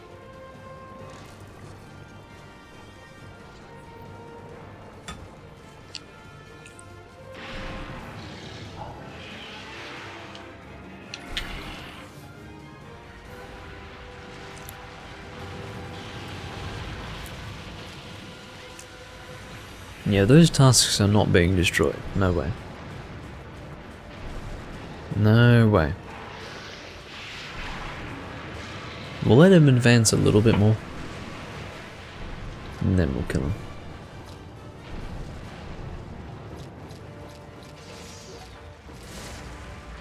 I'll let Dark know that I'm closing the room.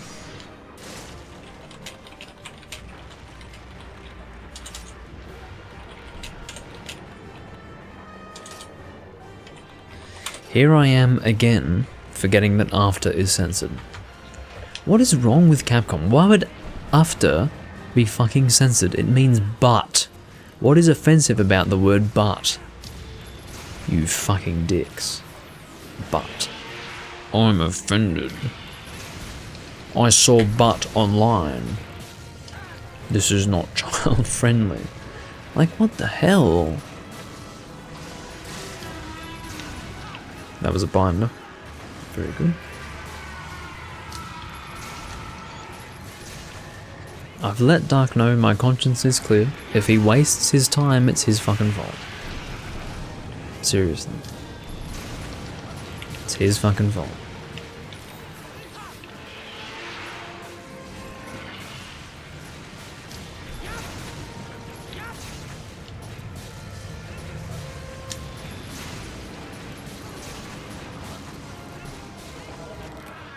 There we go. Nice work. Capcom doesn't like the word but. Well, apparently in the US servers, like if you are a US player, you can't say ching. C-H-I-N-G. That is a censored word. And that turned into quite a joke with my friends. You can't say ching online. Like, you can't say ching. What's wrong with ching? Enten said ching, but apparently it's censored for US players. That's what I've heard.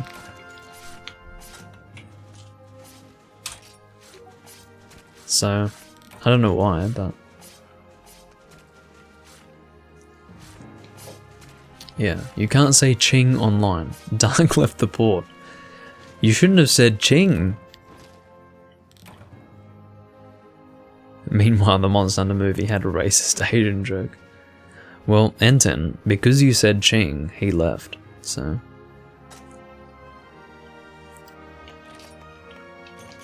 This is your fault.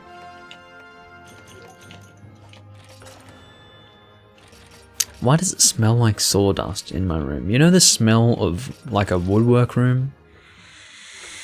It smells like that in my room right now. It smells like sawdust. I like that smell.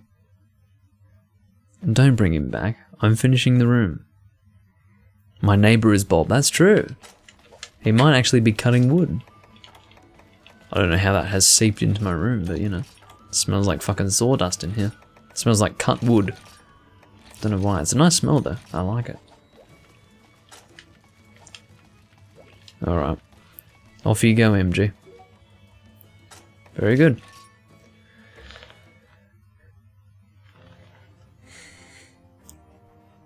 Your house smells of sawdust because you're redoing your floors? That's pretty funny, isn't it? Maybe it's because I've had some sort of connection to you, Takashi. I can smell your house. But yeah, thanks for the hunts, everyone.